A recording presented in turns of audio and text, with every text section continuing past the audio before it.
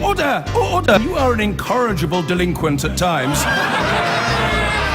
Behave yourself, man!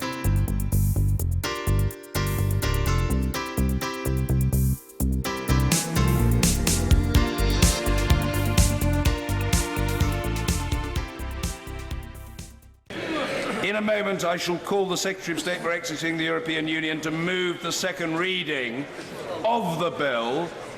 However, before I do so, I should just inform the House that no fewer than 99 backbenchers are seeking to catch my eye today. That is to say, without regard to how many might seek to contribute tomorrow. There will have to be a tough time limit on backbenchers, and the severity of that time limit will depend upon the level of consideration shown by frontbenchers. So there is, of course, no pressure. The Secretary of State for exiting the European Union, Secretary David Davis.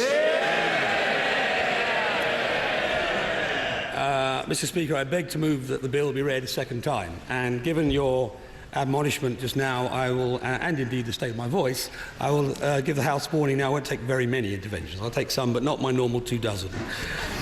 This bill responds directly to the Supreme Court judgment of the 24th of January and seeks to honour the commitment the government gave to respect the outcome of the referendum held on the 23rd of June last year. It's not a bill about whether the UK should leave the European Union or indeed how it should do so. It is simply about Parliament empowering the government to implement a decision already made, a point of no return already passed. We asked the people of the UK if they wanted to leave the European Union. They decided they did. So at the core of this bill lies a very simple question. Do we trust the people or not? The democratic mandate is clear. The electorate voted for a government to give them a referendum. Parliament then voted to hold the referendum. The people voted in that referendum, and we are now honouring the result of that referendum, as we said we would. Not at the moment. So this is the most straightforward possible bill necessary to enact the referendum result and respect the Supreme Court's judgment. Indeed, the House of Commons has already overwhelmingly passed a motion to support the triggering of Article 50 by the 31st of March. We will respect the will of the people and implement their decision by the 31st of March. Subsection of Clause 1 simply confers on the Prime Minister the power to notify, under Article 50 of the Treaty of the European Union, the United Kingdom's intention to withdraw from the European Union. Subsection 2 of Clause 1 is included to make it clear that the power to trigger Article 50 may be conferred on the Prime Minister regardless of any restrictions in other legislation, including in particular the European Communities Act 1972. Together, these clear and succinct powers will allow the Prime Minister to begin the process of withdrawal from the European Union, respecting the decision of the Supreme Court. And this is just the beginning of a process to ensure the decision made by the people last June is honoured. Will he give way? I'll give way briefly. Yes. I'm very grateful. Given that this is the result of the referendum, that triggering Article 50 is an inevitable consequence of the result of the referendum, would he agree with me that whilst it might be honourable for those people who voted against having a referendum in the first place to vote against triggering Article 50, that would be entirely consistent, it would be entirely unacceptable for those MPs who voted to put this matter to a referendum then to try and renege on the result of that referendum? My honourable friend makes his point in his own inimitable way. As he knows, I always take the view that people's votes in this House are a matter for their own honour and their own beliefs. Forgive me for the moment, I'll make a little bit of progress and then I'll give way to the honourable gentleman. I'd like to draw honourable members' attention to the explanatory notes of the bill, which set out the application of the bill to Euratom. The bill also gives the Prime Minister the power to start the process to leave Euratom. Will the Secretary give way? In a moment, in a second. Right. The bill also makes clear that in invoking Article 50, we will also be leaving Euratom, the agency established by treaty to ensure cooperation on nuclear matters, as well as leaving the European Union. This is because, although Euratom was established in a treaty separate to EU agreements and treaties, it uses the same institutions as the European Union, including the Court of Justice. That's why the 2008 EU Amendment Act makes clear that in UK law, membership of the European Union includes Euratom. And that's why Article 50 applies to both the European Union and Euratom. I'll give way to the honourable gentleman and I'll come back. I thank the Secretary of State for giving way. I received an email yesterday from Professor John Wheater, the head of physics at Oxford University, who had the very dubious pleasure of being my tutor for 4 years in the mid-90s. He is concerned about the implications on his fusion research programme if we leave Euratom. Is there any way we could postpone leaving Euratom by a year or two? And if that's not possible, what assurance could the Secretary of State give to Professor Wheater and his colleagues? Well, the first thing I'd say to the honourable gentleman is that there is a 2-year timetable anyway, so we're already 2 years out from that. But the Prime Minister's also said very, very clearly in her industrial strategy and in her speech on Brexit that we intend to support the scientific community and build as much support for that as we can, and we will negotiate, when we engage in negotiations after March, with the European Union, with the aim of creating a mechanism which will allow the research to go on. I give way to the honourable gentleman. I don't have to keep saying it because it's very tedious. I know the Secretary of State is a most attentive Minister, but can I please appeal to him at the start not to keep turning round, looking at people behind him? It's incredibly frustrating for the House. I know the natural temptation. Sorry? I'm sure that was a very valid point, but it suffered from the disadvantage that I couldn't hear it. And the Secretary of State. That question, illustration, the consequence of this bill go much further than the Secretary of State is telling us. Yeah. I mean, it isn't the reason that the government finds itself in a position of such abasement to the President Trump is that they have decided to abandon the high ground of the single marketplace without so much as a negotiating word being spoken. That's why they're desperate to deal with anybody on any terms at any time. Why did the Secretary lead this country into a position of such weakness? Well, it's almost exactly the opposite of the case. I mean, since he picked up on Euratom, let me make the point in rather more elaborate detail. Euratom passes through to its constituent countries the regulations, rules and supervision that it inherits, as it were, from the International Atomic Energy Authority, of which we are still a member. And when we come to negotiate with the European Union over this matter, if it's not possible to come to a conclusion with some sort of relationship with Euratom, then we will no doubt be able to do one with the International Atomic Energy Authority, possibly the most respectable international body in the world. So not for the moment. So I'm afraid he's wrong on that. Later. On the Euratom point, no. Our aims are clear. We will maintain the closest possible nuclear cooperation with the European Union.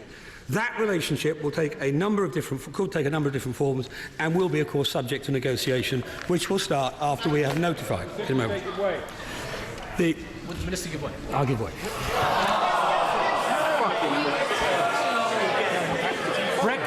Brexit affords huge opportunities for international trade for global Britain. Part of that global trade is with the single European market. Whilst there may be access to the full market, a hybrid access, could the Secretary of State confirm that anything that introduces new taxes, tariffs or duties on British goods is not in our national economic interest? The answer to that is yes. I'll give way to John there. Thank the Secretary very much for giving way. Can I just urge him and the government to keep an open mind on Euratom? There is a danger that there will be years of uncertainty which could put at risk the 21,000 new jobs which are slated to come as part of the Moorside development, as well as many others across the UK. I take the honourable gentleman made his point very well, and I take it absolutely. No, not for the moment.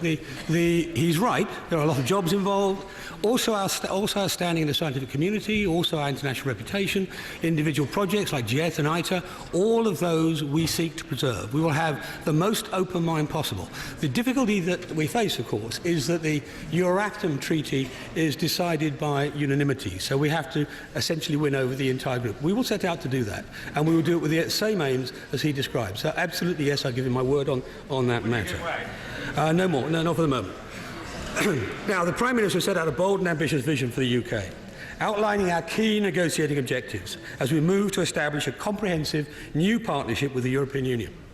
This will be a partnership that's in the best interest of the whole of the United Kingdom, and we will continue to work with the devolved administration to make sure that the voice of Scotland, Wales and Northern Ireland continue to be heard throughout the negotiation process. And I will come back to this in more detail later, so I'll take interventions on that point a little later, if I may.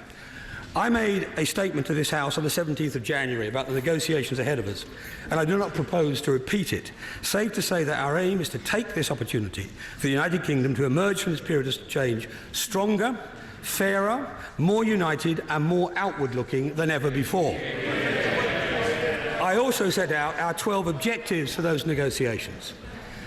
They are to deliver certainty and clarity where we can, to take control of our own laws, to protect and strengthen the Union, to maintain the common travel area with the Republic of Ireland, to control immigration, to protect the rights of EU nationals in the UK and UK nationals in the European Union, to protect workers' rights, to allow free trade with European markets, to forge new trade deals with other countries, to boost science and innovation, to protect and enhance cooperation over crime, terrorism and security, and to make our exit smooth and orderly. In due course, the government will be publishing our plan for exit in a white paper in this House and the other place. And the normal noisy shouts from the Shadow Foreign Secretary of when, and I'll say to exactly what I said at the statement last week, as soon as reasonably possible. Very, very hard to do it any faster than that. Now, on the 17th of January, the Prime Minister also made it clear that this House and the other place will have a vote on the deal that the government negotiates with the EU before it comes into force. Ahead of that, Parliament will have a key role in scrutinising and shaping the decisions made through debate in both houses, plus the work of select committees, including the select committee of the Brexit Select Committee, whose chairman is actually in the chamber today. Not for the moment. Government ministers will continue to provide regular updates to Parliament. Further, since our proposal is to shift the entire acquis communautaire, the body of EU law, into UK law at the point this country leaves the EU, it will be for Parliament to determine any changes to our domestic legislation in the national interest. But as the Prime Minister said, to disclose all the details as we negotiate is not in the best interests of this country. Yeah. Indeed, I've said all along, we will lay out as much detail of our strategy as possible, subject to the caveat it does not damage our negotiating position. This approach has been endorsed by this House a number of times. I give way to the Honourable Gentleman briefly. I thank my honourable friend, and I thank you for being generous with his time. Would he not agree with me? There's no such thing as hard Brexit or soft Brexit, just Brexit, and we're going to make a success of it. Well, he is exactly right. He's exactly right. And I said, I think last week, that I view the terms hard Brexit and soft Brexit, as terms of propaganda. I give way to the Honourable Gentleman. I thank him for giving way. Would he agree with me that the people need to be best informed about the impact of our Brexit? And at what point are the government going to publish the analysis they're doing on the impact on jobs of us leaving the single market? Well, I'd say to him first off, the assertions that people like him made in the run-up to the referendum have all turned out to be universally untrue so far. So I don't think he can be in a position to lecture us on this matter. Now, as I turn now to the reasoned amendment tabled by the member for Moray. As I've already said, this bill simply seeks to deliver the outcome of the referendum, a decision the people of the UK have already made. They will view any attempt to halt its progress dimly. The Supreme Court's judgment last week made clear that foreign affairs are reserved to the UK government. The devolved legislatures do not have a veto on the UK's decision to withdraw from the European Union. But that doesn't mean we haven't paid a great deal of attention to them. We've consistently engaged the devolved administrations through the Joint Ministerial Committee European Negotiation and the Joint Ministerial, in a moment, and the Joint Ministerial Committee plenary, the second of which met yesterday in Cardiff and was attended by the First Ministers of all of the devolved administrations. As well as that, there have been bilateral meetings between myself and those devolved administrations independent of those hearings, and 79 official-level meetings to discuss the interests of each of the devolved administrations. I give way to the honourable gentleman. I'm grateful to the Secretary of State for giving way. Will he not accept that the people of Scotland voted to remain within the European Union, as this respect has got to be shown to the Scottish people, to the Scottish Government and the Scottish Parliament that empowered the Government to act in our interests? Why will he not negotiate and allow Scotland to remain with access to the single market as we demand? I'll remind him there was another referendum a little while ago, and it was about the people of Scotland deciding to stay within the United Kingdom. And that is what they are doing, and that is what we expect them to intend to continue to do. Now, the Prime Minister has committed to bring forward a white paper setting out the government's plan, and I confirm this will be published in the near future. Guaranteeing citizens' rights in the EU and EU citizens' rights in the UK is one of the objectives set out by the Prime Minister. We have been and remain ready to reach such a deal now, if other countries agree. Finally, there has been continual parliamentary scrutiny of the government on this process. I've made 5 oral statements in the House of Commons, and there will be more than 10 debates, including 4 in government time, and over 30 select committee inquiries. And we will, of course, continue to support Parliament in its scrutiny role as we reach the negotiating stage. I give way to the honourable gentleman. Does the Secretary of State accept that Northern Ireland voted to stay in the European Union? In fact, my own constituency voted 70% on a 70% turnout. Does he accept that we don't have a devolved administration there at the moment? And does he have any plans to recognise the Northern Ireland situation and the damage that's been done already to the Northern Ireland economy, particularly our agricultural economy, in all of this? Can I say to the honourable gentleman that the position of Northern Ireland, the peace process and all the related issues were obviously at the forefront of the Prime Minister's mind when she went there as one of her first visits as Prime Minister, have been at the forefront of my mind, and that's why we have, without any qualification whatsoever, guaranteed that we will retain the CTA, the Common Travel Area. And in terms of continuing representation, although there is no executive, the individual ministers do stay in place, as is normal with governments during election times. And I wrote to the executive a week or so ago asking them to send a representative to each of the Joint Ministerial Committee meetings. They have done so, and they have made serious and significant contribution to those meetings. We are taking very seriously the analysis they provided of industries in Northern Ireland, and very special issues like the single Irish energy market are the sort of issues we've got front and centre in the list of negotiating points to deal with. So he may take it as absolutely read that we take the issue of Northern Ireland and protecting Northern Ireland incredibly seriously. I'll now make some progress. We have been clear that there must be no attempts to remain inside the European Union, no attempts to rejoin it through the back door, and no second referendum. The country voted to leave the European Union, and it's the duty of the government to make sure we do just that.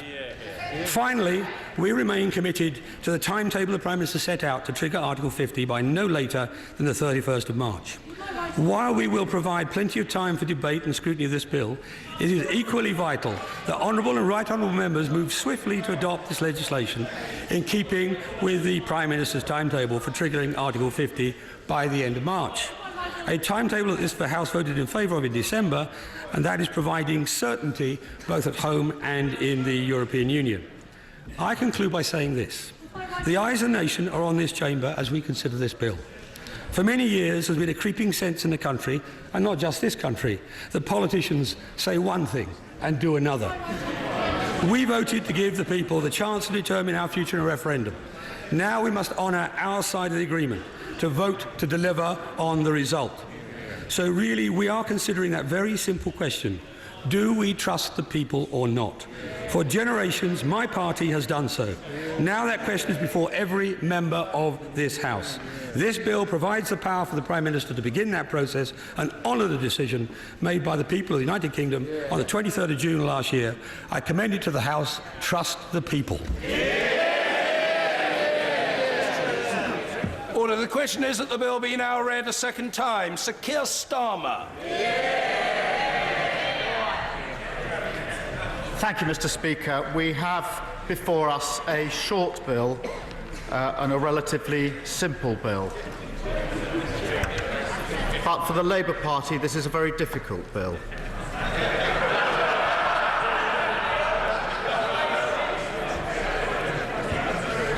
Mr. Speaker, I would ask that honourable members be courteous as I try to set out the position of the Labour Party in what are very difficult circumstances. I will try to set that out clearly, and I would expect people to be courteous. We're a fiercely internationalist party. We're a pro-European party. We believe that through our alliances we achieve more together than we do alone. We believe in international cooperation and collaboration. We believe in the international rule of law. These beliefs will never change. That is why we campaigned to stay in the EU. We recognise that the EU is our major trading partner and that the single market and customs union have benefited UK businesses and our economy for many years. We recognise more widely the benefits of collaborative working across the EU in fields of research, medicine, technology, education, arts and farming. And we also recognise the role the EU plays in tackling common threats such as climate change and serious organised crime. We share values and identity with the EU. But we failed to persuade. We lost the referendum. Yes, the result was close. Yes, there were lies and half-truths, none worse than the false promise of £350 million a week for the NHS.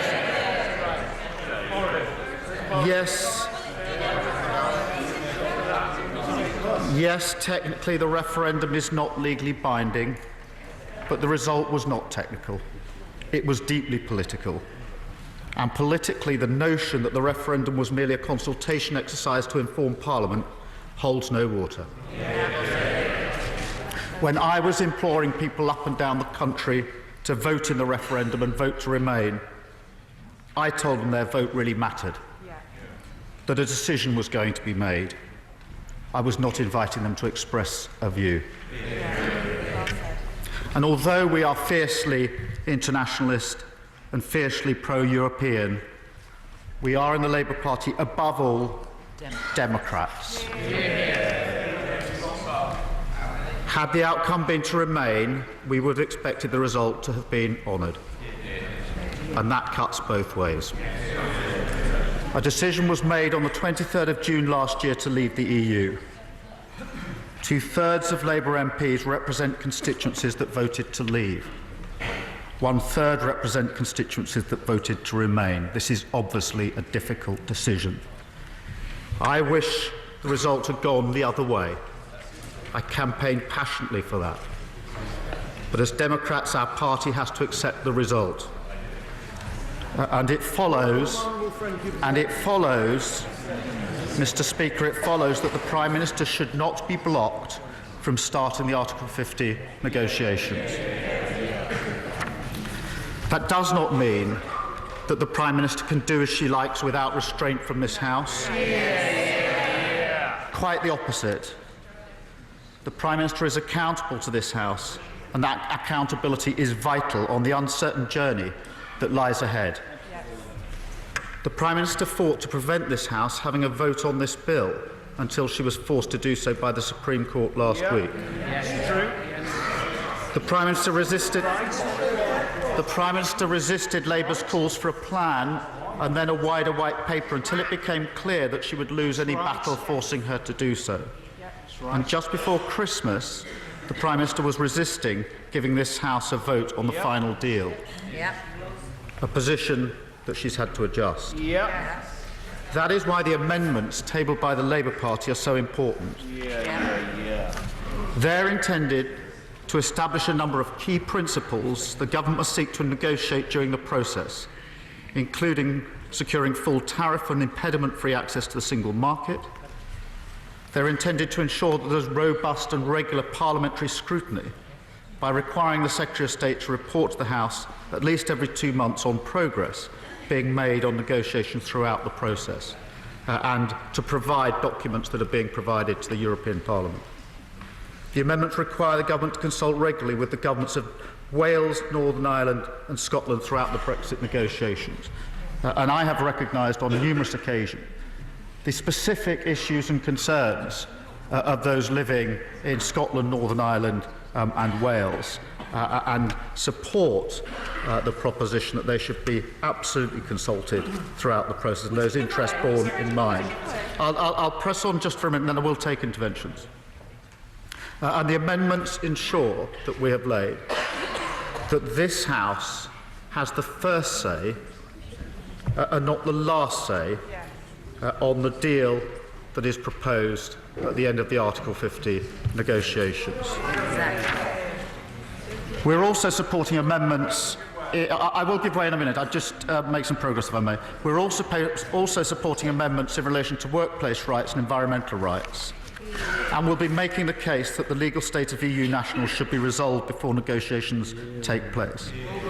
Now, I do recognise the government's position in relation to EU nationals and the work that's gone on to try to have a reciprocal arrangement. That has not worked. And now the Prime Minister should act unilaterally to give assurance to those EU nationals living in this country. All honourable members, I'm sure, will have had in their surgeries EU nationals in tears about the uncertainty of their situation. I've had it at every public meeting I've had on the topic and at every surgery. I do understand the constraints, but we must now act unilaterally to secure their position. Taken together, these amendments will put real grip and accountability into the process, and the government should welcome them, not reject them out of I'm going to make some progress, and I will give way. I'm mindful of the fact that 99 backbenchers want to get into this debate, and it's important on an issue such as this that I set out our position. Yeah, just keep going. It's important to remember what this bill does and what it does not do. It empowers the Prime Minister to trigger Article 50, no more and no less. It is the start of the negotiating process, not the end. It does not give the Prime Minister a blank cheque. And here I want to make a point, a wider point, that's not been made clearly enough so far in any of the debates that we've had. No Prime Minister, whether under Article 50 or any other provision, can change domestic law through international negotiations. That can only be done in this Parliament. If the Prime Minister seeks to change our immigration laws, she will have to do so in this Parliament in primary legislation. If the Prime Minister seeks to change our tax laws, she will have to do so in this Parliament in primary legislation. If the Prime Minister seeks to change our employment laws, our consumer protection laws, or our environmental laws, she will have to do so in this Parliament in primary legislation. And if the Prime Minister seeks to change our current arrangements in Northern Ireland, if the Prime Minister seeks to change our current arrangements in Northern Ireland, Scotland or Wales, she'll have to do in Parliament in primary legislation. I will give way. I thank I thank the right honourable gentleman for giving way, but does he not realise that the very point of us leaving the European Union is so that this place can make decisions on those very points? Yes. When the Secretary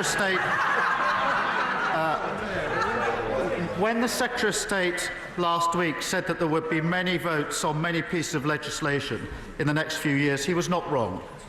And in each of those votes, at every twist and turn, Labour will be arguing that the jobs, the economy and living standards must come first. We'll be arguing that all workers' rights, consumer rights and environmental protections derived from EU law should be fully protected, no qualifications, no limitations and no sunset clause. I will. I thank my honourable friend for giving way, and he rightly points to the very necessary consultation that must take place with the devolved administrations. But on 17th of January, I asked the Secretary of State what specific discussions he has had with the North East about the impact of leaving the single market, given 58% of our exports go to the EU. Does my honourable friend share my concern that we still don't have an answer to that question, whether he's even had the discussions, as well as many other questions? Good point. Well, I do agree, and I urge on the Prime Minister and on the Secretary of State the greatest consultation in relation to Wales, Northern Ireland and Scotland. Each have specific areas and concerns which are well known to this House. I will. To the right honourable and learned gentleman for giving way. Does he share my concerns that at the end of this process, if there is no deal that has been struck, all options must remain open, and it will be for this place and not for the government to decide what happens next? I'm grateful for that intervention, and it is to ensure that this place has a meaningful role that Labour has tabled the amendment it has in relation to the final vote, to make sure that the issue comes here first rather than later. I will give way. I thank my honourable friend for giving way, and in that spirit, does he agree with me that it's astonishing that the government have not told us when they will be publishing the white paper? And does he agree with me that that white paper should be published ahead of the committee stage of this bill, which is scheduled to be next week? I'm grateful for that intervention. My view is clear. The white paper ought to be published as soon as possible and before the committee stage is concluded. And I hope that it will be. I'm going to make some progress, given the number of honourable members who want to come in on this debate. More broadly, Mr. Speaker, Labour will be arguing for a strong collaborative future relationship with the EU. In her Lancaster House speech, the Prime Minister said that she does not to, and I quote, seek to hold on to bits of membership as we leave. That is short-sighted, as we are now finding in relation to Euratom. Why would we want to be outside the European Aviation Safety Agency, which certifies aircraft before they're allowed to fly?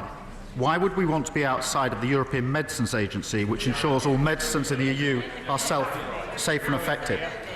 Why would we want to be outside Europol and Eurojust, which, as the Prime Minister and I know, are agencies that work closely together in the prevention and detection of serious crime and terrorism? The same goes for the European Environmental Agency and Euratom. We do challenge the Prime Minister on these fronts. We do ask that consideration be given to finding ways to ensure that we stay where we can within these agencies for the very obvious benefits that they bring. And we will absolutely challenge any suggestion that the Prime Minister has any authority whatsoever to rip up our economic and social model and turn the UK into a tax haven economy. So, Mr. Speaker, I come back to the vote on this bill. It is a limited vote. A vote to allow the Prime Minister to start the Article 50 process. It is not a vote on the outcome, nor is it a vote on the wider issues, which will fall to be voted on separately. But it is a vote to start the process. And, Mr. Speaker, I know there are some colleagues on the benches behind me who do not feel able to support this bill. I respect their views, just as I respect the views of constituents who feel the same way. I also understand and recognise the anxiety of so many in the 48% who voted to remain about their future, their values and their identity. They did not vote themselves out of their own future, and their views matter as much now as they did on the 23rd of June last year.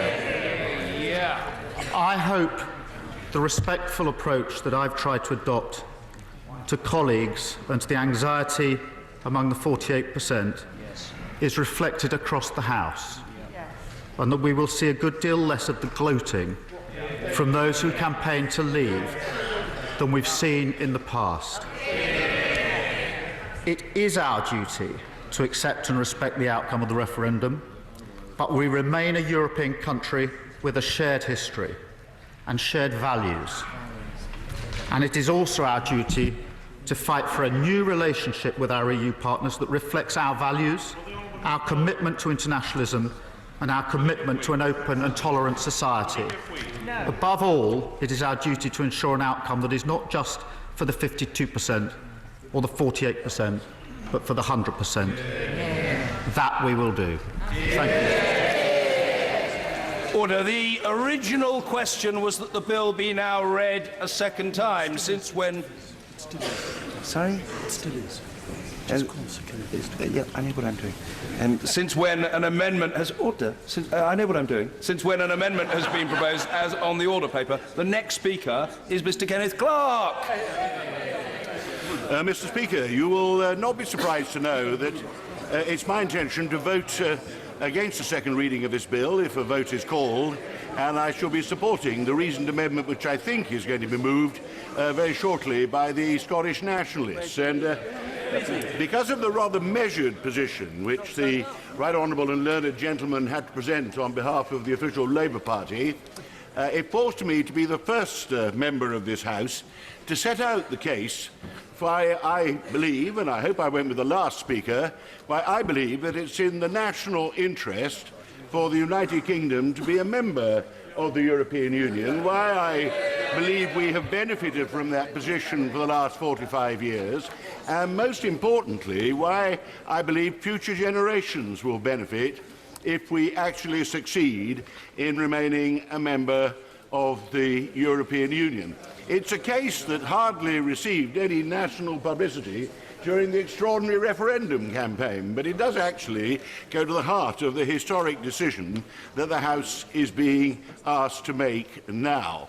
It so happens that my political career entirely coincides with British involvement with the European Union. I started over 50 years ago supporting Harold Macmillan's application to join. I helped get the majority cross-party vote for the European Communities Act before we did join in 1973, and it looks like my last Parliament is going to be the Parliament which we leave. But I do not look back with any regret. We made very wise decisions. I believe that membership of the European Union was the way in which we got out of the appalling state we were in when, after Suez, we had discovered that we had no role in the world we were clear about once we'd lost our empire, and that our economy was becoming a laughingstock because we were falling behind the countries on the continent that had been devastated in the war but appeared to have a better way of proceeding than we did. And I believe that our membership of the European Union restored to us our national self-confidence, gave us politically a role in the world as a leading member of the Union, which made us more valuable to our allies, like the United States, and made our rivals, like the Russians, to take us more seriously because of our role of leadership in the European Union. And it helped to reinforce our own values as well. And our economy benefited enormously and continued to benefit even more as the market developed from our close and successful involvement in developing trading relationships with the inhabitants of the continent. Now, I'm very fortunate to be called this early. I apologise to my old friend and right honourable friend, but there are 93 other members still waiting to be called, so if you forgive me, I won't. In fact, the Conservative governments in which I served made very positive contributions to the development of the European Union. There were two areas in which we were the leading contender and made a big difference. The first was when the Thatcher government led the way in the creation of the single market. The customs union, the so-called common market, had served its purpose, but regulatory barriers matter more than tariffs in the modern world. And but for the Thatcher government, the others would not have been induced to remove those barriers, and I think the British benefited more from the single market than any other member state. It has contributed to our comparative economic success today. We were also always the leading government after the fall of the Soviet Union in the process of enlargement to Eastern Europe, taking in the former Soviet states, and that was an extremely important political contribution. After the surprising collapse of the Soviet Union, Eastern and Central Europe could have collapsed into its traditional anarchy, nationalist rivals, military regimes which had preceded the Second World War. We actually pressed the urgency of bringing in these new independent nations, giving them the goal of European Union, which meant liberal democracy, free market trade, and so on, and we made Europe a much more stable place. So that has been our role in the European Union, and I do believe that it is a very, very bad move, particularly for our children and grandchildren, that we're all sitting here now saying that we're embarking on a new unknown future, which I shall touch on a moment, but which I think is simply baffling every friend of the British and the United Kingdom throughout the world. So that is why I shall vote against. Let me just deal with the arguments that I should not vote, that I'm being undemocratic. This is quite wrong, and as an elected Member of Parliament, I'm under a duty to vote contrary to the views I have just given. And I'm told this is because we held a referendum. Now, firstly, I'm in the happy situation that my opposition to referendums as an instrument of government is quite well known and has been frequently repeated throughout my political career, and I made no commitment to accept a referendum. I think particularly this referendum, with such an enormous question being asked for a simple yes-no answer on one day, with hundreds of complex issues wrapped up within it, was a most unsuitable, particularly unsuitable question for a plebiscite of that kind, and that was reinforced by the nature of the debate. Constitutionally, when the government tried to stop the House having a vote, they didn't go to the Supreme Court arguing that a referendum bound the House, and that was why we shouldn't have a vote, because the referendum had always been described as advisory in everything that the government had put out. There's no constitutional standing for referendums in this country. No sensible country has referendums. The United States, Germany don't have referendums in their political system. They went to the Supreme Court arguing the archaic constitutional principle of the royal prerogative, that the executive somehow had absolute power when it came to dealing with treaties, and not surprisingly, they lost. But what about the position of those members of Parliament here? Because there's no doubt that by an adequate but narrow majority, Leave won the referendum campaign. I won't comment on the nature of the campaign. Those arguments which got publicity in the national media on both sides, were on the whole fairly pathetic. I've agreed in conversation with my right honourable friend, the Secretary of State for Brexit, that he and I can both tell ourselves that neither of us used the dafter arguments being used by the people we were allied with. But there was not a very serious debate on the subject. But I don't recall £350 million a week for the health service coming from the Secretary of State for Brexit. And I didn't say we were going to have a budget to put up income tax and all this kind of thing. It's all quite pathetic. But going back to what is the position, let me give an analogy. A loose one, but I think not totally loose, explaining the position of members of Parliament after this referendum. I have fought, Lord knows how many elections we've fought over the last 50 years, and I have always advocated voting Conservative. But the British public, in their wisdom, have occasionally failed to take my advice, and they have actually, by a majority, voted Labour. And I have found myself here facing a Labour government. I do not recall an occasion when I've been told it was now my democratic duty to support Labour policies and the Labour governments on the other side of the House. And I think that proposition put to the honourable member for Bolsover when he's been in opposition, or to myself, would have been treated with ridicule and scorn.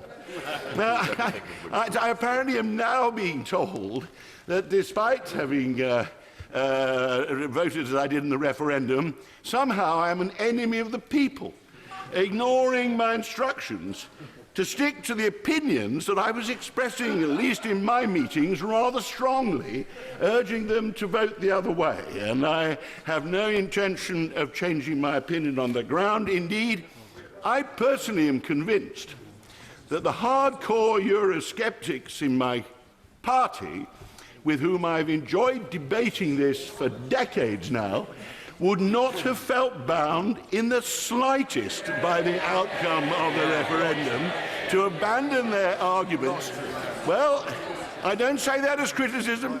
I actually am on good terms with the hardline Eurosceptics because I respect their sincerity and the passionate nature of their beliefs. But if I ever live to see the honourable member for Stone turn up here and vote in favour of Britain remaining in the European Union, well, I retract what I say, but a referendum, hot tongs would not make the honourable member for Stone vote for membership of the European Union. Finally, I must move on, but I'm told, Mr. Speaker, that of course I should vote with my party. It is a three-line whip, and I am a Conservative, decently loyal Conservative over the years. The last time I kicked over the traces was on the Lisbon Treaty, where my party suddenly, for some peculiar reason, got itself on the wrong side of the argument. But I'll pass that over. But what I would point out to those who say that somehow I am being disloyal to my party by not voting in favour of this bill, I am merely propounding the official policy of the Conservative Party for 50 years until the 23rd of June 2015. I admire my colleagues who can suddenly become enthusiastic Brexiteers, having seen a light on the road to Damascus on the day that the vote was cast on the 23rd of June. I'm afraid that that light has been denied me.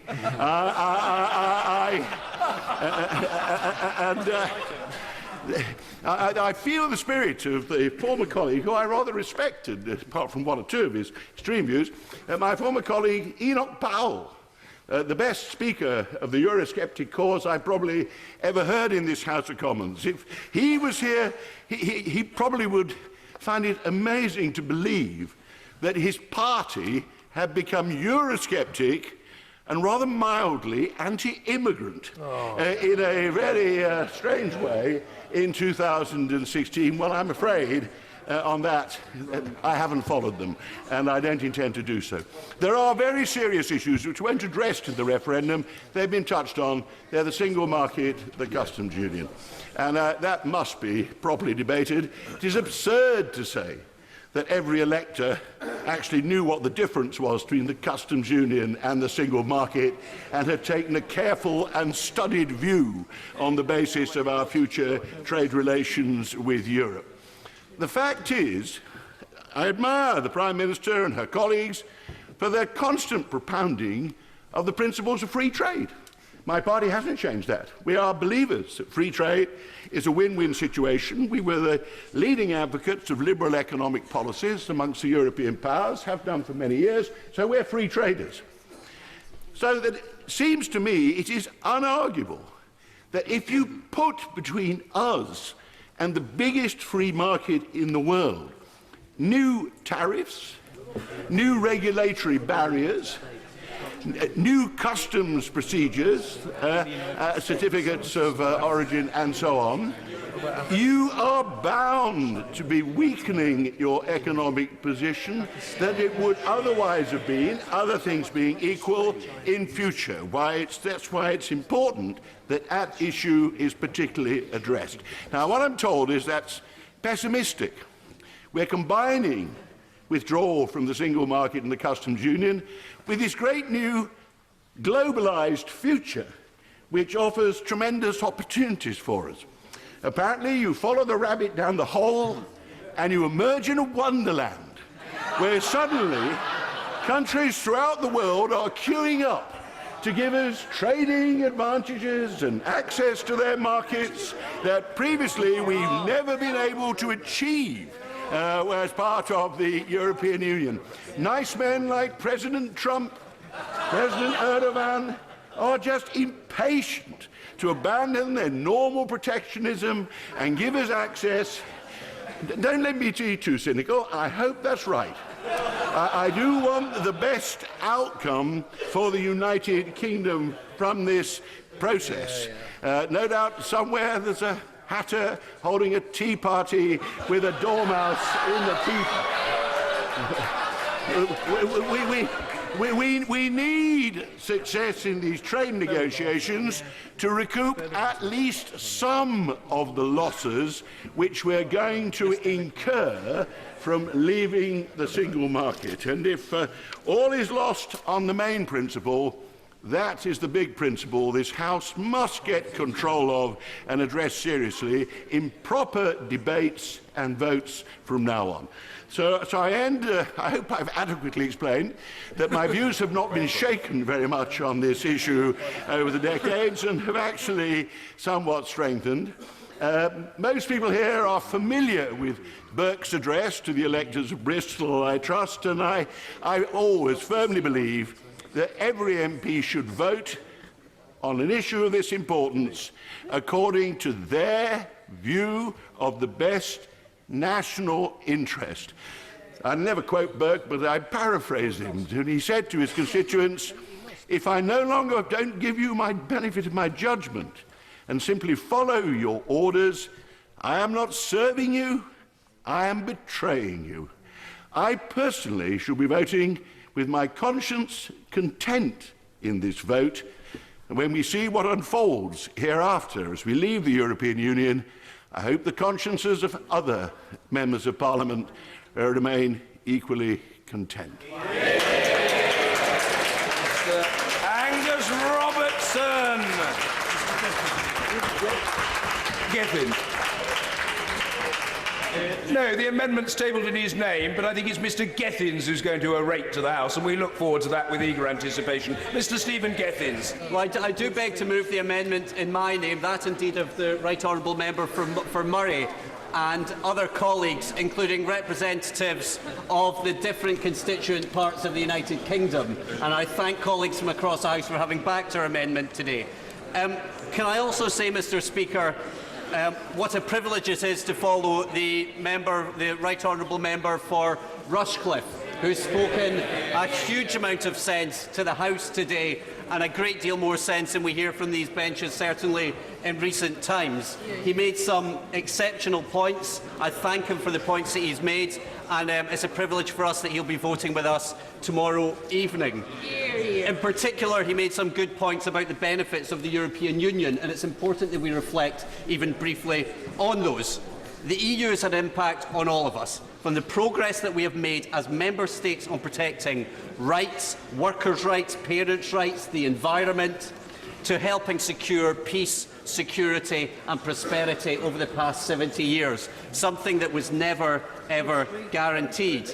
There are endless reasons for voting for our amendment today, Mr. Speaker, and I know that a number of my colleagues will be touching upon that over today and tomorrow. But one of the big ones and one of the main ones has to be the question around scrutiny. For what is the purpose in having a parliament? What is the purpose in us all being here if it is not to scrutinise the work of the government? I have to say that this government's unwillingness to put this decision under any kind of proper scrutiny reflects a lack of confidence in their own position about the process once this has been done. It is good to see that in spite of the government's best efforts that we are going to get a say on the triggering of Article 50, but we did have to drag them kicking and screaming and at great expense into this situation. I also think that it's imperative on all members in this House to reflect on the debt of gratitude that we owe to Gina Miller, who has made this debate today possible, and all of us should reflect on that. But today I want to reflect on our amendment. Primarily, what we want is scrutiny. In our white paper, in the white paper that is yet to be published, and it's interesting that you're not publishing a white paper by the time we have a debate, and you want to publish a white paper after we have had a debate and after the bill has been passed. That must surely be unprecedented. Secondly, I'll talk about the lack of respect for the devolution settlement, also the consequences of leaving the EU without certainty, and the kind of vision of the UK that are being created. One enormous step that the government could have made, and this was touched upon by the honourable member for Rushcliffe and for the member for Holborn and St Pancras, is the position of European nationals who contribute so much to our country. And when you're needing friends of influence, as this government surely is, that would have been quite what they should do, is to give those EU nationals the certainty that we need. Let me reflect for a moment on why we are here with so much uncertainty. The Leave campaign campaigned on a blank piece of paper. Yeah. That was an act of gross irresponsibility and an act of negligence which has been carried over by this government over the past 9 months. Yeah. That goes to the heart of why we need a white paper. And I have to say, and the Minister is Secretary of State taking his place, that Leave ministers, those who are currently in government and those who are previously in government, have particular culpability around the uncertainty in which we find ourselves at the moment. So, will we get the white paper before the committee stage? Will we go through the normal process that we see a white paper before a bill is passed? And it's certainly been the practice in the past when this place has been given a say. The member for Rushcliffe was reflecting on European debates gone by. Maybe as a reminder, I can tell members, Mr. Speaker, that before the Amsterdam Treaty and the negotiations in 1996, John Major published a white paper before he went into those negotiations. Gordon Brown, and the Foreign Secretary is not in his place anymore, it was Gordon Brown who was in charge when the Lisbon Treaty went through, published a white paper. Mr. Speaker, what are they afraid of? My right honourable friend, the member for Gordon, is in his place just now. He's got some experience of referendums and of scrutiny. This is what a proper white paper looks like. 670 pages of details, 670 pages of detail about what the country looks like, published a year before the referendum, instead of scrabbling about for the odd detail almost a year after the referendum. That's a disgrace, and they should be ashamed. And on that point, I'll give way to the gentleman. I thank the honourable gentleman for giving way. Could the honourable gentleman tell this House what that white paper told the people of Scotland, what currency they would be using should they have voted for Scotland? The currency. Well, the honourable member raises a good point. Because you know what the white paper talked about? It talks about the currency, and he's right. And actually, even more than the white paper, there was a fiscal commission working group that was set up. My word, it. There was so much work put into it, so much more, and actually on the point of modernity and the progress for this country, I'll give way to the honourable gentleman. I'm very grateful to the honourable gentleman, but I seem to remember that the Scottish people blew a large raspberry at that white paper. Well, the Scottish people had the opportunity to discuss it and debate it. And I'll say to the honourable member, it's a great pity that he doesn't trust the people enough to give them some details and went on a blank page in that. And can I gently remind the House, this is a big deal. You're not just divvying up the Nana Muscuri records here or divvying up the Borgen box set. This has an impact on each and every one of us. Each and every one of us, this has an impact on. We publish the details. We can reflect on that. You don't have the courage of your convictions. And what about the devil? Order. I know the honourable gentleman is in a state of great animation and excitement, and I don't want to spoil that for him. But I have always had the courage of my convictions. Therefore, his breach of parliamentary protocol in this case is mildly offensive. And can I just remind him that debate therefore goes through the chair? The word "you" is not only not required, it should be deleted from any part of his text. Mr. Stephen Gethin. I apologise, Mr. Speaker. You, of course, have the courage of your convictions every time. Those on the government benches may be a different matter altogether. But it's well said, Mr. Speaker. And, Mr. Speaker, I'm sure that you will also agree with me that scrutiny is a good thing. It strengthens governance and it has a major role to play. Now, let me talk about the devolution settlement. And I'm going to talk about what's been happening. The Minister earlier on talked about listening. He says a great deal about listening, but I've not seen anything that's changed so far from all this listening that's been going on. I've not been seeing any changes. They were listening in Cardiff all day yesterday, and we've seen nothing. Now, the court decision made the point that this is a political decision. The decision to involve the devolved administrations should be a political one. The Secretary of State for Scotland has also said that the bill will put the Sewell Convention onto a statutory footing. If that was the case, and he was true to his word, then we would not be in the situation that we were in just now. And Mr. Speaker, only two plans have come forward. One from the Scottish Government about Scotland's place in Europe, and I'm going to pay credit to my Plaid Cymru and to the Labour colleagues who managed to pull together a plan from the Welsh Government as well. And fair play to them for putting aside their political differences and producing more detail. The Scottish Government plans have won praise from stakeholders and European partners across the spectrum to maintain our place in the single market, to give new powers to the Scottish Parliament, as suggested by the member for Sutton Heath indeed, and to ensure that EU nationals can continue to play. And on that point, I'll give way to the honourable lady who's been very good. Mr. Speaker, I'm somewhat confused. And it's taken a long time for the honourable gentleman to take my intervention, but I am somewhat confused how he expects to get a 600-page white paper on a 2-clause bill. Could he explain that to me? Well, the honourable lady says she's confused. I'll make this point. If the Minister of State comes forward with a white paper that's not quite 670 pages, I think we'll be OK with that on these benches. If he comes forward with a white paper, it would be some progress. But she's a little bit confused. Can I remind on a point of democracy, on the Conservative benches, that they got their worst general election result in Scotland since 1865. They could do with a little bit of listening. They're being pulled by the nose by UKIP, who have never even saved their parliamentary deposit. Can I say on democracy, they govern on 15% of the vote, they claim a victory on 1 in 5 voters, and they want to bring powers back to this place and hand them to the House of Lords. Mr. Speaker, the consequences of leaving the EU will be significant. I won't give way anymore. The consequences of leaving the EU will be significant on universities and opportunities that I had and people should continue to have. Our environment and low-carbon industries. Paragraph 22 of the explanatory white paper said this bill is not expected to have financial implications. Mr. Speaker, that is courageous indeed. Finally, on vision.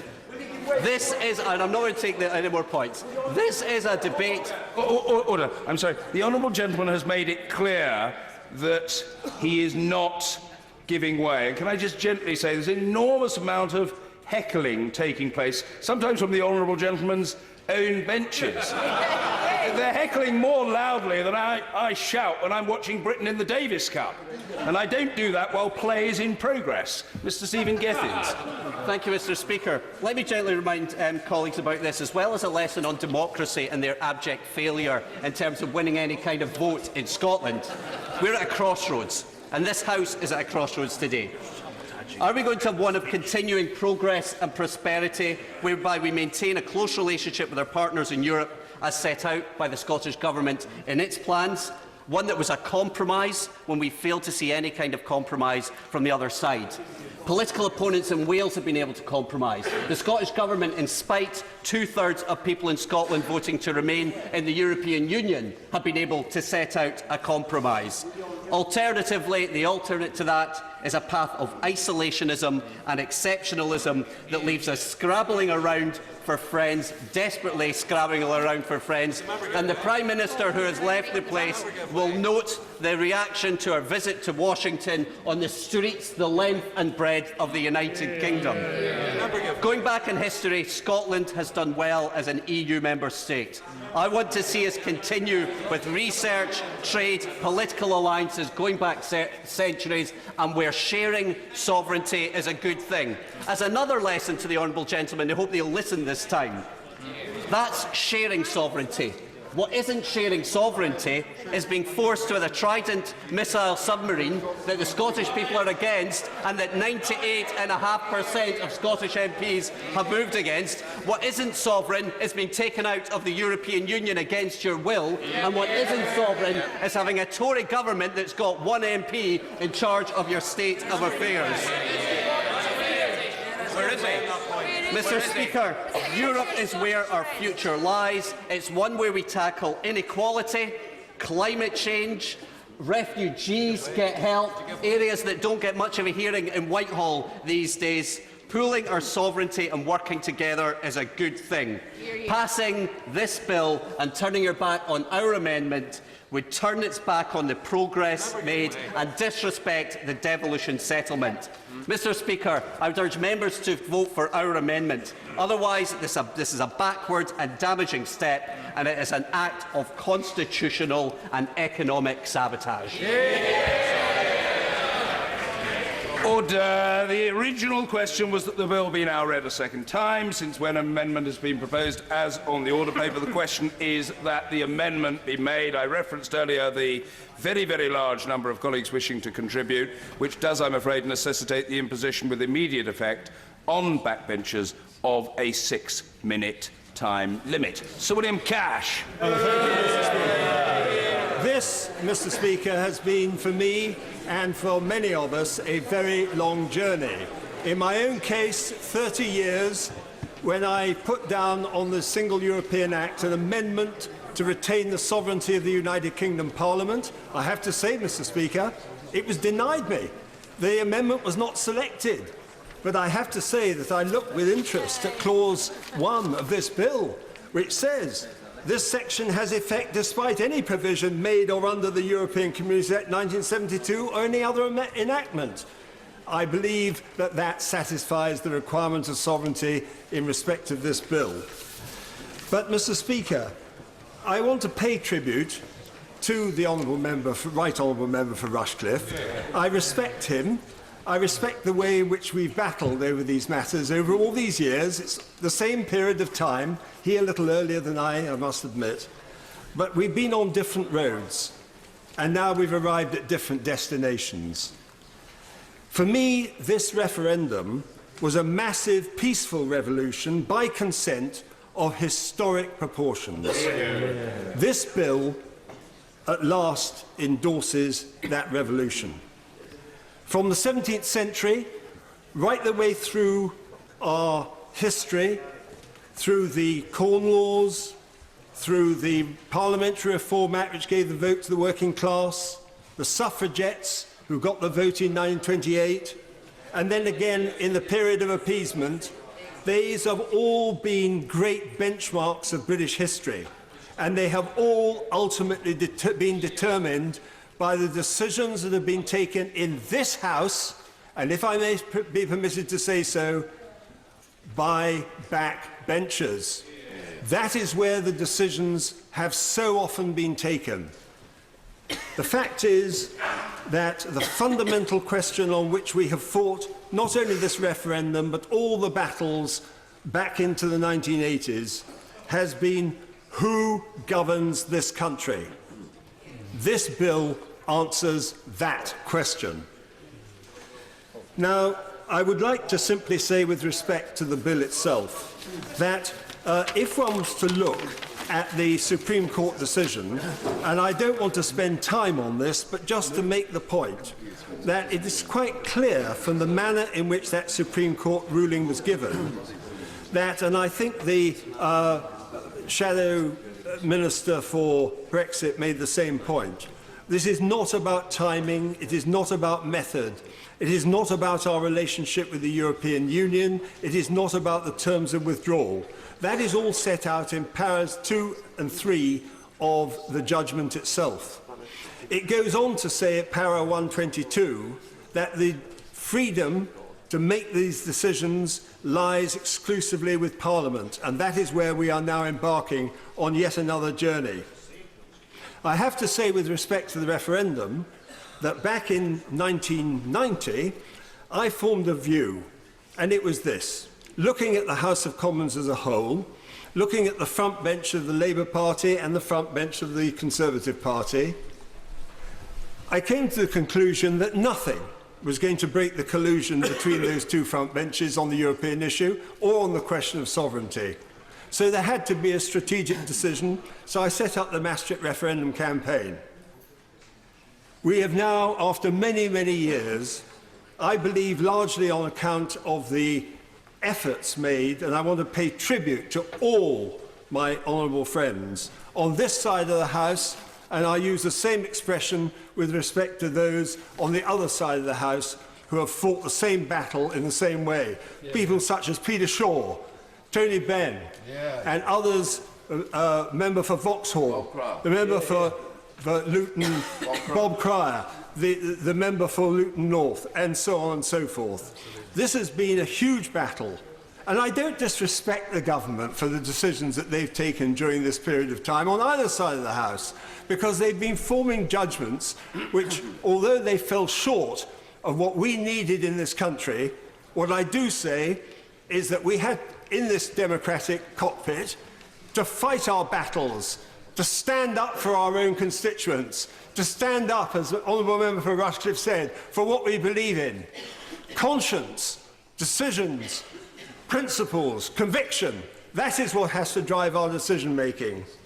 So I would just one moment, if I may, with respect to the honourable gentleman, who I will give way to in a moment, Remoaners who vote against this bill, such as they are, just simply do not get the scale of what this revolution involves.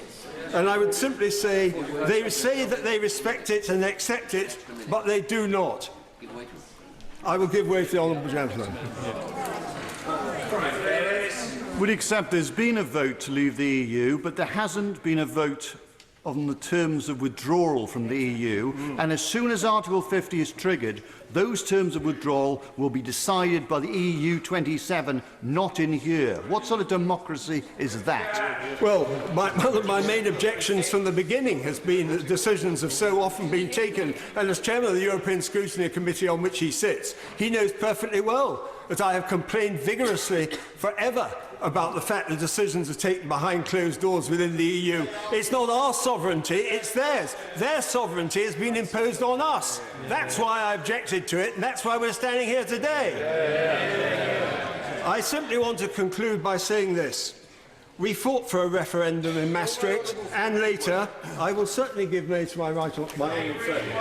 I wanted to say, before my honourable friend gave way, that Eurosceptics in this House owe a great debt of gratitude to the honourable gentleman for Stone, who has been our leader in this issue over so many decades. I'm very touched by that, if I may say so to my good friend. But I would simply finish by saying this. We fought for a referendum in Maastricht and afterwards, and for unshackling the United Kingdom from an increasingly undemocratic European government.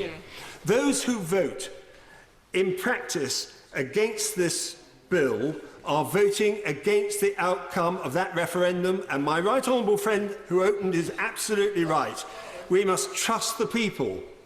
What they would be doing would be voting against the people and their vote as expressed in that referendum. And the House of Lords, if I may touch on that, if they were to do the same, they would be committing political suicide if they were to attempt to stand in the way of the vote of the British people. Absolutely. Well, this Westminster Parliament is now the focus where the instructions of the British people have to be carried out. That is what we will do. And if I may say once again, those famous words of William Pitt in the Guildhall speech in 1805, England has saved herself by her exertions and will, I trust, save Europe and the United Kingdom by her example. Order. Just before I call the right honourable gentleman member for Leeds Central, can I appeal to members, please, not to keep coming up to the chair and asking where they are on the list. Not doing so explicitly and not doing so by the back door by asking, is it all right if I go to the loo? May I have a cup of tea? Am I permitted to eat a biscuit? Look, I'm going to do my best to accommodate everybody in the substantial time available, but I appeal to colleagues to show a little bit of patience and some regard for the chair trying to concentrate on the debate.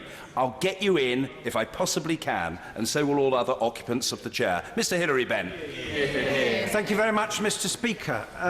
Our relationship with Europe has run like a contentious thread through our politics for more than 60 years, and the referendum revealed a nation that remains divided. And though it pains me to say it, for the reasons I have to say so ably set out by the right honourable gentleman for Rushcliffe in his speech, and I think the Foreign Secretary, who's no longer in his place, was shaking his head throughout because he probably didn't wish to be reminded of the arguments he put in the other article he chose not to publish back in June. Though it pains me to say it, we are leaving the European Union, and our task now is to try and bring people together. And that means that whether we voted leave or we voted remain, we have a responsibility to hold in our minds the views and the concerns of the hopes of everyone in this country, whether they voted leave or remain. Now, Mr. Speaker, the Supreme Court, rightly in my view, decided that a decision of this magnitude should be taken by Parliament and not by the Executive. But with that power comes a responsibility to respect the outcome of the referendum, however much some of us may disagree with it. This is about democracy. It is about faith in our politics, not just in the United Kingdom, but across the Western world, where, if we are honest with each other, it is not in very good shape. And if this Parliament were to say to the people, you didn't know what you were doing, you were only 37%, it was only advisory, there were lots of lies, whether one agrees or disagrees with some of those assertions, we really would have a crisis of confidence in our politics for the reasons so eloquently set out by my honourable and learned friend, the member for Holborn and St Pancras. And that is why the democratic thing to do is to vote for this bill, as I shall do so tomorrow. But the referendum decided only one thing, the fact that we are leaving the institutions of the European Union. It did not determine the terms on which we leave. It did not decide the new relationship we will have with the other 27 member states. And that is why we have as a nation to get our objectives right and the process right as we start this great negotiation. And I have to say the government's handling of this thus far has not shown sufficient respect for Parliament, notwithstanding the number of times the Secretary of State has come to the dispatch box. Because for several months, ministers appeared to believe that saying, well, we're not going to give you a running commentary, and if you ask for greater clarity, in the words of the number 10 spokesperson, you are not backing the UK team, was the right way to approach it. It wasn't. At every single stage, the commitments that have eventually been given to set out objectives, to seek transitional arrangements, to publish a white paper, to confirm that Parliament will have a vote. By the way, all things that the Select Committee I have the honour to chair called for, far from being freely made, were reluctantly conceded, usually a day or two after the Secretary of State had resisted them from the dispatch box. Will my honourable friend give way? I will. I'm grateful. He refers to the fact that the government is now saying that there will be a vote on the eventual deal. I'm presuming that what the government means by that is that under the provisions of the 2010 Constitutional Reform Act, there will be a single vote on an unamendable motion in relation to a treaty. Yep. I don't think that's good enough. I think if the European Parliament, and for that matter, the Irish Dáil and the French Assemblée Nationale will have the right to consider a treaty line by line, this House should have the right to consider it line by line. Well, I agree with my honourable friend that the House must have a proper, and in the words of my front bench colleague, a meaningful opportunity to scrutinise the agreement in draft and not to be presented with a fait accompli at the end of the process. And this is one example of how at every stage the government has had to be pushed and cajoled and prodded into giving Parliament a proper role. And I do say to the Secretary of State, and it may not be his fault, it is extraordinary that we meet here today being asked tomorrow to vote for this bill when not a single government document has been published setting out the consequences. Not a single economic assessment, no analysis of the options, no white paper 7 months after the British people reached their decision. And this is not the way to do things, and it's an attitude that has to change. The government needs to give much more recognition to Parliament's place, not to be a bystander, but to be a participant in this, the most complex and significant negotiation this country has probably ever faced. Because we have to unwind and recast 43 years of relationship with our neighbours. It affects every area of our national life, every part of the country, every person, every community, every business, the jobs, the incomes on which they depend. And therefore, it is essential that we have unity of purpose in trying to get the best deal for Britain, despite the inevitable uncertainty of the outcome. Now, we will come in committee and subsequently to the issues of substance. What does this special access to the single market mean now the Prime Minister's decided we're leaving it? How exactly does seeking to remain in the customs union and leave the customs union at one and the same time going to work? And I say to ministers, if it is their priority to ensure a continuation of tariff and barrier-free trade, if Europe comes back and says you can't have your cake and eat it, you've got to choose, I trust the government will choose in the end to remain in the customs union. How are we going to continue to cooperate with our neighbours at a time when the world is more uncertain at any time in the last 60 years on foreign policy, defence, security, the fight against terrorism? And the final point I want to make, Mr. Speaker, is this. This referendum result revealed something else. There are two great political forces in the Western world that are reflected in our politics. On the one hand, the desire that people have for greater devolution, for greater control in a world in which it seems to many people we barely have any control at all because of the pace of change in our world and in our lives. And on the other hand, the understanding that every single member of this House has, whether we voted leave or remain, that in the modern world we have to cooperate with our neighbours to deal with the great challenges that we face in the years and the centuries ahead. And leaving the European Union may change the balance between the two, but it is not going to change the necessity to embrace both as we look to the future. Mr. Ian Duncan Smith. Mr. Speaker, I rise to follow the Right Honourable Gentleman, the member for Leeds Central, and not that I will agree with much of what he said, but I do have to say that I fully respect his ability and his strength of purpose, in line with what my Right Honourable and learned friend said, to stand by his convictions, and therefore I feel a privilege to follow him. Can I say also today is a privilege for me, as it is for many of my colleagues, to speak in this bill I rise without any doubt to support the government and support, therefore, the passage of this bill. And I commend, actually, the Right Honourable Gentleman, the spokesman for the opposition, who I thought made a particularly measured speech with regards to what this bill was about and what it was not about. I thought the Right Honourable Gentleman, in his words, was very clear. And I commend him for them, because I actually agree with them. He said that this is about giving the government the right to invoke Article 50. It's not about anything more.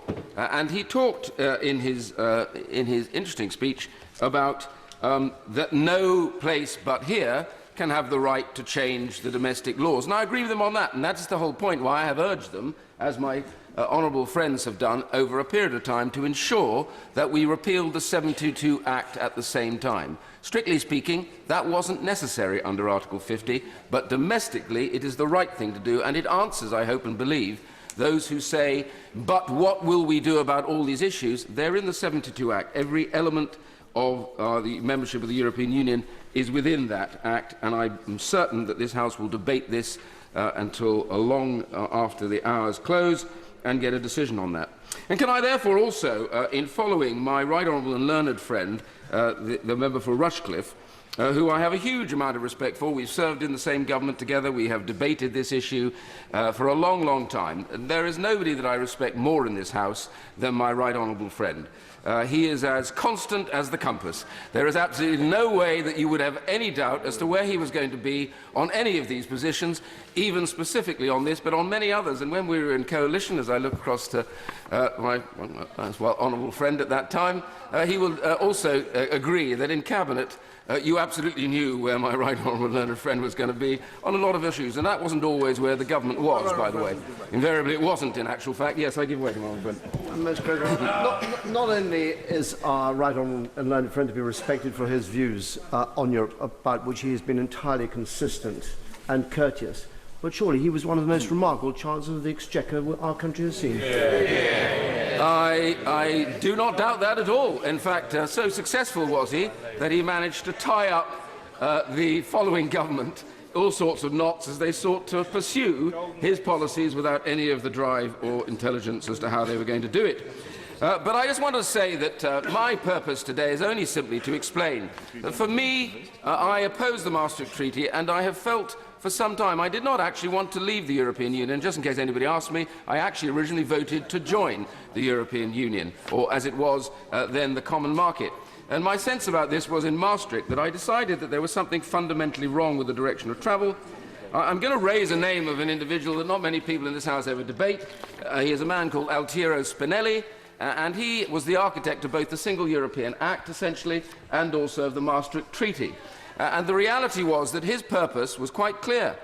He believed, and I want to quote him, that the whole purpose of the European project was very much about the eradication of the nature of the nation-state. And he said, if post-war order is established in which each state retains its national sovereignty, the basis for a Third World War would still exist. I don't agree with him, and I never did. My sense about this was the reason why we fell into that terrible cataclysm of the Second World War following the Great Depression was the absence of democracy and, most importantly, robust democratic institutions in many of the states of Europe. And it has always been my view that where we have democracy and strong democratic institutions with open trade, where people trade with each other, war will never happen. It is because those democracies will simply not do that. And therefore I sense about this is the direction of travel of the European Union from that moment of Maastricht was bound on a course that was going to lead to the UK ultimately deciding that it could no longer stay within it. And therefore I agree with much of what my right honourable learned friend said.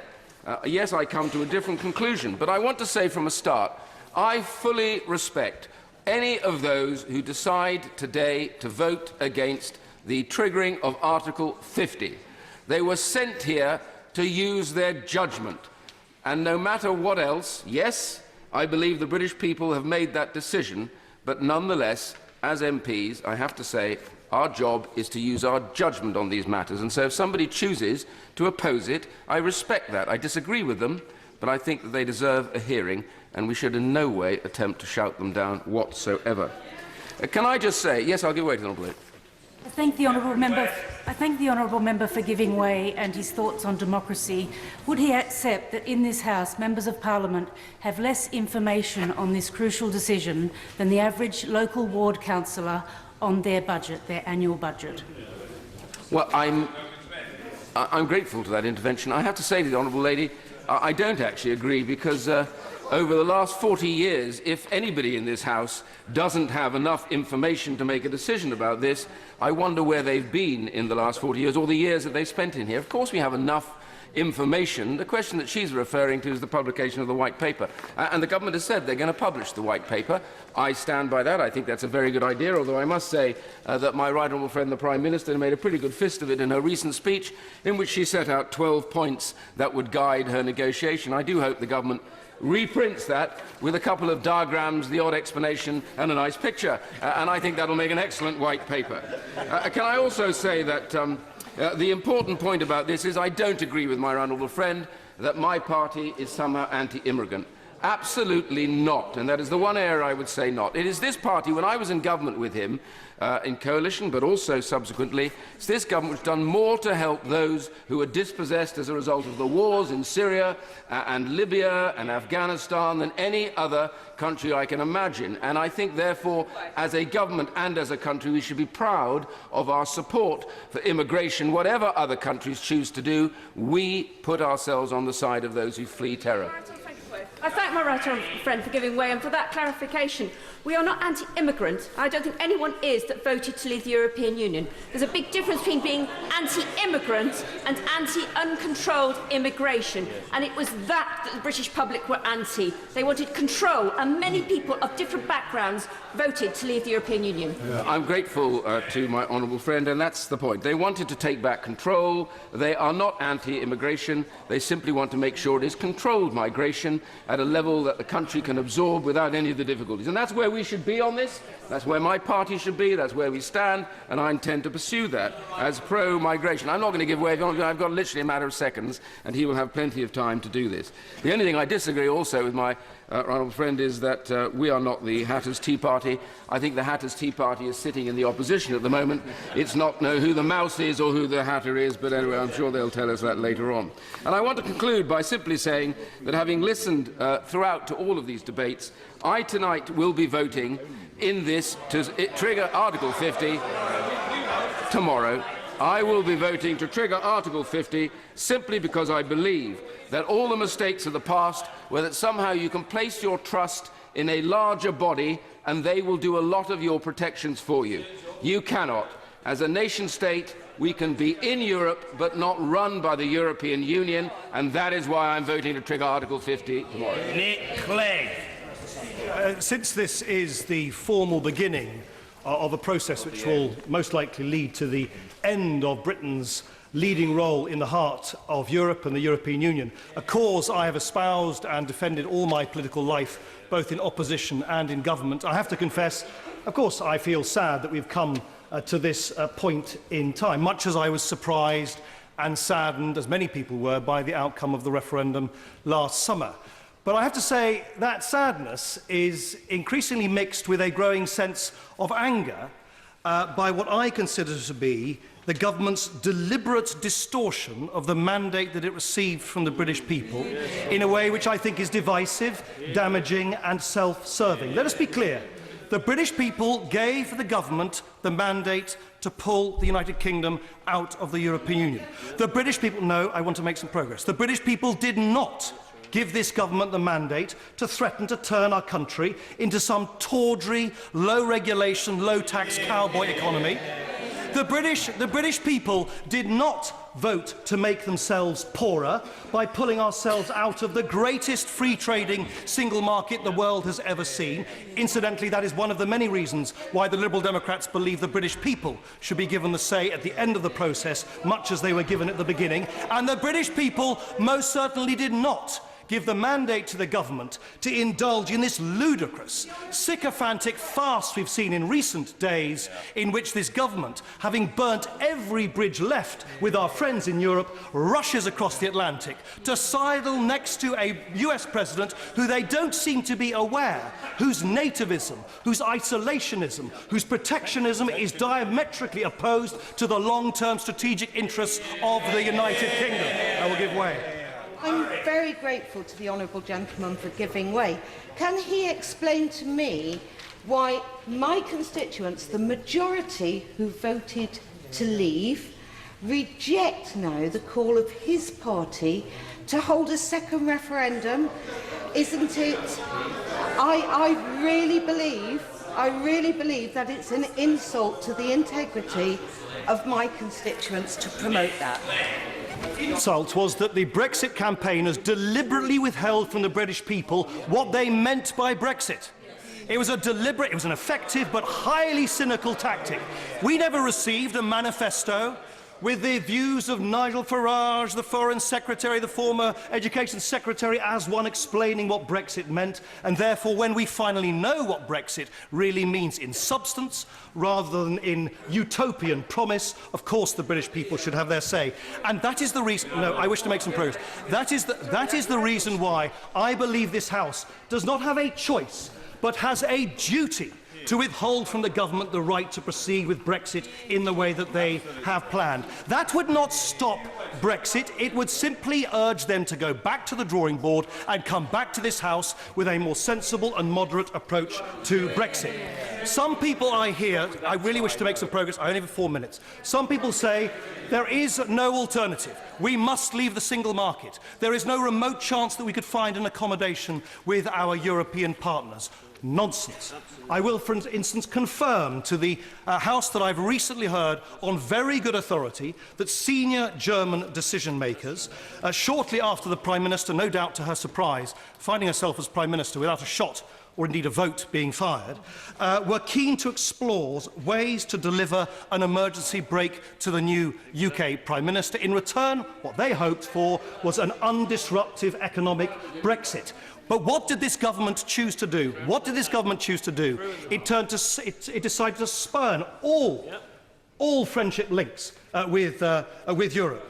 It decided to disregard the needs of Scotland, of Northern Ireland, and indeed of our great capital here, London. It decided to placate parts of the Conservative Party rather than serve the long-term strategic interests of this country. It decided to pander to the eye-popping vitriol and bile we see every day from people like Mr. Dacre, the editor of the Daily Mail, and the other members of the moneyed elite that run the Brexit right-wing press in this country.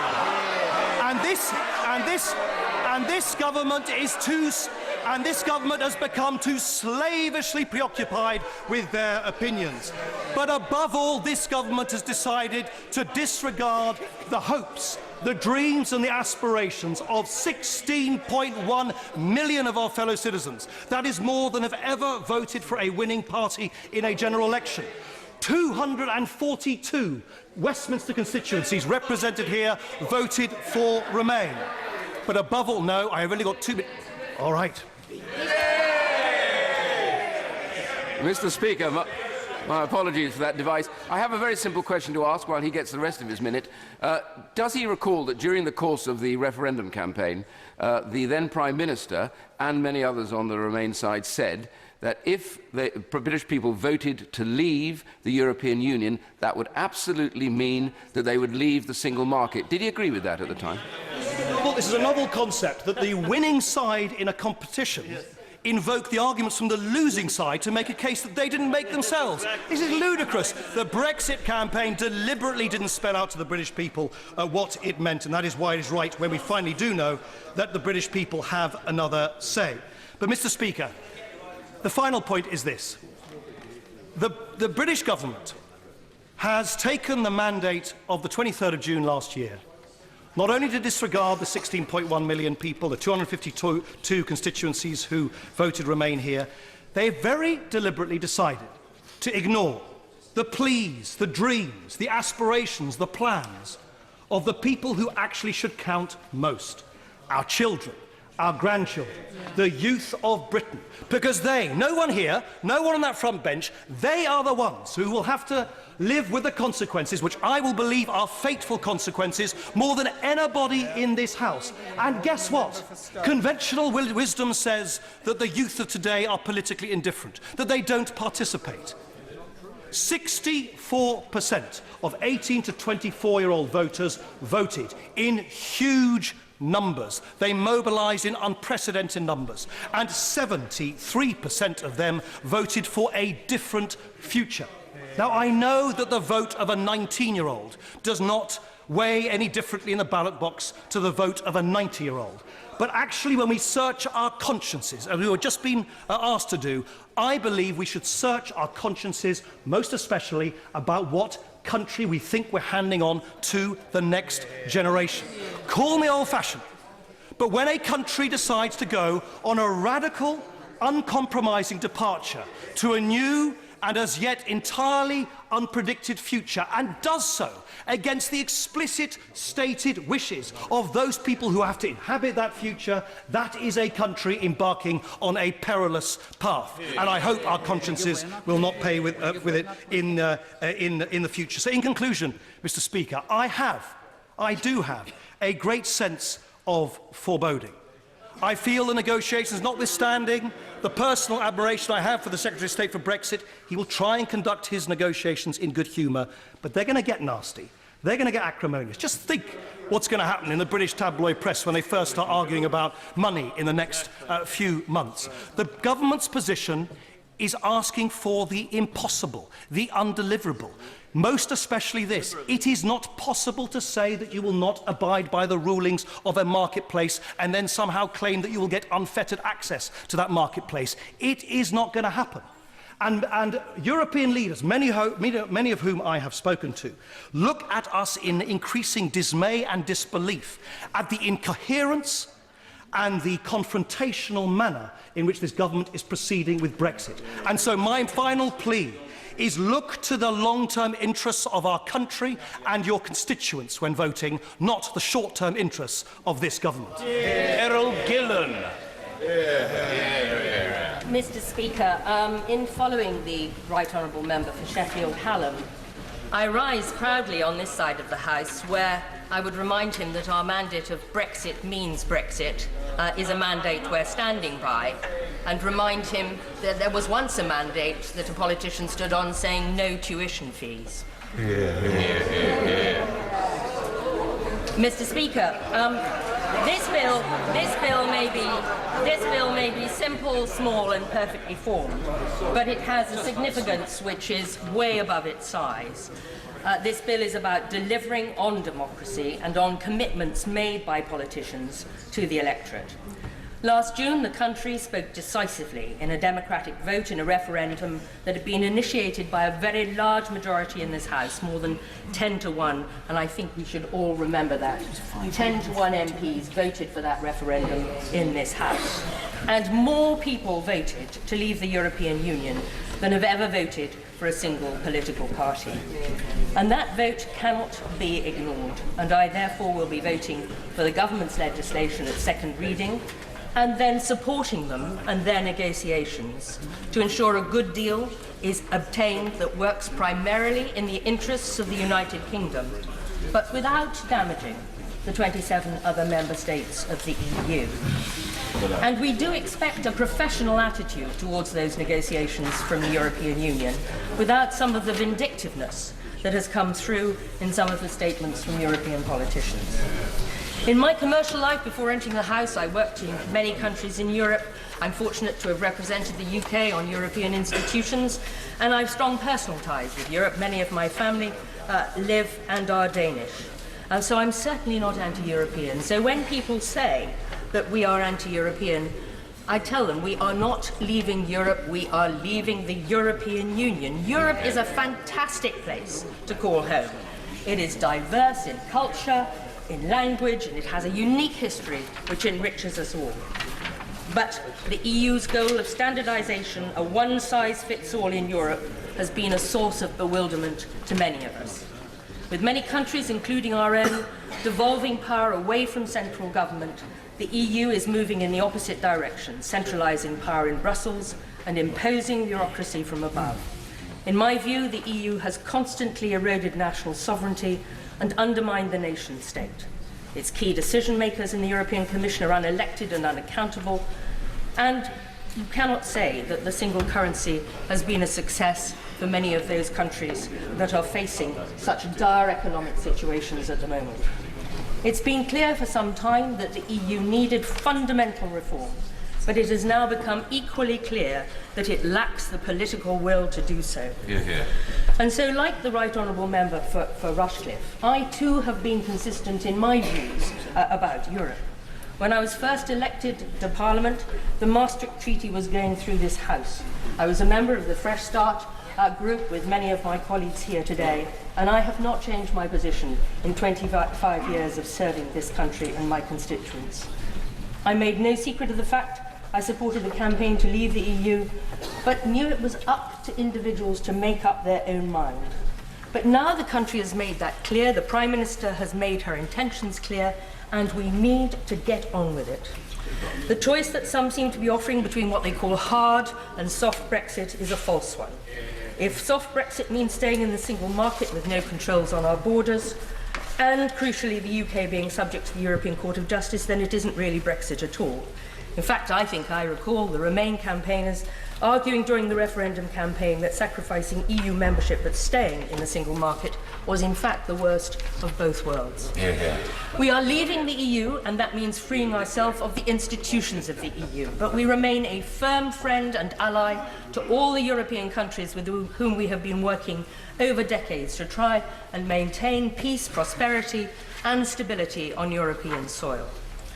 Not only do we want to and will we seek an open trading relationship with those countries, but no matter what the outcome, we will continue to work with them on tackling areas of common interest: terrorism, crime, climate change and environmental protection. This major change in our governance means that Britain can freely reach out to the rest of the world, forging new friendships, building new alliances and expanding into new markets. But just like the Right Honourable Member for Leeds Central, I recognise the disappointment of people who were satisfied with our membership of the European Union and wished we were in a different place. I think we have a bright future ahead of us. There's a whole world out there, and I want to see a free, open and tolerant, self-determining Britain thrive in it. And therefore, Mr. Speaker, I will have no hesitation in going through the lobbies tomorrow to support the government and this bill. This is Margaret Beckett. Can I say at once, Mr. Speaker, that while I deeply regret the decision made by the British people, including in my own constituency, to leave the European Union, I do not seek to challenge it. And I regret the opening remarks of the Secretary of State, and I'm sorry he isn't here to hear me say this. This debate is about whether or not we trust the British people. It is not. It's about whether we commence the process of implementing their decision. A process which will not be simple, easy or fast, and it does no one any favours to pretend otherwise. Though I accept that decision and I will vote for the bill, I still fear that its consequences, both for our economy and our society, are potentially catastrophic. So I hope that the practice of dismissing any call, any queries, any concerns, however serious and well-founded, as merely demonstrating opposition to the will of the British people will, and the notion that they would merely obstruct the process, will now cease. Once we commence this process, there are very serious and profound questions to address, and it helps nobody to cheapen it in that way.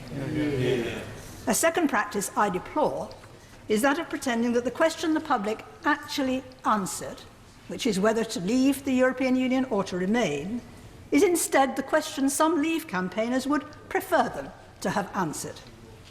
I hear many such claiming that the people voted to leave the single market, that they voted to leave the customs union.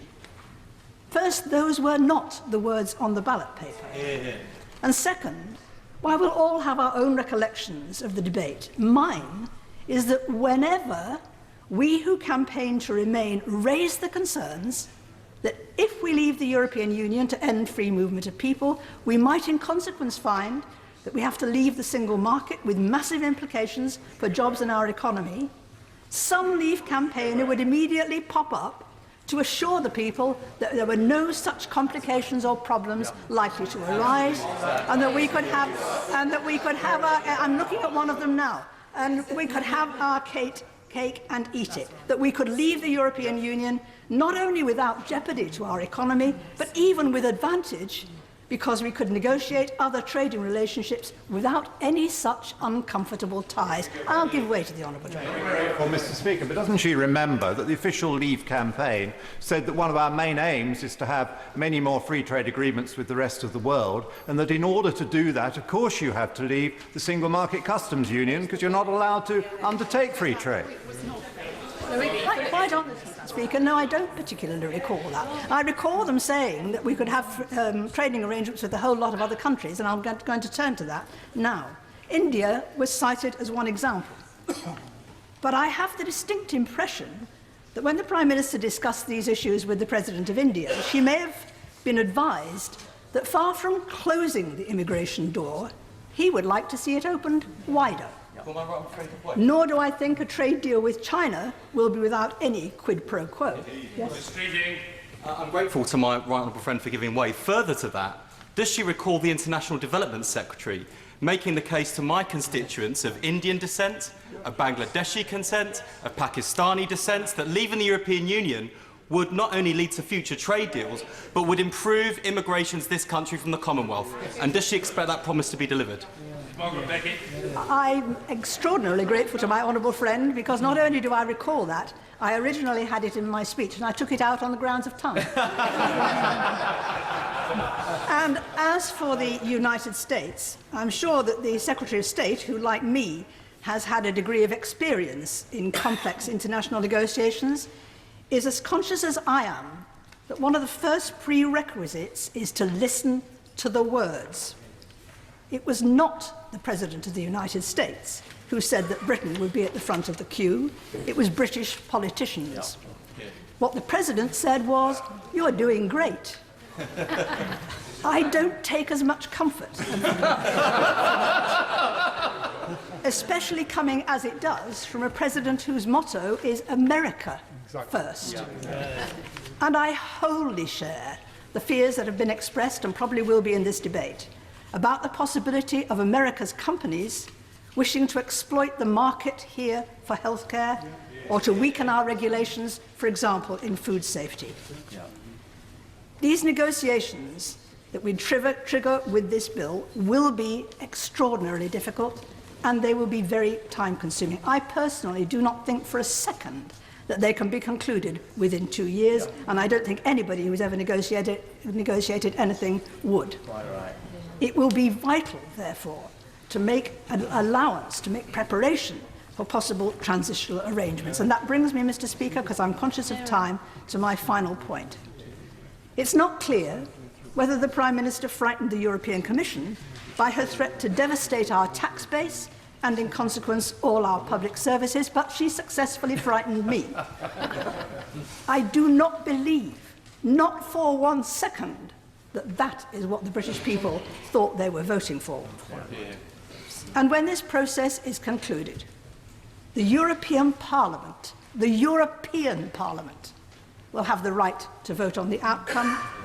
If taking back control means anything, it must mean that this House enjoys the same rights. Anna Soubry.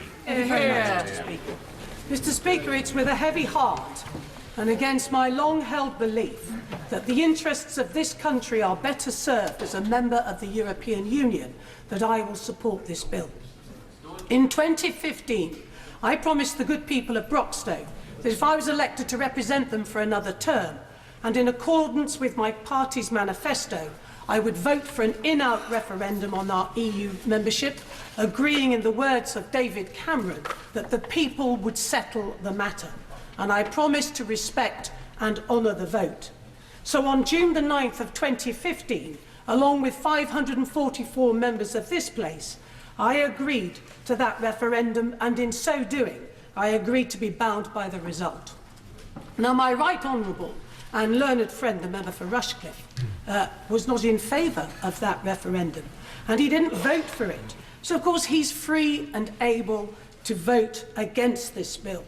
Mr. Speaker, I'm sure it's no coincidence. He also happens to enjoy a considerably large number of people within his constituency who voted Remain. And he has quite wrongly, in my view, announced that he will not be standing again in 2020. But, Mr. Speaker, what I would say to all those opposite, you can't go back on your word because you don't agree with the result. But I want to say this. I believe history will not be kind to this Parliament, nor indeed the government I was so proud to serve in. How on earth did we ever come to put an alternative to the people, which we then said would make them worse off, less safe, and would weaken our nation?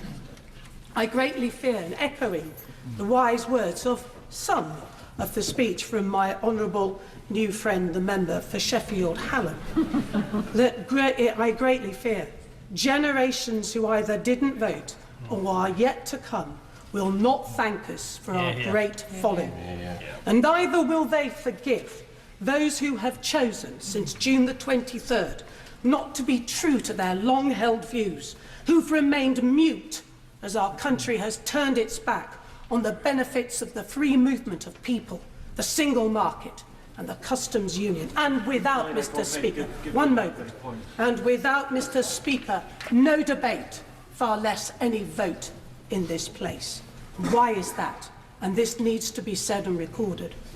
Our government has decided that the so-called control of immigration, which actually means the reduction, because that's what so many people actually believe in our constituencies, that so-called control, the reduction of immigration, is worth more than the considerable benefits of the single market and the customs union. And what has been even more upsetting, in my view, is the fact that the front bench of the party opposite has connived with them. The government was never going to give us the opportunity of debating these important matters for reasons that I genuinely understand and indeed respect. But for the party opposite to go against everything it has ever believed in is really quite shameful. It's a combination of incompetence on its front bench and a deep division amongst so many, with a few honourable exceptions, and I include, of course, the honourable member for Leeds Central. But they have turned their backs on their long-standing belief in the free movement of people, and they have failed to make the positive case for immigration. Now, I will give way, but let me keep going if I may.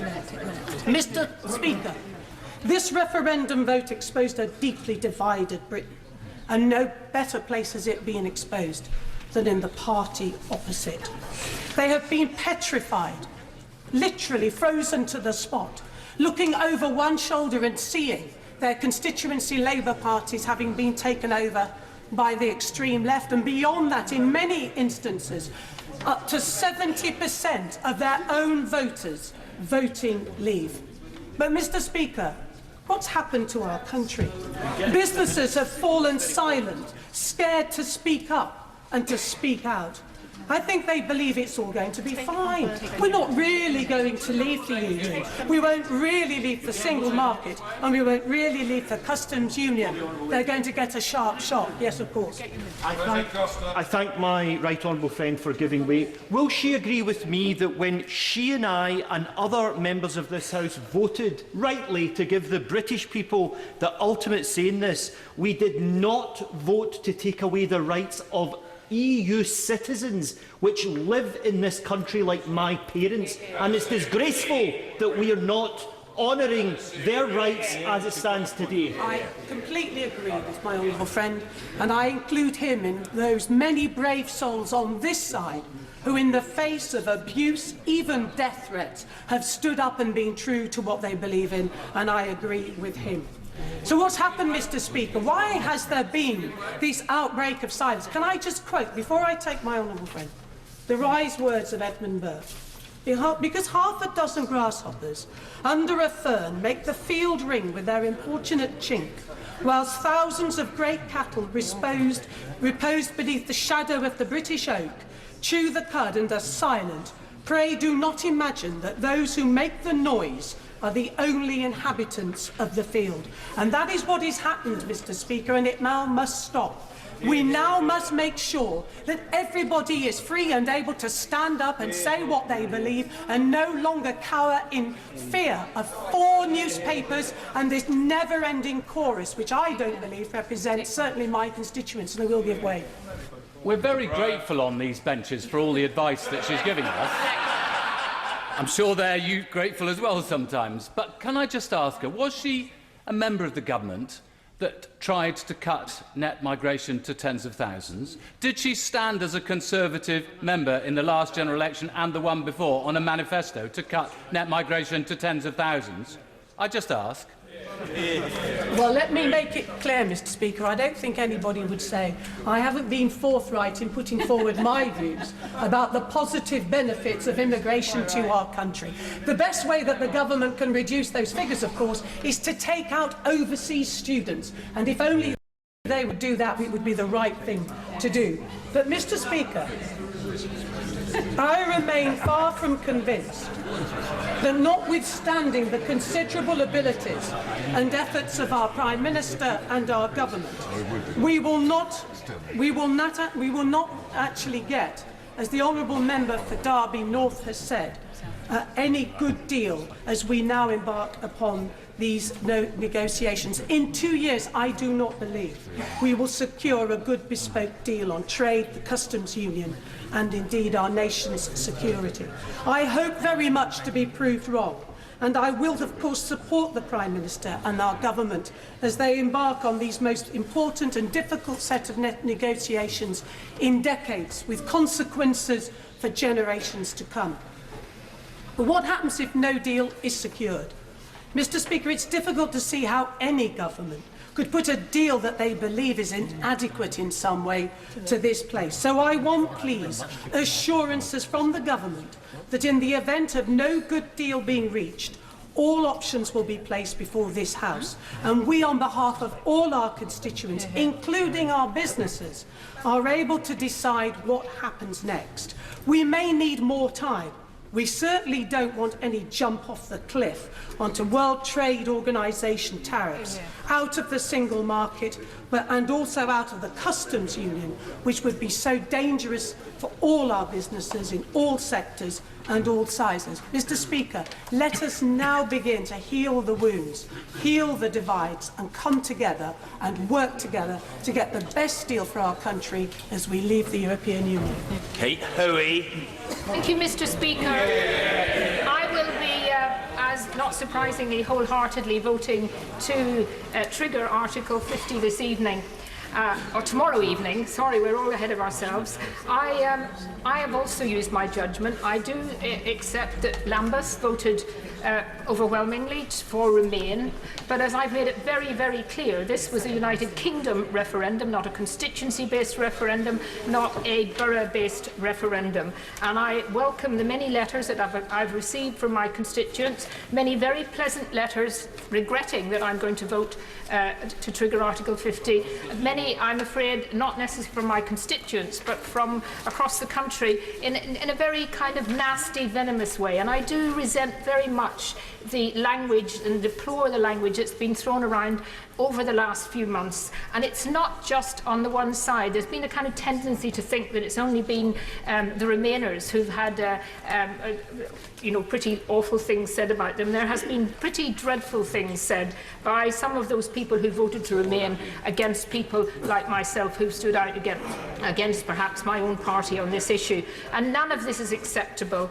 And honourable members really all need to do their bit to ensure that we seek to improve the level of political discourse, particularly over the next years when we are actually involved in our negotiations. Now, I remember, like the honourable member for Stone, the Maastricht Treaty debate, and I was a relatively new member of Parliament, and I remember the Labour Party time after time making us come along for all the long amendments, voting against, and then, when it came to the final vote, ordering us to abstain. And I want to welcome very much the honourable member on my front bench for his speech, for the tone of his speech, for the graveness of the way that he put the argument, and for his honesty about the difficulty that the Labour Party has on this issue. And I am very pleased that my party has decided that they will not block this referendum vote. It would have been a travesty if we did.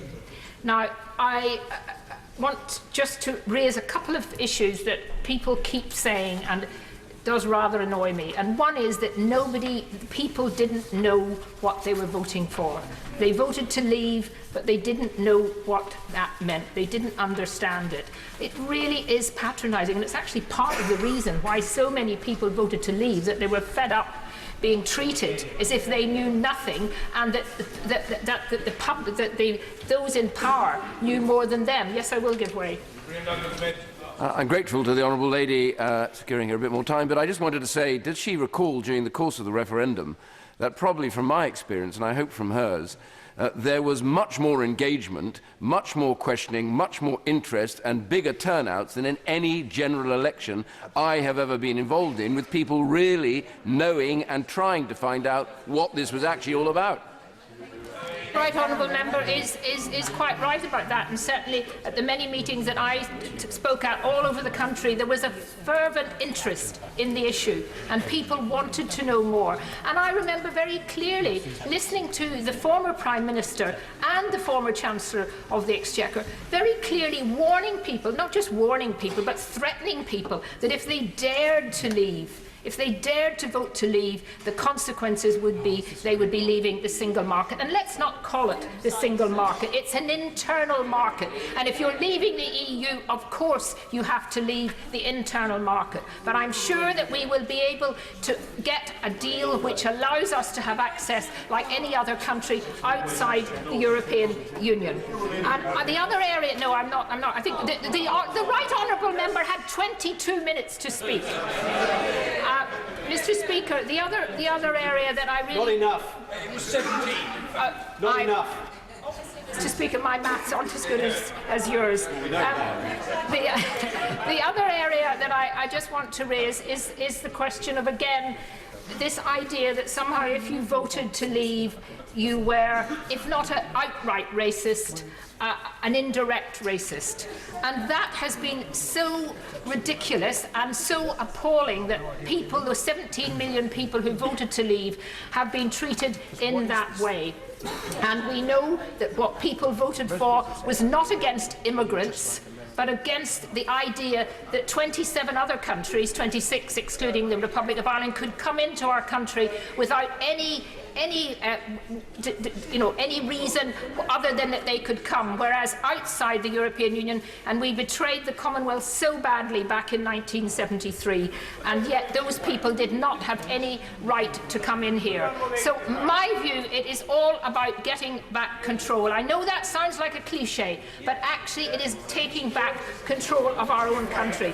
Now, once we have left the European Union, Mr. Speaker, we will have sharp disagreements in this House, and we will probably not have such cross-party views on many of the issues, because I think we want to build, and I certainly want to build, a post-Brexit UK that looks at spending priorities that actually might be very different from colleagues on other side of the House. I want to look at how we can use the new freedoms and state aid that will give us that power to do things in our own country. But in order to do that, we have to trigger Article 50. We have to get into the negotiation. And the business and the country generally want to get on with it, Mr. Speaker. And we have left ourselves in a situation where we're spending 2 days of debate now on a very simple bill. The amendments will come next week, and there are 1 or 2 amendments that I hope the government might accept. But the reality is this is a process that needs to be triggered. We need to do it soon, and the public of this country expect us to do it. And I hope that from today we will be able to look forward to negotiations that will take this country to not the foreboding that the Right Honourable Member for Sheffield Hallam has. I have no foreboding about our future outside the European Union. I have hope. I believe that we will have a bright future, and this will happen tomorrow night when we vote to trigger Article 50. John Redwood. Mr. Speaker, UK voters voted to take back control. They voted to take back control of their laws, of their borders, and of their money. They showed great bravery, a huge passion for democracy, and they showed enormous engagement with the complex and many issues that were put before them by the two campaigns. And they voted by a majority to leave, despite being told that that course would be fraught with dangers. They were told that the EU will bully us on the way out, and their answer was, then we will stand up to the bully. They were told that the economy would immediately be badly damaged and would be plunged into a winter recession this winter. And they said they did not believe the experts. And they were right, fortunately, and the experts were wrong. But now is the time for us all here to do the difficult task of speaking for those many constituents who did agree with us and for those many constituents who did not agree with us. And I think they come together around two central propositions. The first is we are all Democrats. And everyone who is fair-minded knows, in the words of the government leaflet sent to every household, that the people made the decision. That was our offer. That was what our Parliament voted to provide, and that is what the people expect. And they also expect us to be greatly respectful of each other's views, because in a democracy, you don't automatically change your view when you have lost the argument and the vote. And it is incumbent on those of us on the majority side to listen carefully and to do all that we can to make sure that the genuine worries and the inaccurate worries of the Remain side can be handled. We all want economic success. Many of us believe we can deliver that economic success by leaving, and many of the Remain voters will be relieved and will come our way if we show in a good spirit that is exactly what we're going to do. For the honourable gentleman for giving way. Would he agree with me that our interlocutors on the other side are also listening and watching very carefully to this debate, and sending mixed messages would be against the national interest of this country if we want to get a good deal for both the 52% and the 48%? I believe in free speech, but it is in the national interest that we share our worst doubts privately and have a strong presentation to our former partners in the European Union in our national interest. And I believe Business Now wants to do that. The message from Business Now is get on with it. They accept the verdict. So I give way. For giving way. A few moments ago, he said that all the fears that have been expressed about the impact of the decision that was made have proved to be ill-founded. He must have seen the analogy which has been floating around about how we're in the position of somebody who's just thrown themselves off a 100-storey building. What story does he think we're at now? That is not a sensible analogy, and we know that the main claims were wrong because we were told there would be a recession this winter. There would be an immediate plunging of the economy off the cliff, and instead we were the fastest growing economy in the G7 throughout last year, with a stronger end to the year than we'd had in the middle. So, Mr. Speaker, this is the once and future sovereign Parliament of the United Kingdom. And the thing that most motivated all those voters to leave is they want the sovereignty of this Parliament restored. And that is what this bill allows us to do by exiting the European Union and then making our own decisions about our laws and our money and our borders. And as someone who for many years has had to live with an answer of the British people on the European Union that I didn't like, I was increasingly faced with this invidious choice. Did I support the two front benches who were in agreement that every European law and decision had to go through because it was our duty to put them through, or should I be a serial rebel complaining about the EU weather, which we had no power to change or to alter? And I had reached the point, Mr. Speaker, where if the country had voted Remain, I would have respected the country's judgment, and I would have not sought re-election at the next general election, because I see no point in this puppet parliament, this parliament full of views and airs and graces that cannot change the laws, change the taxes and spend the money in the way the British people want. And that is the liberty that we regain. This parliament is going to be made great by the people. It is going to be made great despite itself. It is going to be made great because the people understand better than so many of their politicians that sovereignty must rest from the people in this Parliament. And all those many good things that Europe, we are told, has given us, the great news is we can decide to keep them for ourselves. All those good laws we will keep. All those employment protections we will agree to continue. And the day that we leave the European Union, it will be a great day because everything will change and nothing will change. The everything that changes is we have power to make our own choices, and nothing changes because we will guarantee continuity and allow people the benefits of the laws we have already inherited. What is it about freedom they don't like? What is it about having power back in our Parliament that they cannot stand? Mr. Speaker, the once and future sovereign Parliament of the United Kingdom, vote to make it sovereign again. That is what the people challenge you to do. Can I just gently say, Mr. Costa, remember the merits of keeping a safe distance. Dame Rosie Winterton. Thank you, Mr. Speaker. Rather nervous about following on from that extraordinary double act over there. But I think the debate once again has shown how important it is for Parliament to scrutinise properly the government's approach and the actions being taken to leaving the European Union, and makes even more ludicrous the government's attempts to try to thwart that scrutiny through the Supreme Court. I want to make 4 points. First, I shall be supporting tomorrow the bill before us. I did not want us to leave the European Union, but those who voted in the referendum thought differently, nearly 70% in Doncaster Central. And I believe it is important that we respect that decision, as stated so eloquently by my right honourable friend, the member for Leeds Central, and from the shadow front bench. Secondly, however, we must do all we can to get the best deal for Britain from the negotiations, and that deal must benefit all parts of the UK. The government has focused on strategies for Scotland, Wales, London, Northern Ireland, but we need to make sure all our regions have an input and a proper analysis of what the effect of leaving the European Union will be. People in Yorkshire and the Humber want to know what the effect will be on our businesses, small and large, our universities, our science and technology sectors, local authorities, trade unions, representatives of the third sector and others in our region.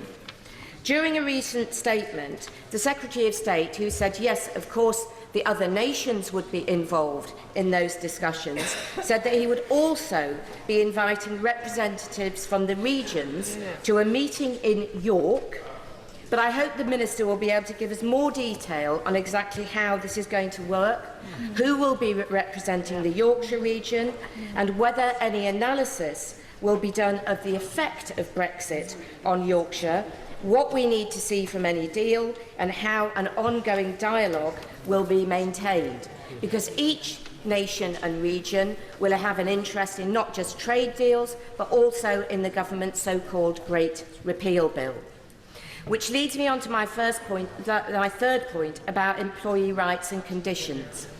The government has said that it will guarantee that current employment rights will be incorporated into UK law once we have left the EU. However, I think the government needs to go further in strengthening employment law in the UK if it is to deal with the issues of both undercutting and exploitation.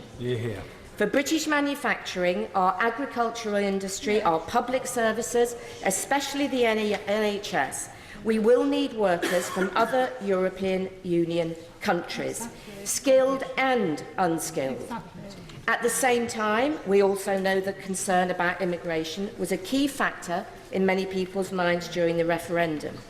A lot of that concern revolved around a feeling that workers' wages and conditions were being undercut by migrants, especially from Eastern Europe. I know from my own constituency that many of those workers are on 0 hours contracts, often only being offered about 10 hours work a week, even though they want to work longer, and at minimum or even sometimes below the minimum wage. And this isn't from employers who are just about breaking even. It's from big companies who often use agencies to supply their workers and who are effectively using the state, for example, through housing benefit, to subsidise cheap labour, whilst at the same time seeing big profit margins.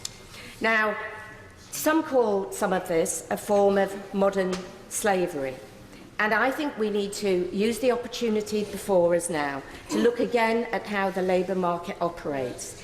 If the government is going to address the concerns I have set out, it will have to improve the whole way our labour market works. I believe this is something that countries across Europe have concerns about, and we will be discussing it at the Labour Party conference on Brexit in a few weeks' time.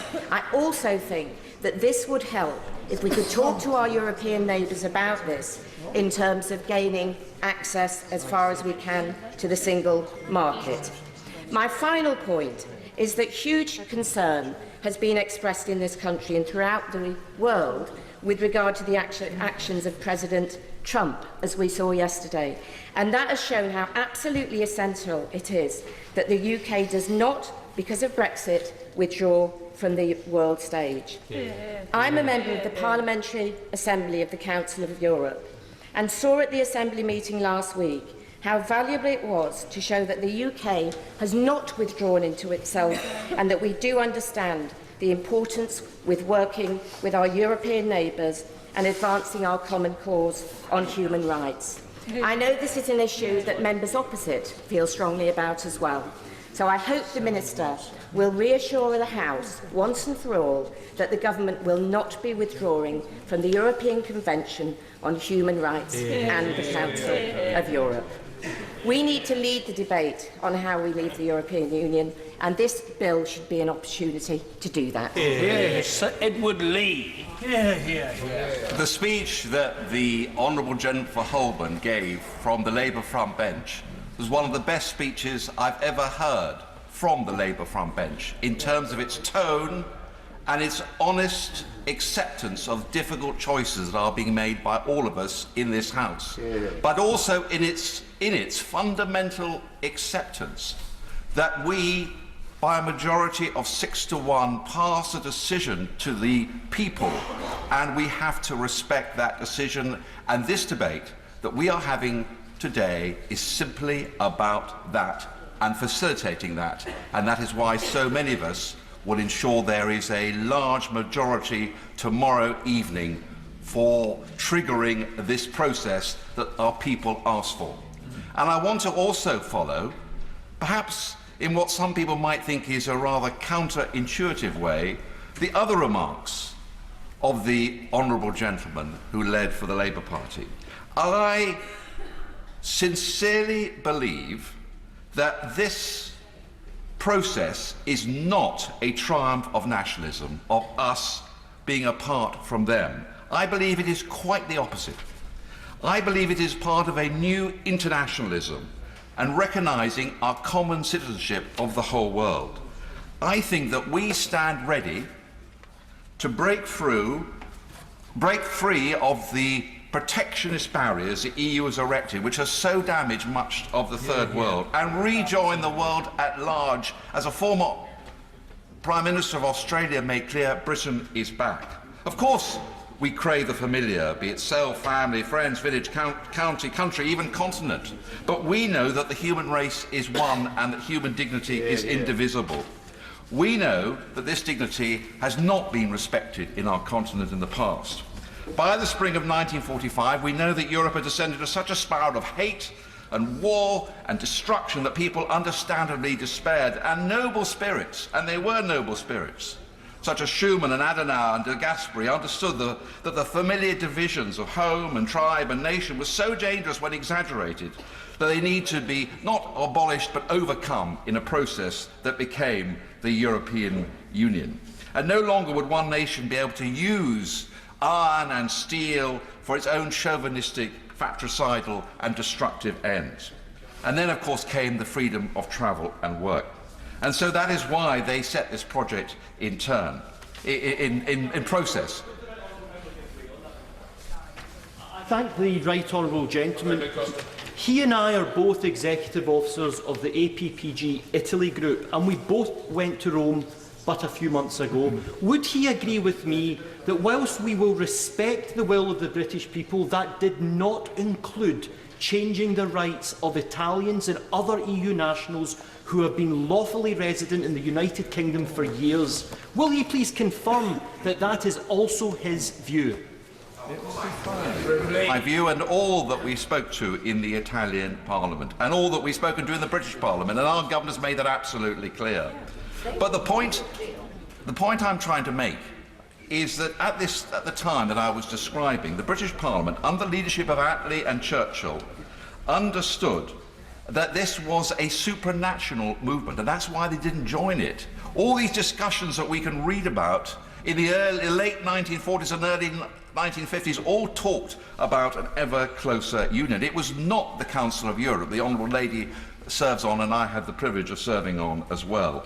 It is not a body of sovereign nations. It is bound by a single court of justice, and that's why our predecessors took the decision not to join in 1957, and they were right to do so. And if it had been, and if they were desperate to try and conclude a free trade agreement with our European friends, and if they had been offered that free trade agreement in Messina, they would have signed up to it. And that is precisely what we are trying to achieve. We are trying to be internationalists. We are trying to further free trade. We are not, and never must be, in this country, protectionist or small-minded. And indeed, de Gaulle had an understanding of our point of view when he talked about a European of nations, and he asked that how could Great Britain, a maritime power with large, prosperous daughters all over the world, fit into this sort of Europe that was being created.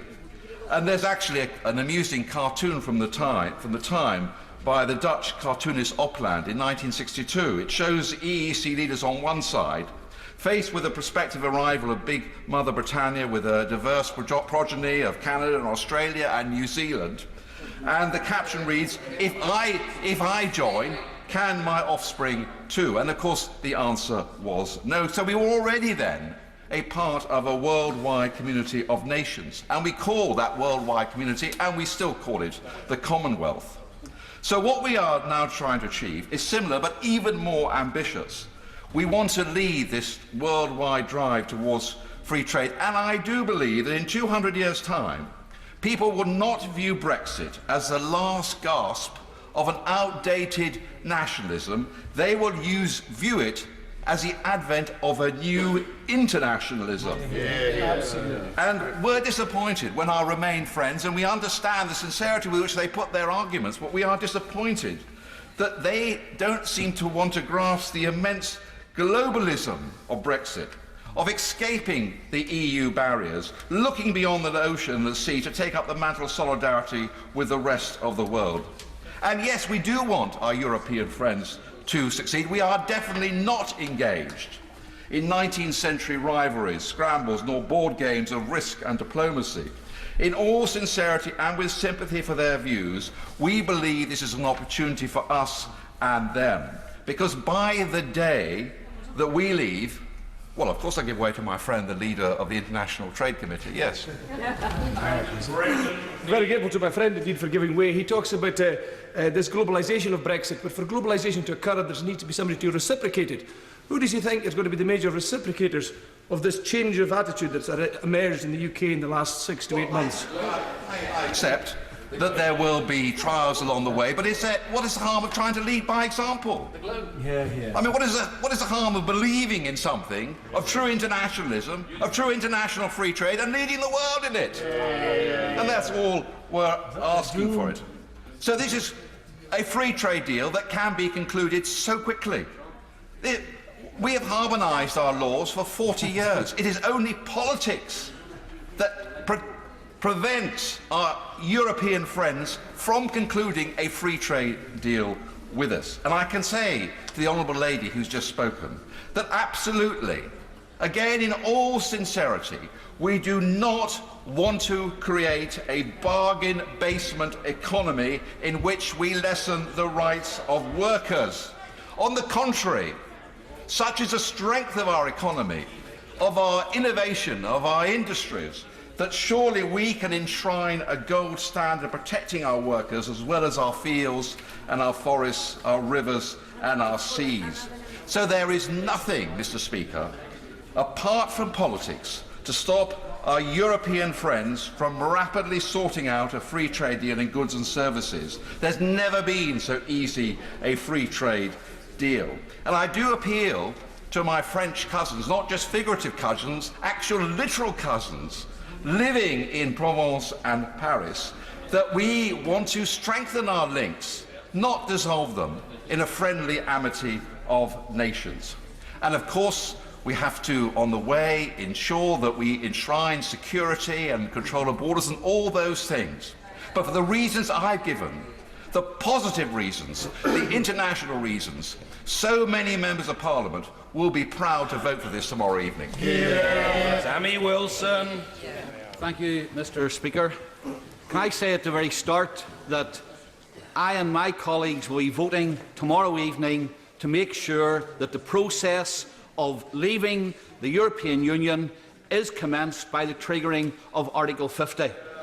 This is something which, first of all, personally, I have always believed that we were much better off in an arrangement where the people of the United Kingdom elected those representatives who they wanted to express their views, to make decisions about them, be made exclusively by the Parliament of the United Kingdom.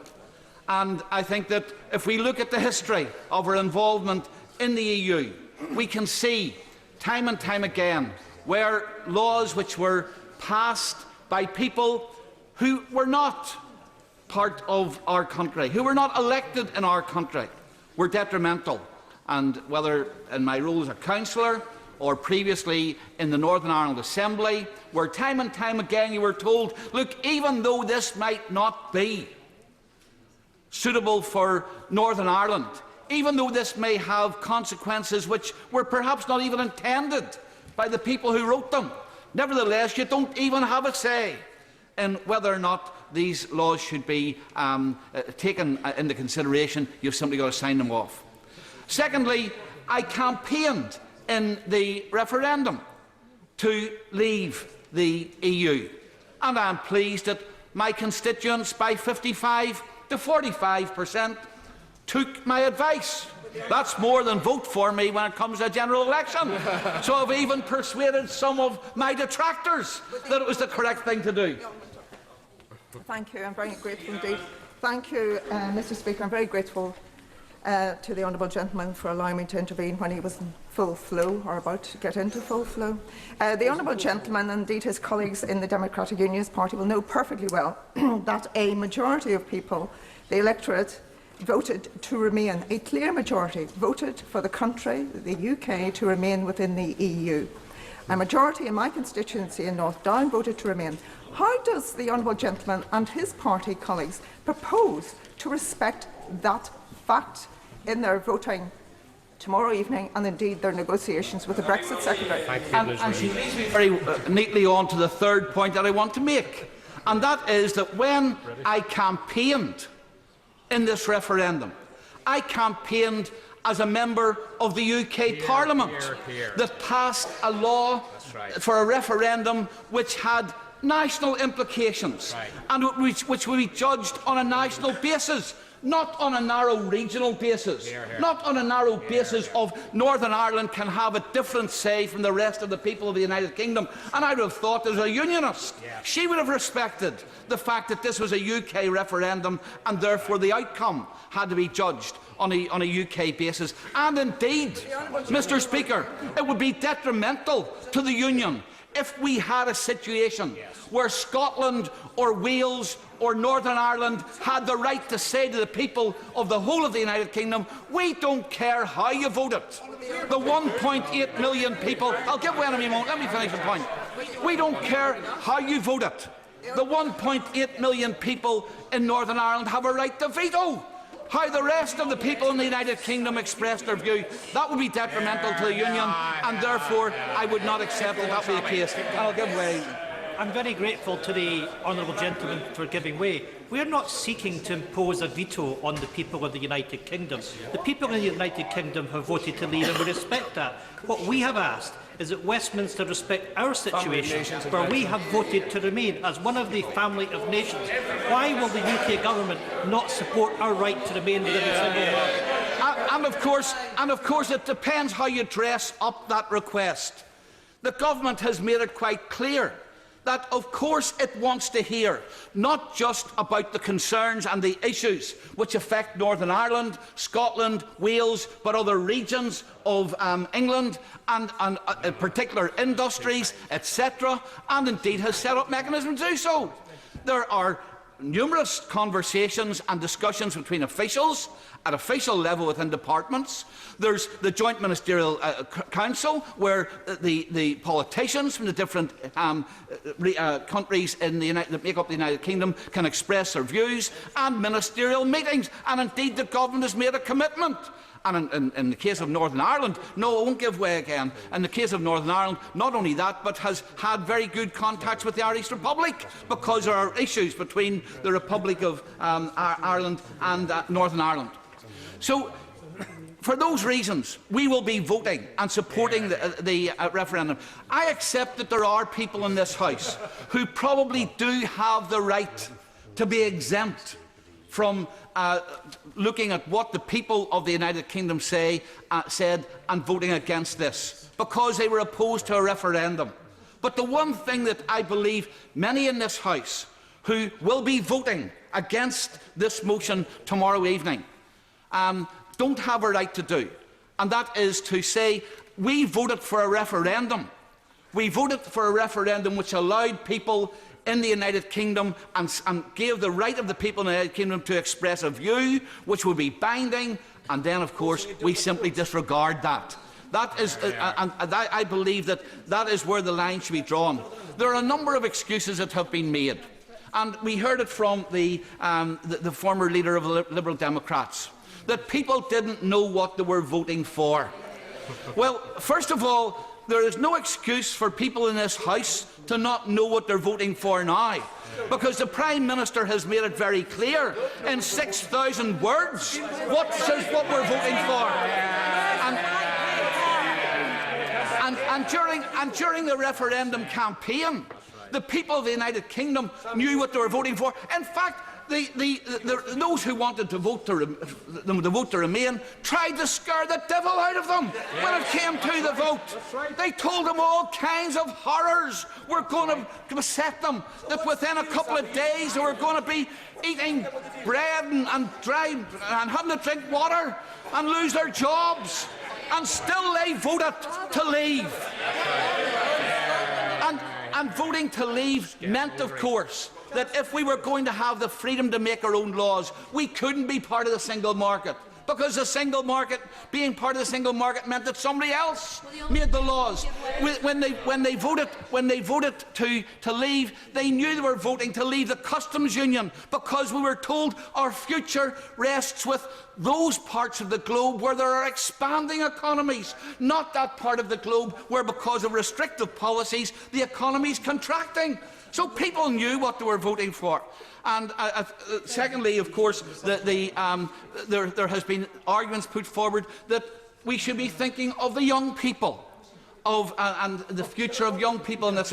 I must say, listening to the member for Sheffield Hallam, I think that many young people would be just not believe what he was saying. This is a man, of course, who promised you will have a fee-free education, and then, of course, impose fees upon them. This is a man who voted, and his party voted, for greater government debt, who will be paid for by young people when out of their taxes in the future.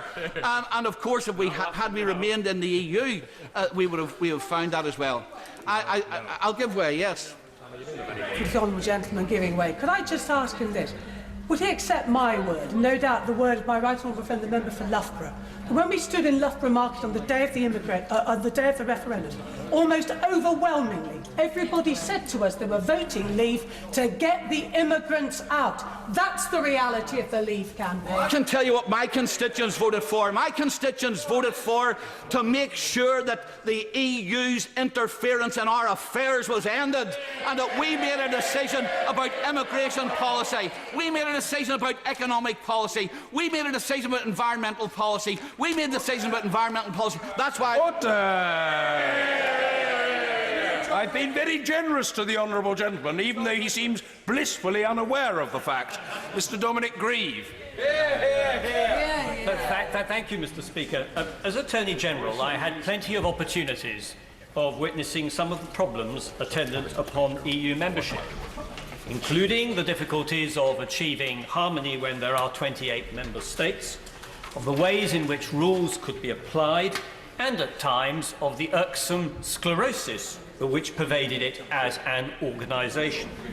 But I have to say that at no time did I have any doubt that being a member of the European Union was in our national interest. And I have to say that since the referendum and the months that have elapsed, I have never taken the view that my opinion has any reason to change on this matter whatsoever.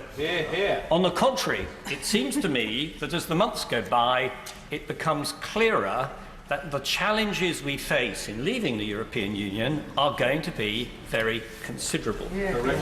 We reassure ourselves that we wish to globalise and to look outwards.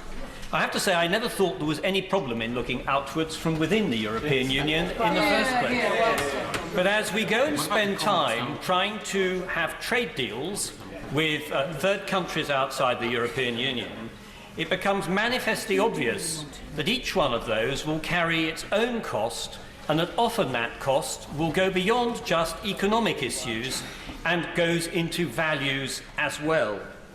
And that, I think, is what has always worried me most of all about this decision to leave, because although we are insistent, and rightly so, that we wish to continue close cooperation with our European partners, the reality is that we are embarking on producing a series of obstacles to understanding, which means that we will be perceived as turning our back on countries who are not only our closest neighbours, but also in reality, and it becomes manifestly obvious with every passing year, share our values in a very developed fashion.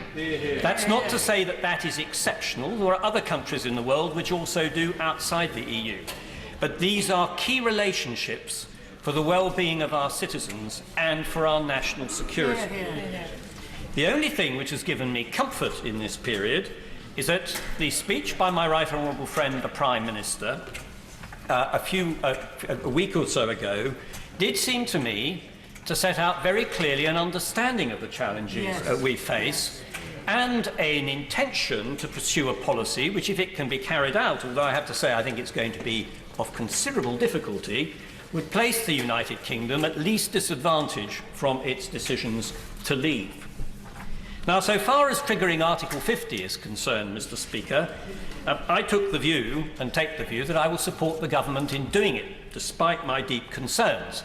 It comes from two things. One has already been cited by others, which is that I supported the referendum, and with it, by implication, that I would honour the decision which the electorate made. But even if I had not, I have to say that one of the reasons why we're sent to this place is to pursue the national interest by looking at the widest considerations. And I cannot see at present how continuing with political uncertainty would be in the national interest in trying to obstruct the decision that the electorate so clearly made. And that brings me then to what we should try to do in this bill. Many amendments have been tabled, many of which, I have to say, do seem to me to involve micromanagement of a negotiating process, which is something which this Parliament cannot readily do. But I do worry about process. May sound legalistic, but process, in my experience, matters enormously because it enables one to focus in a sensible way on the issues that arise. It worried me very deeply that the government, leave aside the legalities of it and the Supreme Court decision, seemed at the start of this process to want to actually deprive this House of the say in triggering Article 50. And in the same way, I worry very much that we should have a proper process to help to engage the House and the country in what we're going to do. We still don't have a white paper. And I say to my right honourable friends on the front bench, that white paper has got to be there before we come to the committee stage of this bill. Without it, we cannot do the informed debate round the committee stage that we need to do. And then looking forward, much further, there is going to come a time when the government is going to come back to this House and ask for its approval of what it has succeeded in negotiating. Of course, it doesn't have to, because of the way in which conventions operate in terms of foreign affairs. But I have to say to my right honourable friends on the front bench, this has got to be before that matter goes to the European Parliament for ratification, if that is the deal that has been agreed. Those seem to me to be the two benchmarks that we are going to need if we are going to maintain the support which this House needs to be giving to the government if it is to lead to a satisfactory outcome. Mr. Speaker, I started my political career really by campaigning for the Keep Britain in Europe campaign in 1974, so I can't say that I am unemotional about this issue. I think we have made a grave error, and I think it's one which will become more and more apparent with the passage of time. But for the meantime, the national interest is that we should all try to work together to achieve the best possible outcome for our country. Thank you, Mr. Speaker. Mr. Speaker, it's a pleasure to follow the honourable gentleman who, as ever, makes some cogent points about the importance of process, and I completely agree with him that the government must lay out a process by which this House continues to have, or begins to have, a say in this process and on the final deal. But I stand up today to talk with passion about the biggest constitutional change to this country in my lifetime and in several generations, because I regret that I do not believe that we will be reversing this decision, but I will not be supporting it. And that is not because I do not recognise the result of the referendum, but I cannot walk blindly through a lobby to give a trigger to a process without a shred of detail from the government. There has been much talk of the Prime Minister's speech, made not in this House, Mr. Speaker, but elsewhere. No white paper, no detail, and after 7 months, it is really shocking that the government can come to this House and say so little today. So there's still no real guarantee of parliamentary oversight. And while there was a vote to leave, there is a lot more detail below that simple decision that this House should do and has a constitutional role in delivering. There is no certainty for business as we stand here now, and businesses in my constituency are very concerned about their future. Not a word of succour for EU citizens resident in the UK, an issue I have previously raised with the Prime Minister. And no answer on how the many regulations that will need to be transposed into our law will take place. I suspect we will see an explosion at speed of quangos, just as the same government that wanted the bonfire of the quangos. But in the short time I've got, Mr. Speaker, I want to focus my comments on EU citizens resident in the UK. In my constituency, at the last census in 2011, around 10% of my constituents were born in other EU countries, about 27,000 across the borough of Hackney as a whole. And it's a similar percentage across London as a whole, where 841,000 people were born in other EU countries. If we look at student numbers, 31,000 students from the EU were accepted in 2016, and that's up 22% from 2010. A significant bunch of people who are contributing to our economy. And if you look at our public services, Mr. Speaker, we can't get figures for everywhere, but for the health service, 5% of NH staff UK-wide are from other EU member states. But staff joining the NHS in 2015-16 count for nearly 11% of those were from the European Union member states other than the UK. And that's gone up from nearly 7% in 2012-13. This demonstrates that there is a big gap in our skills and the skills and talents we need in this country to fill those jobs. And if you look at the tech sector, and I'm proud to represent Old Street and Shoreditch, where we have a really burgeoning new, burgeoning tech sector, where 184,200 EU nationals work in tech, approximately.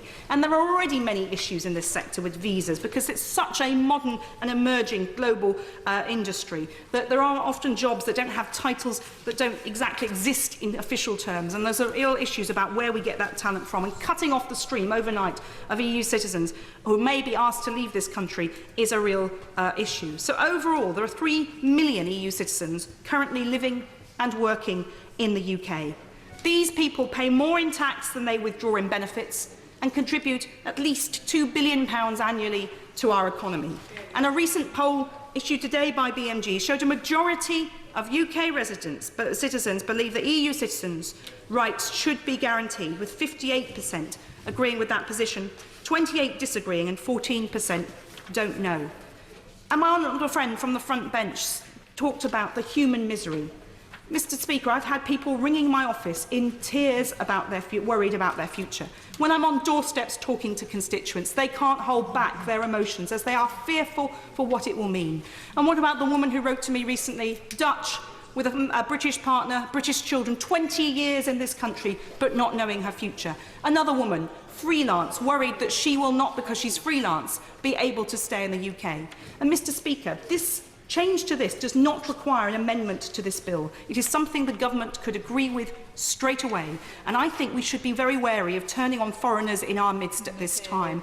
We should give them the succour, and if the government could do that in the next few days, allow these citizens to stay, to continue to contribute to our country, and set in train the process by which they have to do that. If we do not do that, I think we should be looking very closely at what our tolerance is in this country, and I'll give way to the honourable gentleman. Grateful. She's making a very powerful point, and I think it's actually tantamount to torture to not tell people who are from the EU, living and working here, that they cannot stay, as it is for British people living and working in the European Union. Does she not believe that both sides ought to get together as quickly as possible and put people out of their misery and tell them that they're allowed to stay, live and work in the countries where they currently are? Mr. Speaker, I would agree with that position, but I believe the government could go further and make a unilateral declaration. These are people who live in our midst. They are our friends, they are our neighbours, they work in our public services, they are contributing to our economy. And I believe that people who are exercising their treaty rights today should be allowed to stay. They've made their lives here with every expectation that would be a permanent position. I think it would be magnanimous of the government to give way now. The honourable lady finished. Dr. Julian Lewis. Thank you, Mr. Speaker. In my opinion, the people have decided, and I'm going to vote accordingly. Gisela Stewart. Well, Mr. Speaker, I thought I'd earned myself a reputation for brevity, but I think I've just been resolutely beaten to this. Congratulations. Sit down now. Tempting an invitation as this may be, but I won't take it up. I think this is a historic debate, and it is immensely historic not because of what we as members of Parliament will do. It is historic because of what the people did on the 23rd of June, and they have now given us the task to implement that decision. To avoid any arguments over precision of figures, let's just say the bill is fewer than 150 words. And we are now charged to say the people told us to leave. And when they told us to leave, there were some broad principles behind that. First one is, parliamentary sovereignty does not mean to be sovereign over the people. It's in relation between the sovereign and Parliament. When in a parliamentary democracy where we used to be representatives, we decide to have a direct mandate, then it is our duty to implement that direct mandate. Now, I wouldn't pretend for one moment that it's actually easy to adapt these structures, but that's our challenge. The second one is we had a 72.2% turnout. And whilst it is absolutely true that just over 16 million voted to remain, more people voted to leave, and it is now our duty to do two things. To implement the decision of the majority, and immediately after that, focus on representing the people as a whole. Now, I chaired the official Leave campaign, and what can be said, what the Leave campaign was clear about, it was about taking back control of our borders, and that meant we wanted an immigration policy that was not based on geography, but on skills and economic need. We want to take back control of our laws and control of our trade negotiations. I also happen to think that the election pledge which we made, that at least 100 million per week, which we save from not making direct contributions to the EU, should go to the NHS, is something the government should actually honour. The NHS is short of money. But that takes me to the nature of Article 50, and this is where history is important. I was the draftsman, or draftswoman, of the original article which led to Article 50. It was part of the European Constitution, which was actually an expulsion clause. It said any country that would not ratify the European Constitution would be asked to leave within 2 years. In the nature of the European Union, anything that's ever on the drawing board is never allowed to go away. It became a leaving clause, hence the 2 years in there, but nobody actually seriously thought through how it should be implemented. Hence, the challenge for us is to do that what has as yet been unimagined. All the current structures have been for countries to increasingly enter the European Union, not leaving. We are leaving. And one of the reasons why the United Kingdom is in a fairly unique position, and numerous speakers made references to nationalism, the British Isles, with George I, actually developed a concept of supranationalism. That is why someone like me, who was born in Munich, can with great comfort say I'm British, but I would never be English. Hence, that need to overcome the darker side of nationalism by supranationalism is something the British people have never felt. At the same time,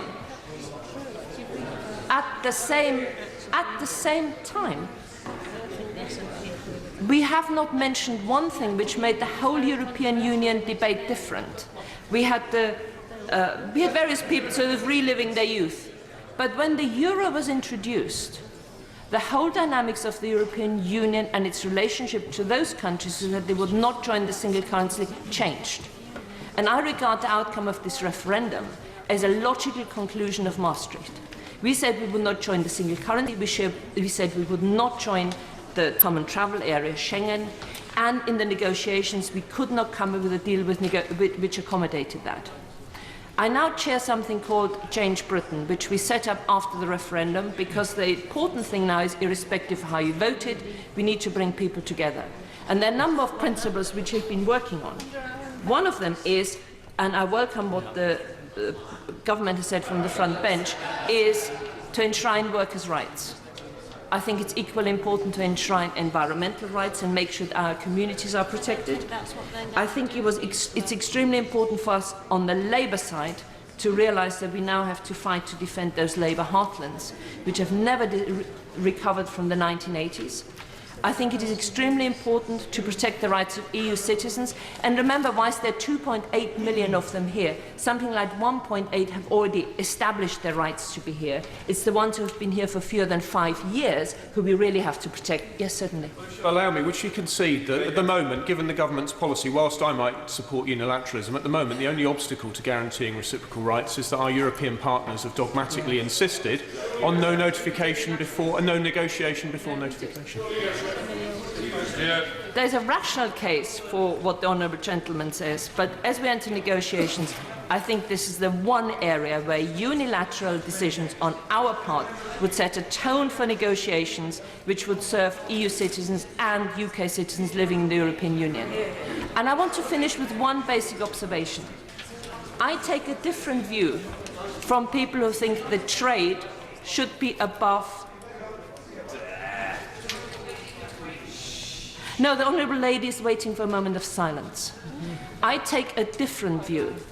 I do not think that it is economic success and peace which delivers you liberal democracies. I will not trade liberal democratic structures for anything else.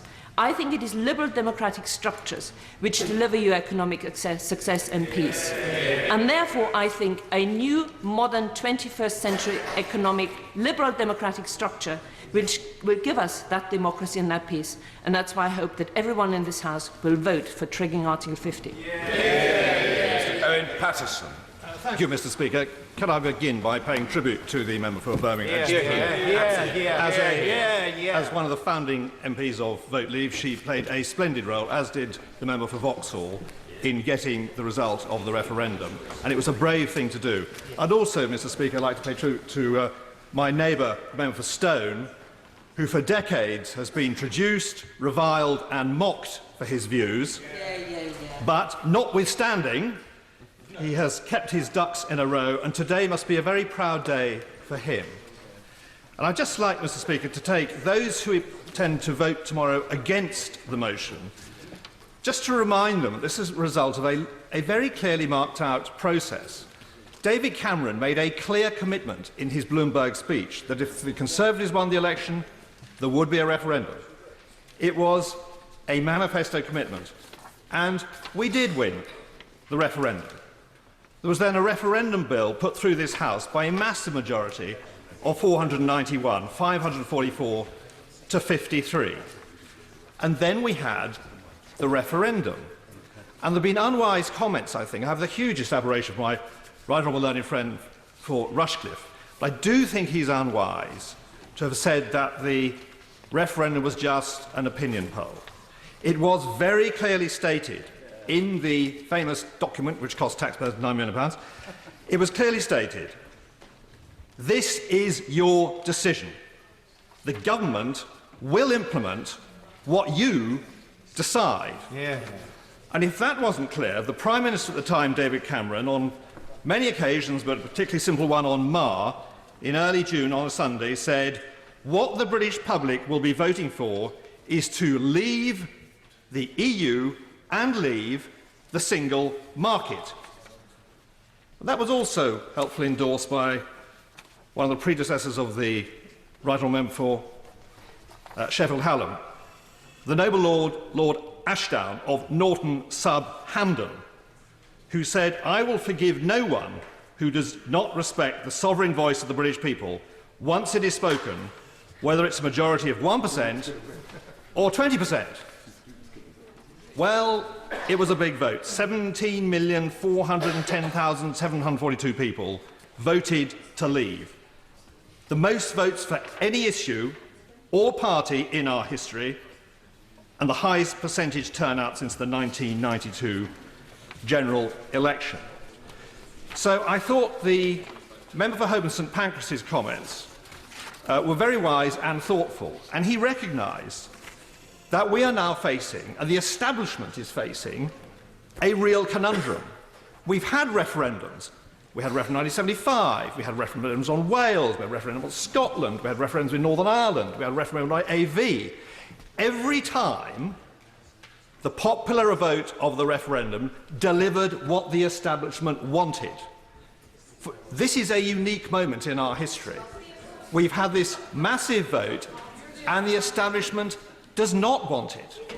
And what I would say to those who are going to vote against tomorrow night, just think of the shattering, catastrophic damage to the integrity of the political establishment, I would say the media establishment, and following the judgment last week, the judicial establishment, if this is not delivered.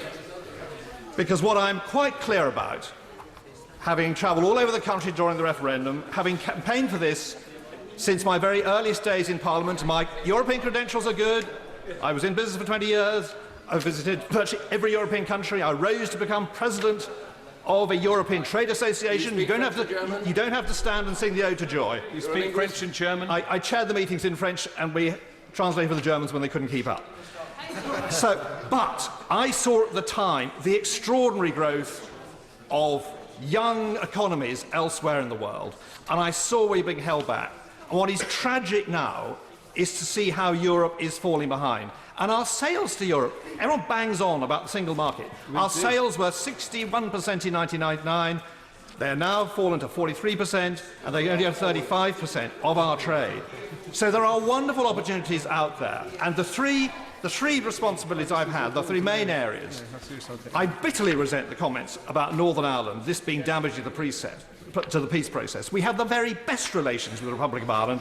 That will carry on, and we will respect the common travel area and all that's good. But what we need to do is to revive the economy in Northern Ireland.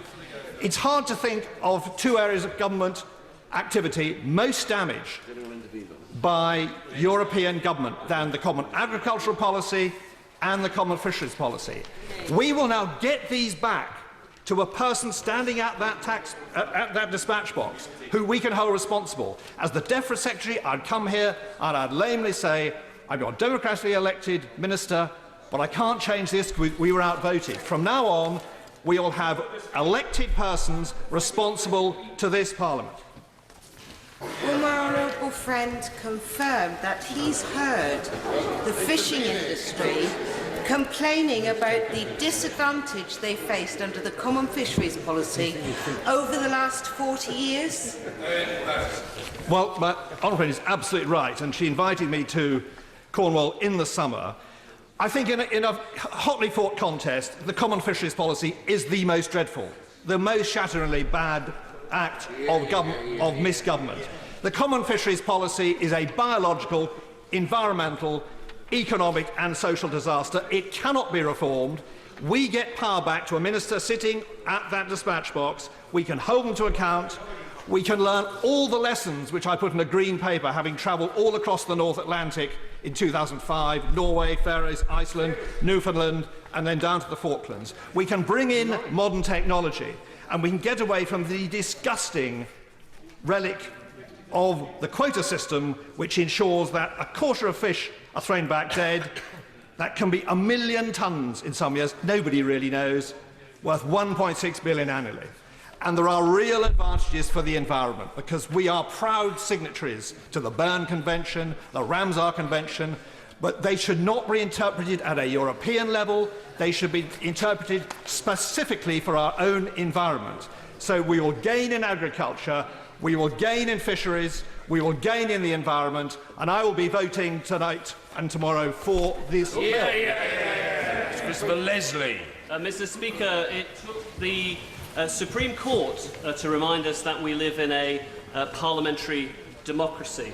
And yes, it is true that Parliament decided that we should have a referendum, and for myself, I do find it very difficult not to respect the outcome of that referendum. But Parliament did not cut itself out of this whole issue altogether. Parliament did not divest itself of its involvement in determining what should happen when the UK withdraws from the European Union, because that is the bill we are discussing today. We are discussing the UK's withdrawal from the European Union, not the Maastricht Treaty, which, by the way, had 23 days to debate the issues in committee, or the Lisbon Treaty, or the Amsterdam Treaty, or the Single European Act. This bill is more important than all of those other bills, wrapped together, multiplied by a large factor. And that is why, Mr. Speaker, in a moment I'll give way to the Honourable Gentleman, that is why we should look very carefully at what this bill says. This bill says, grudgingly, that ministers, well, they come and get permission from Parliament for the notification, but then they try and yank it right back to the Prime Minister, entirely, 100% back into the hands of ministers alone to determine our fate outside the European Union. And that's why I just cannot bring myself to vote in favour of this particular legislation, because there are so many issues, so many ramifications, so many questions surrounding our withdrawal from the European Union, that it is our duty, it's what the Supreme Court insisted we should do, to have due diligence to look at all of the issues surrounding this particular question. And that is why, Mr. Speaker, I have decided to table a few very judicious amendments to this particular bill to try and cover off some of the, just a few corners of the questions that I think this bill needs to address. What happens, for example, in terms of our relationship with the single market? What are we doing in terms of potential for tariff-free access or frictionless trade across the rest of Europe? Are we going to be able to have such advantages again? These are the questions that, of course, weren't on that ballot paper. Absolutely. The ballot paper simply stated, should we remain or should we leave the European Union? The ballot paper did not go into all of these details. Those details are for Parliament to determine, and for us as members of Parliament to do our duty, to do our scrutiny, and to make sure that we give a steer to ministers, that we give them their instructions on how we should be negotiating our withdrawal from the European Union.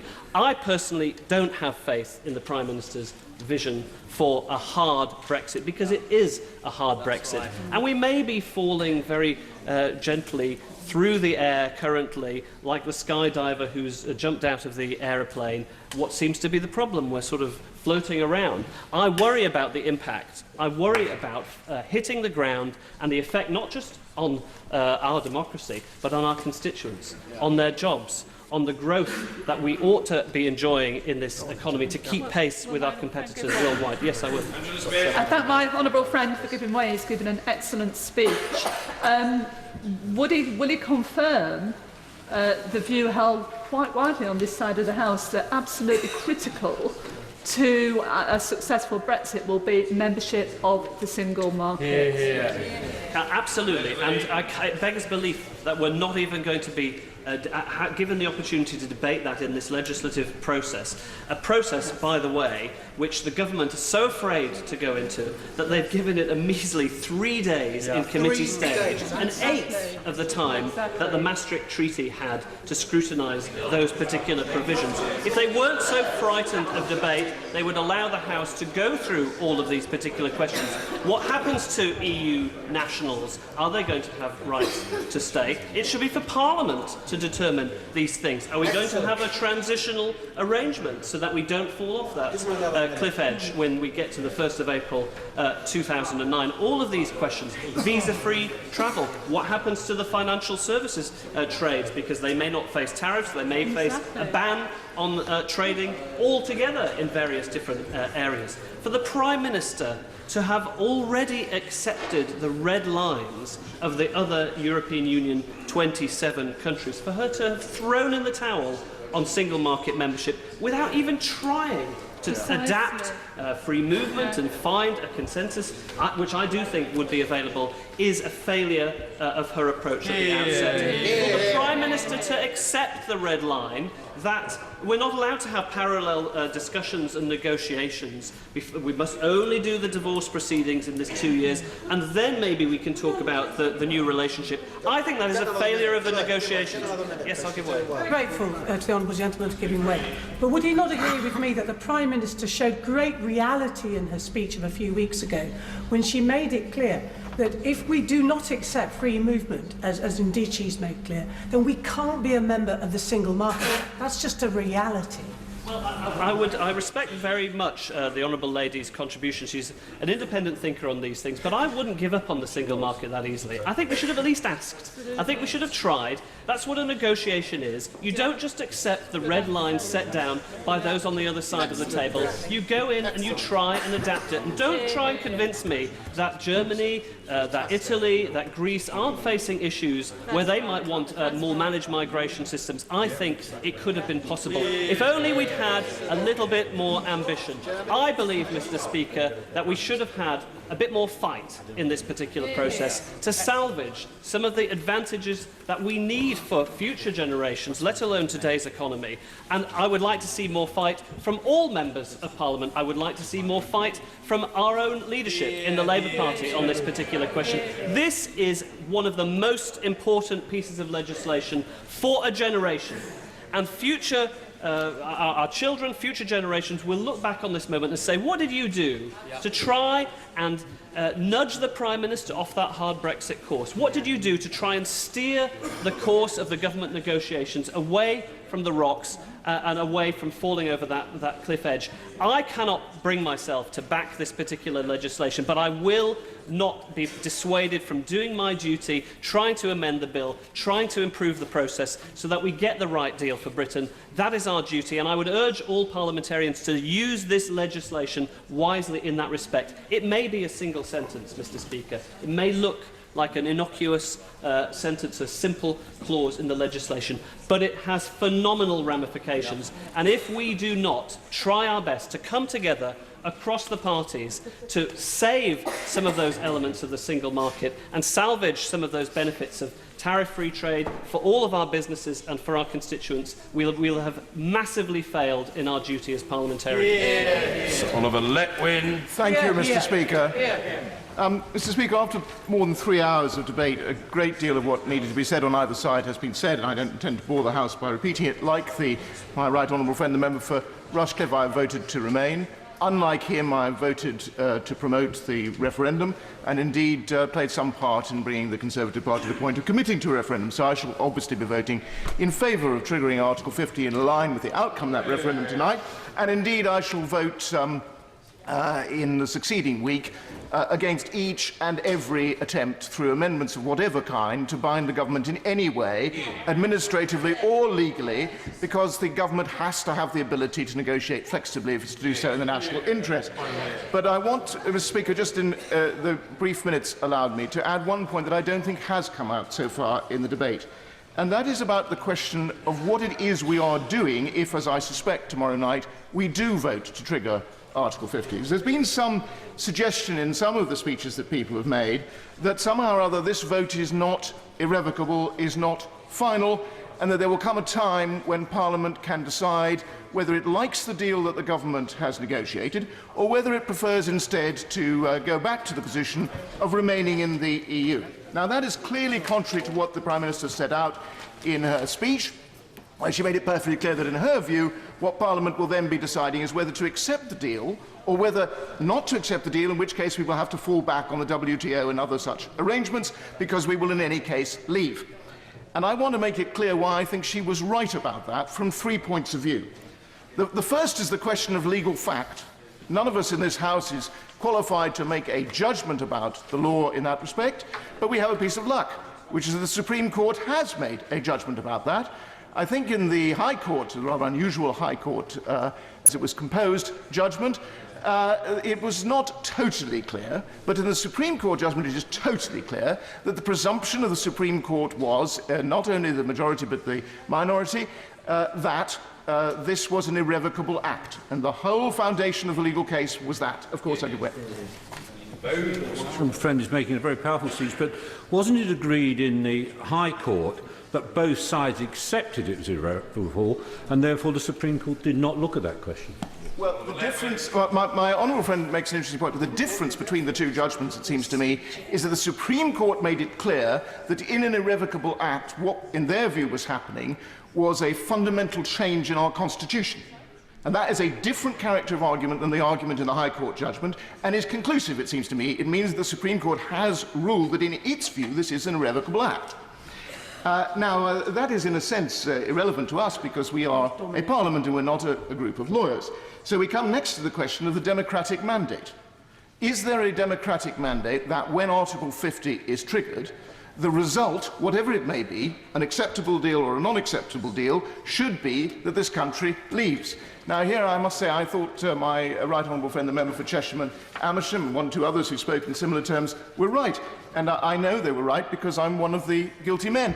I know that in the referendum campaign, I made it perfectly clear to the many audiences that I addressed that in my view, and this is part of the reason why I voted to remain, it would be an inevitable consequence of leaving, that we would leave the single market, that we would have to reassert our control of the borders that would be incompatible with the single market, that we would seek to negotiate with the rest of the world, and therefore we would have to leave the customs union, and I therefore made it perfectly clear to them that we might find ourselves in a position where we were unable to negotiate a free trade agreement, because that takes two sides and you can't guarantee what the other side will do, and therefore we might have to fall back on the WTO, which I think will be greatly to the disadvantage of this country.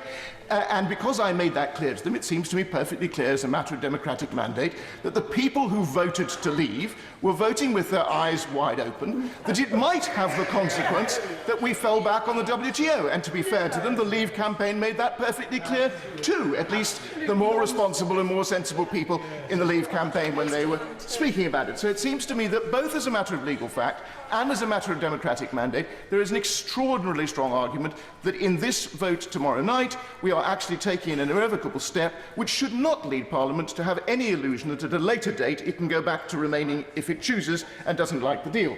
But I want to come to the third, and it seems to me, overwhelming point finally.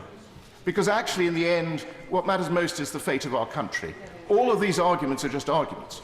But the fate of our country is a real thing that has effect on the men and women living in it. Well, and the truth is that the negotiating hand that our government has will greatly determine whether in the outcome we do get a comprehensive free trade deal of the kind that the Prime Minister rightly seeks.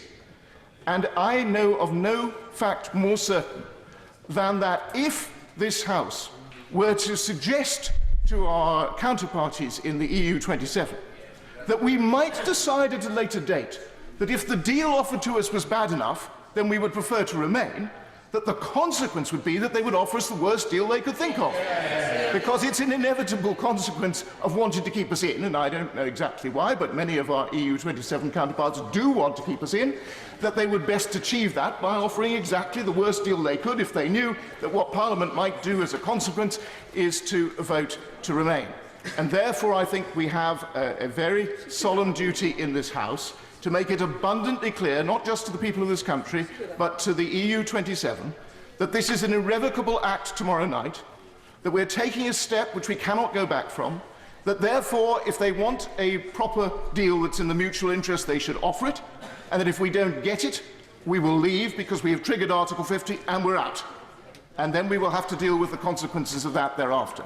And that makes tomorrow night's vote, I think, one of the most important that we will ever take in this House. And I take it with some doubt and hesitation, but I take it because I believe that the will of the people in the end has been expressed. Mr. Clive Efford. Mr. Speaker,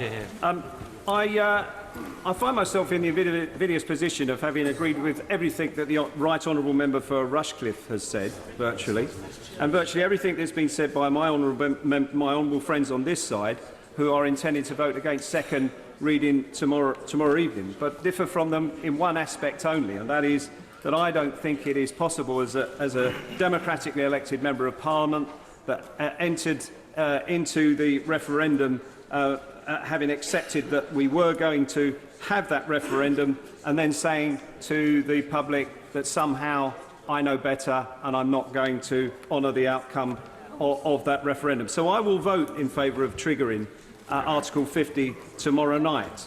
But I will do so also because I don't want the party opposite, every time I challenge them over the process and every time I challenge them to come back to this House to be accountable for what they are negotiating on behalf of this country, to turn around and say that somehow I'm looking to second-guess the outcome of the referendum.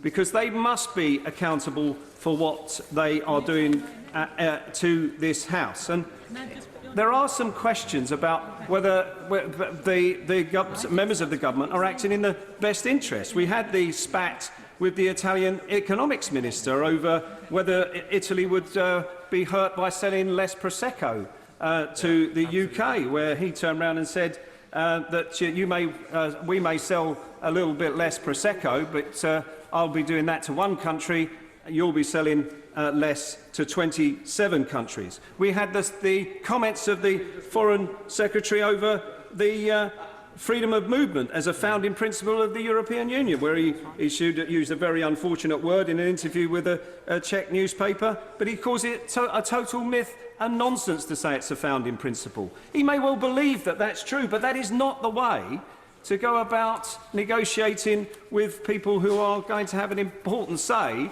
over future trade agreements for this country. And then, when it came to the meeting about the outcome of the election, the American presidential election, he said that he spoke down to the people who were attending a meeting specially convened to discuss that by saying, "I would respectfully say to my beloved European friends and colleagues," what sort of language is that to use when you're talking down to the very people you want to be cooperating with you in future negotiations? He also went on to describe Donald Trump as a liberal guy from New York, but he may be well be rethinking that one. Now, so the government has clearly shown that it's not to be trusted with these negotiations without oversight from this House of Commons. So we have to have a say in this process. So I'll be voting to trigger Article 7, and I've heard speeches from the benches opposite where people have said Parliament Article 50, but I've heard speeches from the members opposite who have said that they want to have a say over the process here in Parliament. So I hope we'll see them voting on amendments to ensure that that actually takes place in the debates that we have over the 3 days next week. And I've heard all the talk about a brave new world that's going to open up for us under the World Trade Organization. But people don't seem to be respecting the fact that there are rules and regulations and tariffs to be negotiated with the World Trade Organization. In fact, it's highly likely that the easiest way into the World Trade Organization is to take as a package all the agreements we have under the EU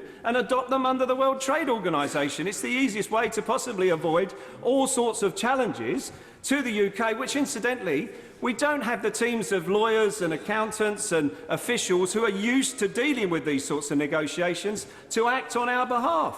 So we're opening up all these negotiations without having the expertise in place. And it's a question that's been asked several times of the government about building up these departments and the expertise. Where are the experts that are used to negotiating on behalf of the UK? Because they're all in Europe. They've been doing it at a European level, and they're not here. And we're going to have to do that at several levels, over Article 50, over future trade agreements, over trade agreements through the WTO. And what's going to happen with those countries who have vested interests, like Spain, who might want to use this vulnerability of the UK to open up negotiations about Gibraltar? Or if we go into the World Trade Organization, would Argentina start to challenge agreements with the UK in order to open up negotiations about the future of the Falklands Islands? This is the reality of international trade agreements. This is the real world that we're going to be moving into. And the idea that we can just fall out of Europe and fall into the World Trade Organization and there are absolutely no consequences is folly. And that is why this House of Commons has got to have a say over the process, and it's got to scrutinise in detail what this government is doing on behalf of this country. And we as members of Parliament have a duty to do that. And the government should not stand in the way of democratic accountability in this House on the guise of saying you're trying to renegotiate the outcome of the referendum. That is not true, but that means that they can't avoid accountability. So I hope the government will accept an amendment on that basis so that we do bring sovereignty back here to this House of Commons. Michael Gove. Thank you very much, Mr. Speaker. Can I begin by saying how grateful I am, and I'm sure many other members of the House are, to both the High Court and the Supreme Court for their rulings, which ensure that this legislation comes in front of the House of Commons today. Because, as has been pointed out by our judges, not least by Lord Justice Laws in the Metric Martyrs case, the original European Communities Act of 1972 was a constitutional statute of such significance that it and its provisions can only be changed by legislation. And I'm glad the government is bringing forward this bill. Now, the 1972 European Communities Act is so significant because, uniquely, it allows laws made outside this House to have direct effect in the law of this land. That means that laws which are framed, designed, shaped by individuals whom we have never elected and whom we cannot remove, have a sovereign ability to dictate what is legal and what is illegal in this House. And I listen with respect and interest to all those, like the honourable gentleman who just spoke, who stressed the importance of parliamentary scrutiny. But where were they in the period between 1972 and now, when literally thousands of laws were imposed on the people of this country, not just without scrutiny, but without debate, without vote, without the possibility of amendment or rejection? I have to say, they are pretty late coming to the Democratic Party now. And in talking about democracy, I think it's vitally important, as was pointed out in the brilliant speech by my right honourable friend, the Member of Parliament for West Dorset, that we do not attempt to revisit the decision that the British people made last year. And I thought it was instructive that the former leader of the Liberal Democrats, the member for Sheffield Hallam, was so dismissive of the result and the debate during the course of the referendum. A previous leader of the Liberal Democrat Party, as has been pointed out, said on referendum night, in, out, when the British people have spoken, you do what they command. Either you believe in democracy or you don't. When democracy speaks, we obey. All of us do. Any people who retreat into, we're coming back for a second one, they don't believe in democracy. It is a tragedy that the party which is called Liberal Democrat is scarcely liberal and now anti-democratic. And it would be harmful for our democracy at a time when all of us are concerned about the rise of raucous populism, harmful for our democracy. I note the response from the SNP, who are the prime traders in raucous populism and the politics of division. But if we were now to reject the considered decision of 17.4 million of our fellow citizens, we would only be feeding the disaffection with the democratic process that in other countries has led to unfortunate results. That is why, again, my right honourable friend, the member for West Dorset, was right. We should respect the result and honour the mandate. And I note that there are a number of people who ask now for white papers and scrutiny and greater clarity. We've already had a promise of a white paper. We've had a 6,000-word speech from our Prime Minister. We've had clarity in all of these issues. There are people who not only won't take yes for an answer, they're people who are not seeking clarity, they're seeking obfuscation, delay and a dilution of the democratic mandate of the British people. Because as was pointed out, happy to give it. Thank you very much indeed. And firstly, can I just say that I think a 6,000-word speech for the Honourable Gentleman would, I know, be a very short speech if he were to give it. But can I just challenge him on the issue of a white paper? He and many others who voted to campaign to leave want to take back control to rest in this sovereign parliament. Does he not agree then that it is right that the government's terms that they want to start negotiations with are presented in a white paper to this parliament and not just in a speech at Lancaster House? The Prime Minister has already agreed that a white paper will be published, and I think quite rightly so. And I think it is also the case that the Secretary of State said from the dispatch box that it would come as soon as possible. I have enormous respect for my right honourable friend. I'm going to return to an argument that she's made outside this place in just a second. But I would say that so many of those who call for a white paper or clarification so very rarely actually outline what they think the right course is. It is so very rare that we have a positive case put. Instead, what we have repeatedly is an attempt to rewrite what happened in the referendum debate. The honourable member for Derby South tried to present the referendum debate as though it was somehow inconclusive on questions like our membership of the single market or the customs union. But as my right honourable friend, the member for Dorset West, pointed out, we could not have been clearer on behalf of the Leave campaign that we were leaving the single market, and it was also perfectly clear that we could not have the trade deals of the future without leaving the customs union. And I'm delighted to give way to my honourable friend. I'm grateful to my right honourable friend. Could he therefore please assure us that he still would be true to his claim as a leader of the Leave campaign that £350 million will now be going to our NHS? Or does he agree with others that actually that figure was always false and it was a lie? I've no idea whether or not the word lie is unparliamentary, but what I do know is that as someone who is not in the government, I can't deliver these sums. But what I can do is I can consistently argue, as I have, that when we take back control of the money that we currently give to the European Union, we can invest that money in the NHS. And in fact, it was the consistent claim of the Leave campaign, as the Right Honourable Lady well knows, that we should wish to give £100 million to the NHS. Some of the money that we were going to take back control of, we would also use to spend on supporting science and also on making sure that we could get rid of VAT on fuel, something that we cannot do while we are still members of the European Union. Delighted to give way.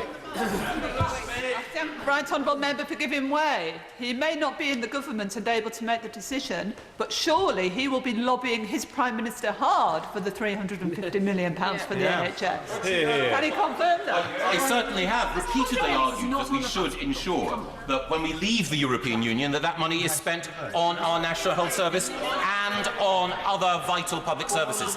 And this comes to the heart of the challenge, the fair challenge that was issued by the member for Leeds Central and by the opposition spokesman for Holborn and St Pancras, which is, how do we ensure that the views of the 52%, which were clear and unambiguous and which this legislation gives effect to, and the views of the 48% who didn't vote to leave the European Union are respected? And my challenge to the 48%, and of course the 48% are respected at the highest, represented rather, at the highest levels of the government. We have a Prime Minister, a Chancellor of the Exchequer, who voted to remain in the European Union. So it's not as though those views are ignored or marginal. But my challenge and my offer is, can we ensure that the Brexit that we embrace is liberal, open and democratic? For my part, that means, yes, more money to the National Health Service. It also means embracing the principles outlined by my right honourable friend, the member for Loughborough, in a recent article on Conservative Home. It means giving, as the member for Edgbaston said, an absolute unilateral guarantee to EU citizens that they should stay here. It also means having a free trade policy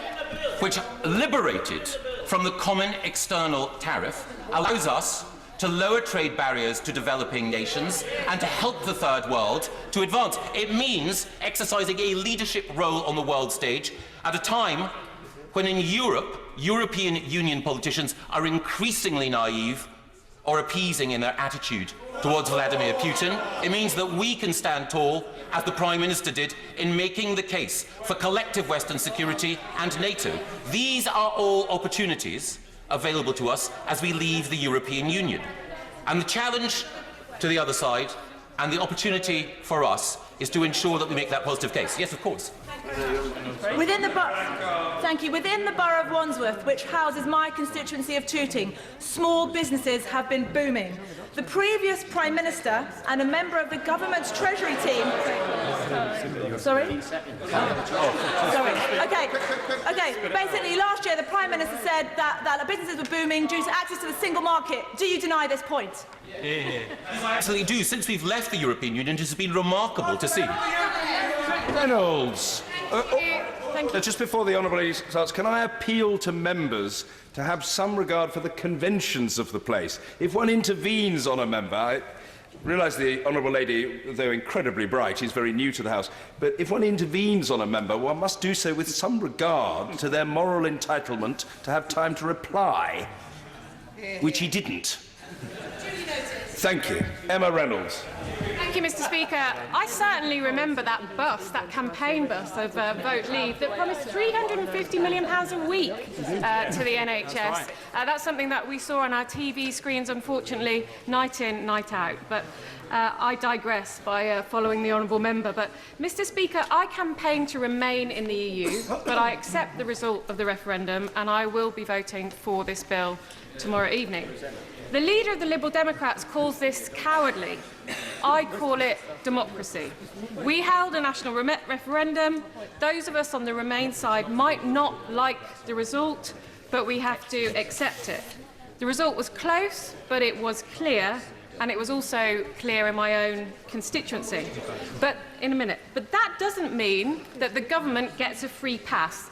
That doesn't mean if I strive to hold them to account that I am an enemy of the people.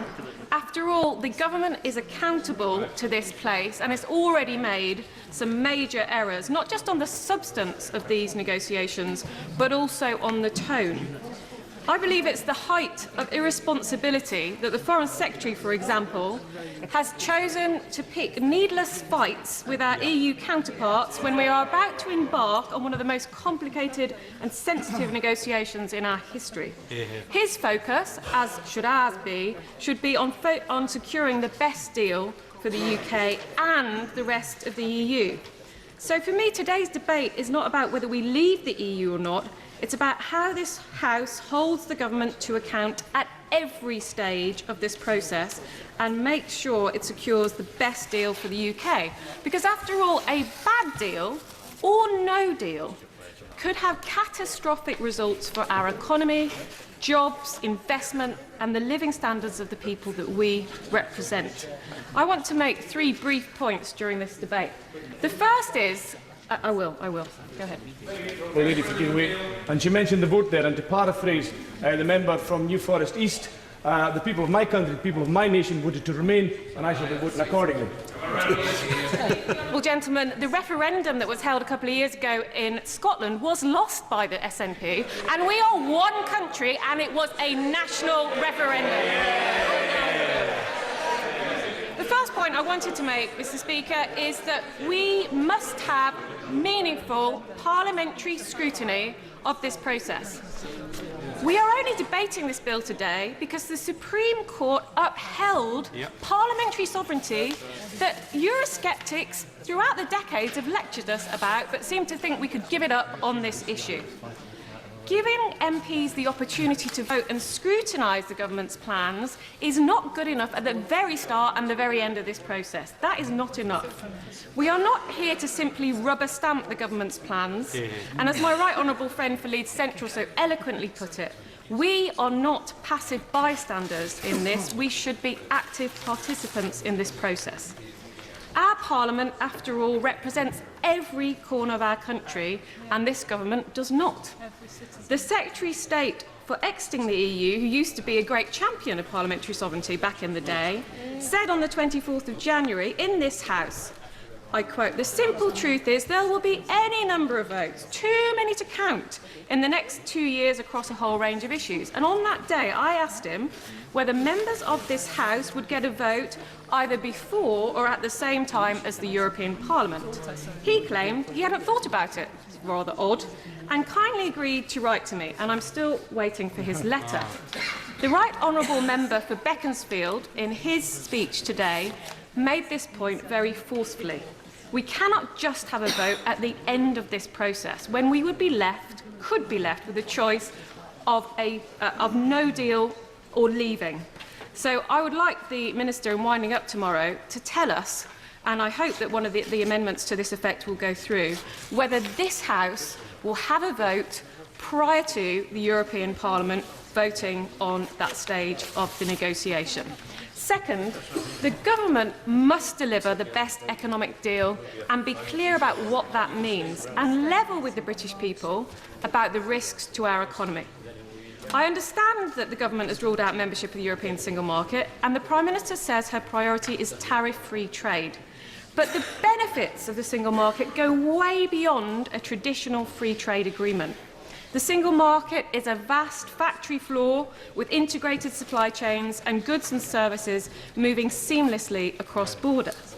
And as the Right Honourable Member for Rushcliffe said earlier, regulatory barriers matter more than tariffs in the modern world, especially in advanced economies like our own. And that's why businesses and business organisations are calling for regulatory stability. But I would like to hear more from the government about this.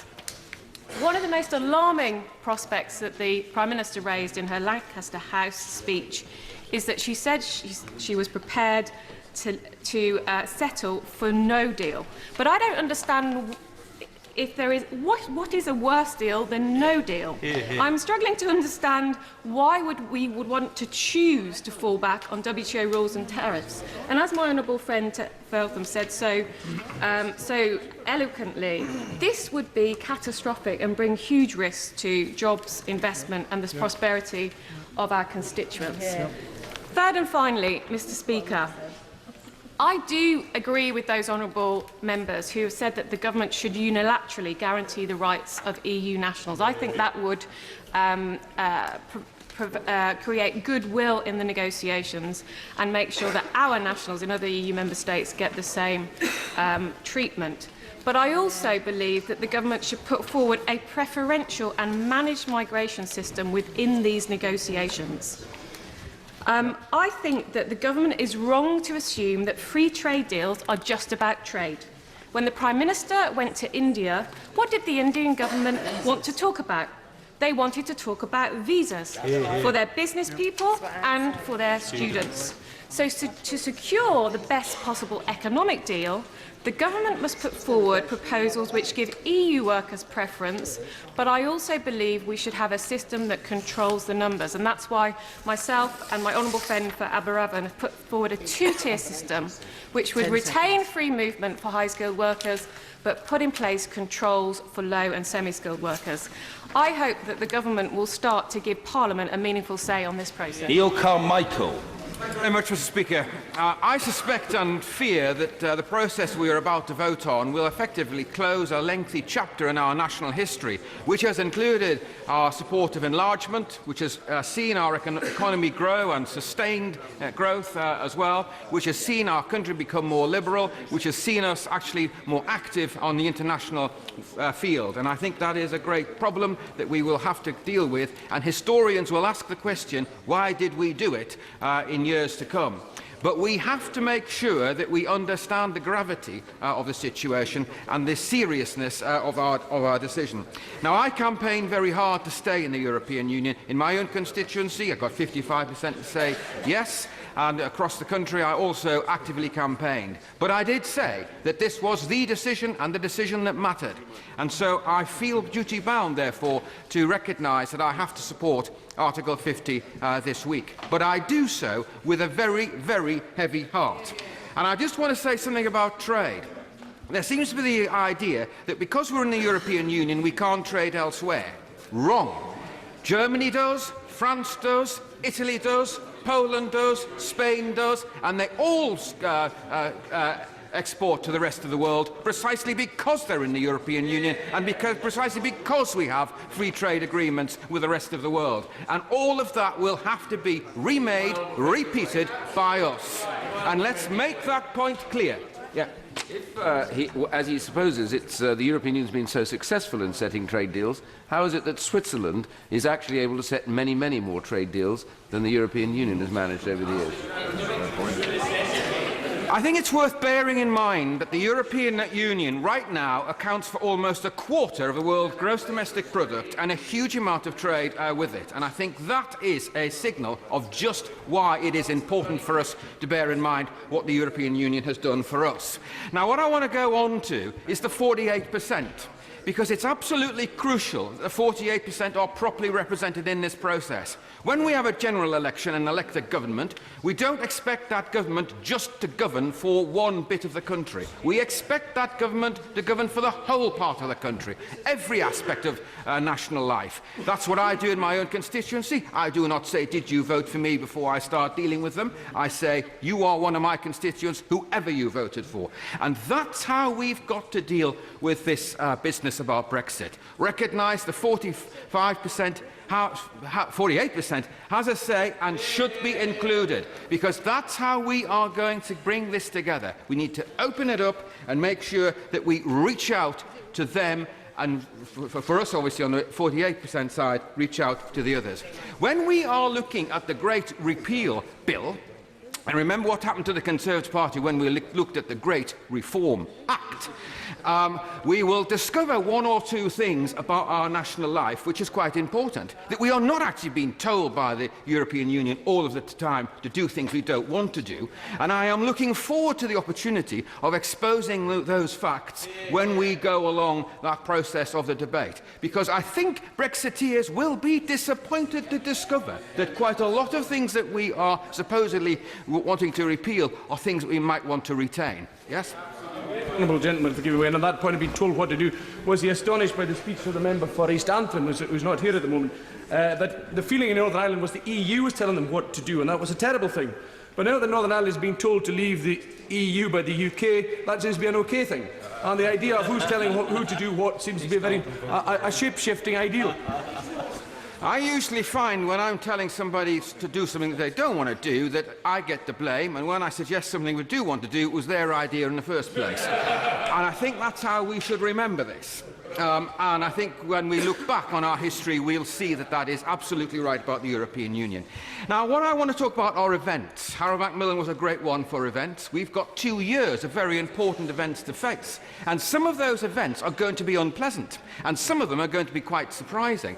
And I can't predict what they are going to be. But what I do think is that the government really does have to react carefully to those events, because they will include changes in economic news. They will include situations in international policy which actually require a response above and beyond what we are focusing on in terms of Brexit. So remember events. Remember they will give opportunities for a more sensible view about the way in which we direct our negotiations and our sense of purpose towards Brexit.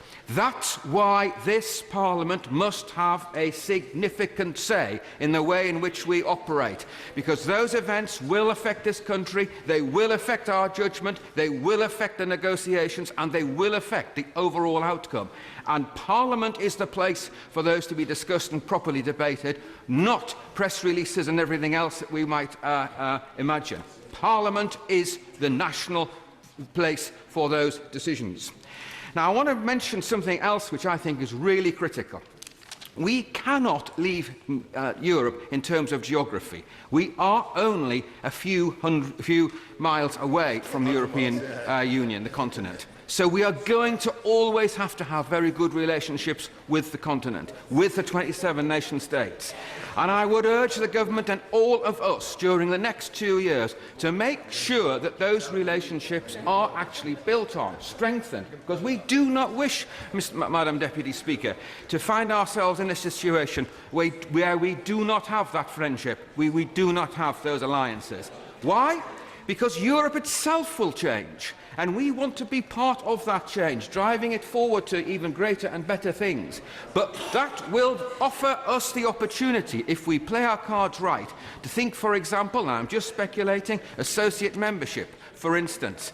We must not turn our backs on the opportunities that might present themselves in the future. So that is why I am very keen that Parliament does have a strong role in this, that we do during the next 2 years think of those events, think of those opportunities, and retain and strengthen those relationships. Now, of course, it's essential, I believe, for Parliament to have some final say on these matters when we get to the end game, if we actually do get that end game. And that's why I think it's important. It's not just necessary to talk about voting on deal or no deal, but I think we need to have a view about where we go if such a deal does not emerge, which is satisfactory, or such a deal doesn't even emerge at all. We must have a contribution to make. Because it is not correct to say that the European Union is hell-bent on making life a misery for us, because everybody knows that we are interdependent, we know that, they know that, and it's important for us to accept that as a Parliament and as a country. A constituent of mine had a very good phrase, which I am going to borrow. He said, you shouldn't jump out of an aeroplane without checking that the parachute is working. And that is what we have to consider when we head towards the final moments in 2 years. So I summarise by saying this. Consider how we will incorporate this whole decision around not just the 52, but the 48. Think about the opportunities through the events that may arise, or the threats that may arise from those events. Maintain good relationships, and above all, recognise this Parliament is sovereign. It always actually has been, and that's what we have to recognise and salute. Deirdre Brock. Thank you, Madam Deputy Speaker, and a pleasure to follow a very thoughtful contribution from the Honourable Member for Stroud. A government, Madam Deputy Speaker, that was confident in what it was doing and confident it was pursuing the right ends would have had no difficulty in engaging with Parliament. In fact, it would have welcomed the opportunity. What we saw here instead was a government and a Prime Minister hiding from Parliament and from the democratic processes upon which good governance is built. They were forced into coming here and doing the right thing only because they were dragged before the courts, defeated and defeated again by campaigners holding up the principle of parliamentary democracy as something to which the government should bow. I too would like to take this opportunity to thank those democracy campaigners and single out Gina Miller in particular. The contribution they have made, as I've mentioned before, will have long-lasting effects on this issue and others. This bill, this few paragraphs, this poor excuse for legislation has been wrung out of the government, and its brevity is childish and disrespectful to this place, to the courts and to the people whose representatives come here on their behalf. The government should be ashamed. It suggests that there was no preparation done by the government in advance of the court judgment, not even when it was going back to appeal without much hope of success. That would smack of the same kind of arrogant laziness that marked the approach of David Cameron's government to the referendum. No preparation, just wing it and hope. Now, I am shocked from hearing the other members on the other side. They don't think the people should be entitled to know what the plan is. And in Scotland, we debated the details, as people like to mention the independence referendum very often, for 2 years. In this place, the government still doesn't know what the details are 2 months before kick-off. Now, a clear indication of the lack of preparation is the attitude the government has struck towards the devolved administrations, promising consultation and open dialogue, but delivering little, as has been said, almost nothing. The Scottish Government, which has put some thought into how to proceed, offered some constructive suggestions but had nothing in return other than a promise that the paper it presented would be read. No real engagement, no dialogue, no offer to discuss the negotiations as they go along, no offer of a seat at the negotiating table for Scottish ministers. And that's what a United Kingdom government would offer if it was serious about taking the devolved administrations with it, if it was confident of its ground. Now, Scotland and Wales have particular reasons to be anxious about what the UK government is doing in Europe, but Northern Ireland, despite the warm words of the honourable member for North Shropshire, has more reason than most to worry. The prospect of a return to a hard border is horrendous for communities and businesses in Northern Ireland, and any threat to the common travel area extremely serious. The government's attitude to date seems to be an approach that everything will be fine there, that Northern Ireland has always been treated as a special case by the EU and will be treated so again. That ignores the fact that it was treated as a special case while it was part of the EU.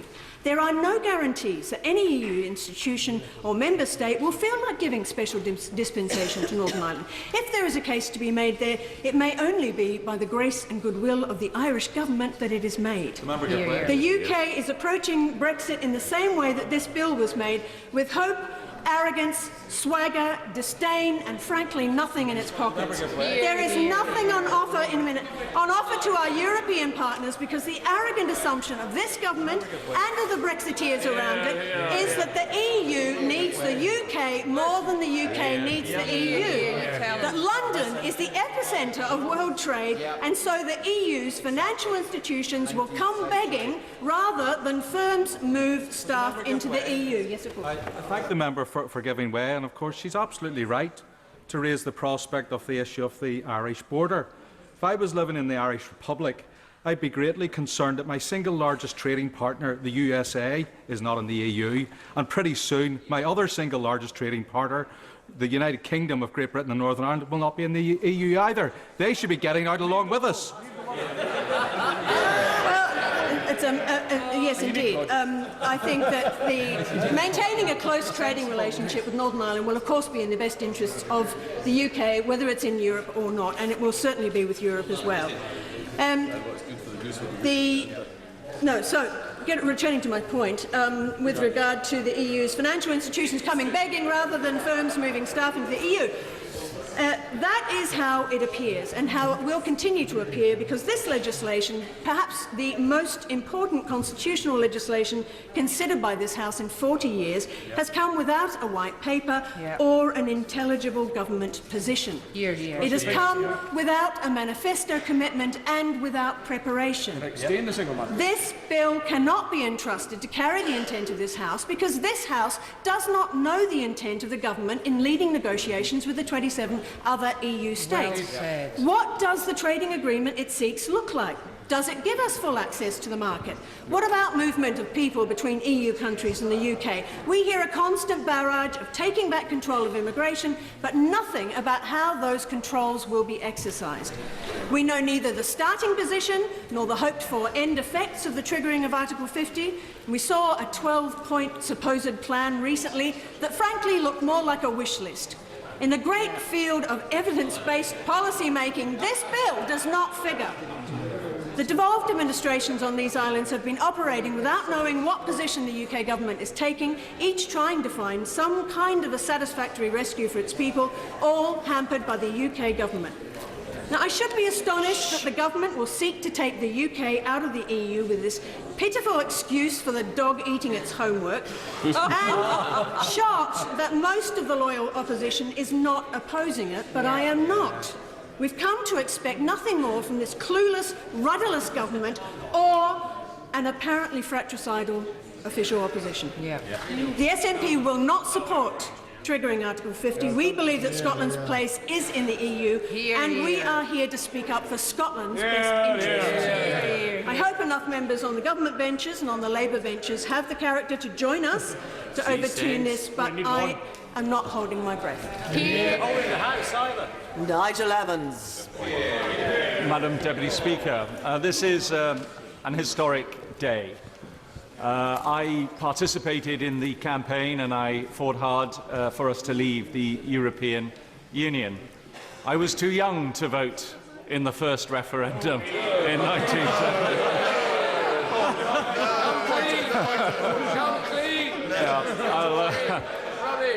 My birth certificate will be available for views later. So I was too young. So this was the first referendum that I had an opportunity to vote in 43 years after the first referendum. I mean, my honourable friend for Stroud has said that when you're jumping out of an aeroplane, make sure that your parachute is working. I prefer the adage that if at first you don't succeed, skydiving isn't for you.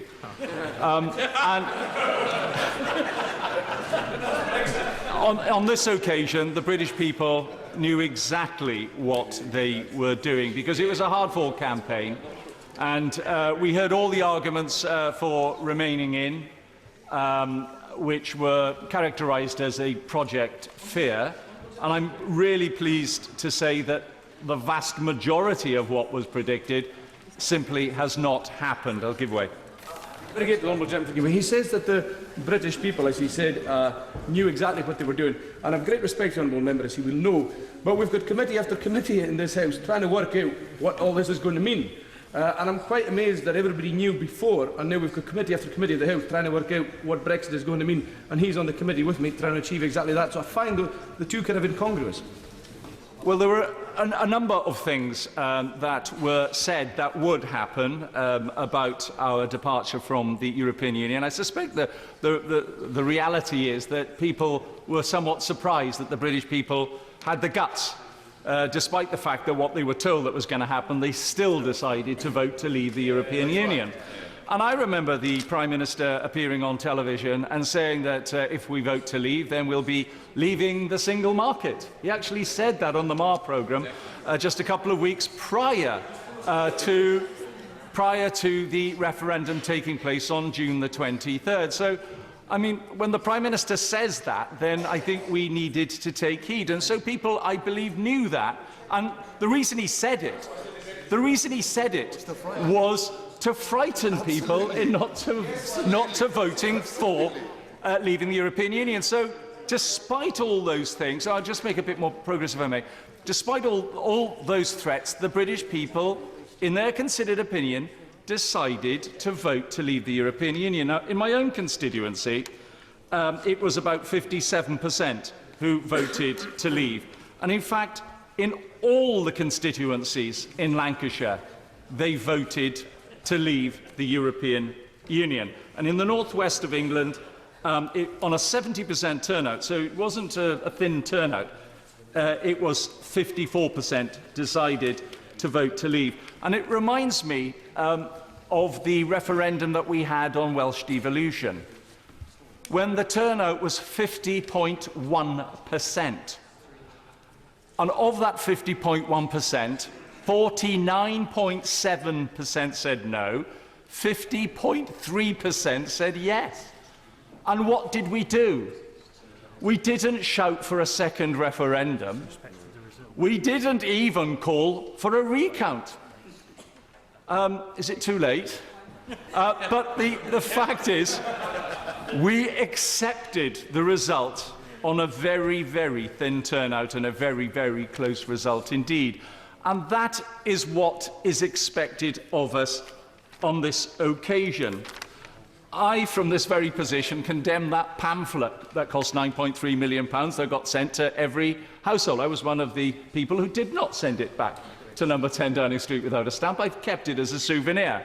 And on the back of it, it did say that this is your decision, the government will implement what you decide. And therefore, I think the onus is on us, if we believe in democracy, to accept the verdict of the British people on a 52% versus 48%, and actually give the Prime Minister the power to trigger Article 50. I want to mention one other thing, which is the European Union citizens who are living and working in this country. And I recognise fully the trauma that many of them must feel as if that they're going to be asked to leave. I think the idea that we are going to round up EU nationals and put them on the next Ryanair or EasyJet back to whichever country they came from as being bonkers, as being something that would be quite despicable, and something which we ought to clarify as quickly as possible, that this is not going to be asked of them. I'll give way to the Honourable Lady. Thank you very much for giving way. EU citizens are a vital part of our community. They work in our communities. Many of us are married to them. They're our friends, our families, our colleagues. Wouldn't my honourable friend agree, then, that we should give these people who have contributed so much legal certainty as soon as possible? I totally agree with the Honourable Lady in that. And I also have cognizance of the British people who happen to live in the south of Spain, work and live in Madrid or in Frankfurt and in various other parts of the European Union. They are going through the same trauma that the EU citizens, I won't because I'm time limited, they're going through that exact same trauma that EU citizens are going through here. As I understand it, the British Prime Minister has already made it clear that as soon as the rest of the EU says yes, whether it's President Juncker or whoever makes this particular decision, then she has already said that is exactly what will happen with EU citizens living here. What I would say, and I actually think it's cruel for the Commission to say that they're not going to clarify the position until we trigger Article 50 and the negotiations begin, as if these citizens, these human beings, should be some pawns in some negotiation. That is cruel, it is inhumane, and what I would ask of my own government is that if they keep up this position, that at least this is the first thing that we negotiate as part of the negotiation process, and that as soon as an agreement comes, which has got to be a humane thing to do, that we announce it straight away, that we don't wait until the two-year process is finished. We actually let them know that that is exactly what we intend to do. As far as, I mean, the prospect of Germany, who has taken in 1 million refugees from the Middle East, actually rounding up British citizens and sending them home, does seem a remarkable sight and a remarkable thing to think of. And this must be clarified as quickly as possible. The last thing I would like to say in conclusion is this, is that I do believe in democracy, and I actually love Europe. I love my European neighbours. I'm a member of the Council of Europe, and I visit on a regular basis, and last week I was in Strasbourg at one of their sessions. But the British people have voted to leave the European Union. And all I would say is, the simple choice is for those who are going to deny that verdict of the British people would appear to love the EU more than they love democracy. And I think that is a dangerous thing. Angela Eagle. Madam Speaker, I quite enjoyed the honourable gentleman's speech till that last bit.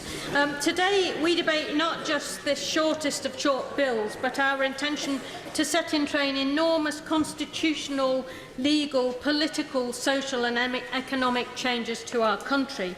And yet this was a debate the government didn't want us to have. It had to be dragged kicking and screaming to the highest court in the land and ordered to give this sovereign parliament a say, taken there by a brave woman who is now receiving death threats for her trouble. The government tried to claim that taking back control meant the revival of government by diktat, using the royal prerogative, an abuse which the Civil War was fought to eliminate. Literally everything we have legislated for in the last 40 years through the EU is now up for grabs. Rights at work, health and safety, environmental standards, regulation, consumer rights, food standards, trading rules. The most, even the, all right. It's great, this list of all the rights that we're going to lose, or those who wish to remain in the EU think we're going to lose, why can't we make all these decisions in this place for our country, for the benefit of our people? We don't need other people to make our rules. All I can say is that when we joined the European Union, we pooled parts of our sovereignty so that we could have a bigger bang for the buck that we spent, particularly in issues like environment, because I don't know whether the honourable gentleman has noticed, but pollution doesn't stop at national borders. Madam Speaker, the most hallucinatory of the Eurosceptic nostalgics in the Tory party dream of a frictionless divorce with no real consequences, economic or otherwise. A trade deal swiftly done which grants the UK all the benefits of EU membership with none of the costs. Some of them even imagine a new mercantilist British Empire, forgetting that times have almost certainly moved on. And they are content to gamble with 50% of our trade and 100% of our prosperity. Now, I argued passionately against the isolationist Leave side in the referendum, fought back against the alternative facts and magical thinking that underlay many of the arguments put forward by the other side. I especially disapproved of the downright lies on the NHS, cynically perpetrated by the leading lights of the Leave campaign and repudiated by them the day after their victory. Who will ever forget that bus, now a byword for cynical manipulation? As it happens, the Wirral voted narrowly in favour of remaining, a tribute to its good judgment, along with its record of returning a full deck of Labour MPs at the last general election. But we are where we are, and it's undoubtedly the case that the country as a whole voted 52-48 to leave. This referendum, Madam Deputy Speaker, has split the country down the middle. And a government interested in building a decent future for our country would have sought to bring us together. But this government has actually done the opposite. It has chosen to interpret the results of the referendum as a victory for Nigel Farage's very own version of Little Britain. First, there were the xenophobic speeches at Tory conference announcing the creation of lists of foreign workers. There were months of confusion about the nature of the government's plan. Then there was the Prime Minister's speech and finally a promised but as yet unpublished white paper. If she doesn't get her way in Europe, the Prime Minister has actually threatened to create a low-regulation Britain with fewer human, civil and workers' rights guaranteed in law and making decades of social progress. Madam Deputy Speaker, that is unacceptable on these benches, and I believe it's unacceptable to the British public. The narrow majority of British voters that cast their ballots for Britain to leave the EU did not, to a person, have in their mind's eye a libertarian fantasy state as their end goal. They were told they could expect and they voted for more money for crucial services and for sensible controls on immigration. In reality, they continue to get massive cuts to the NHS, policing, local services and schools, as this government's austerity cuts continue to decimate our public services and care for the elderly. Now, I fully endorse the amendments tabled in the name of my right honourable friend, the Leader of the Opposition.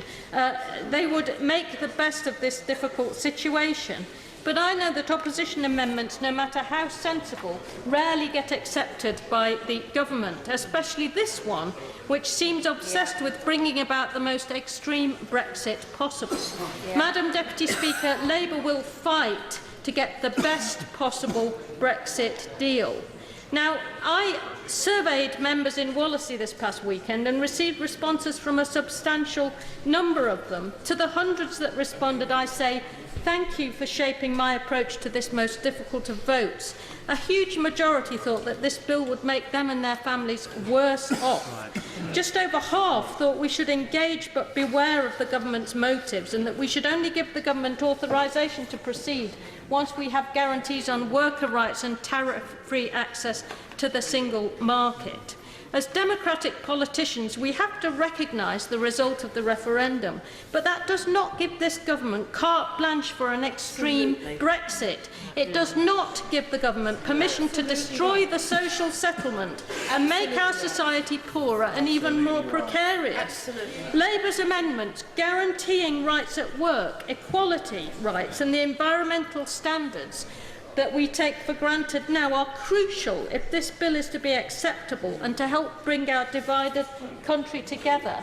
Rather than presenting this House with the most perfunctory bill possible, I wish we'd had a government that wanted to engage and involve Parliament in what will be the most crucial project we have undertaken in generations.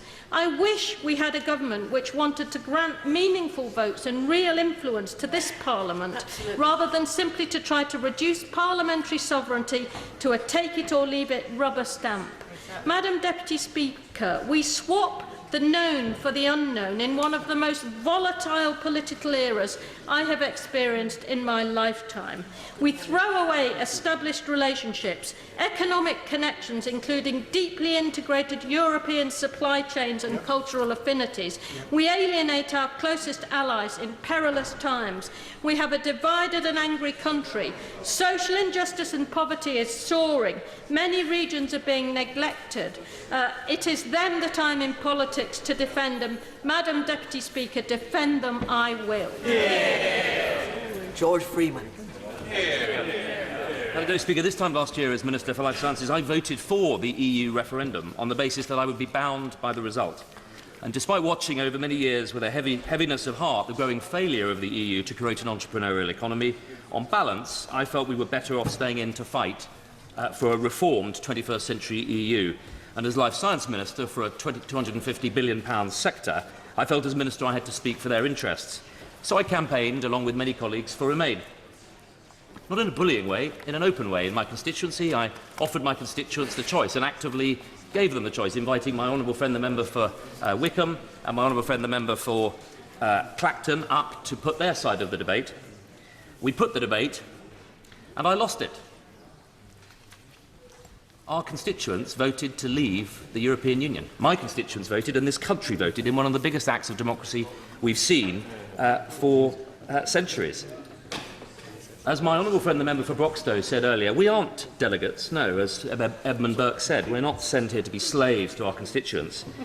But I do believe the one thing that parliamentarians should never give away is the sovereignty vested in us by the people we serve. And the truth is that successive parliaments in recent decades have done that, not least in the Maastricht and the Lisbon treaties, fuelling public anger and disillusionment at the sense of unaccountable political elites, giving away powers that were never theirs in the first place. And that's why I believe we were right to give the people their say, and right now, all of us, to recognise the importance of that vote and the anger that they're expressing. I'll give away to one friend. Since he mentions our debate, I hope he won't mind me saying that he fought the fight with great nobility and grace, and he was eloquent at all times. And if only both sides of the campaigns, and I do mean both sides of the campaigns, had conducted themselves in the way that he did, it would have been a far far happier referendum campaign.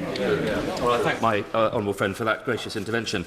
By winning the sovereignty back for this House, we now must use it and show that this House is worthy of that sovereignty and that we're capable of acting in the interest of all the people we all serve. As Churchill said once, courage is what it takes to stand up and speak. Courage is also what it takes sometimes to sit down and listen.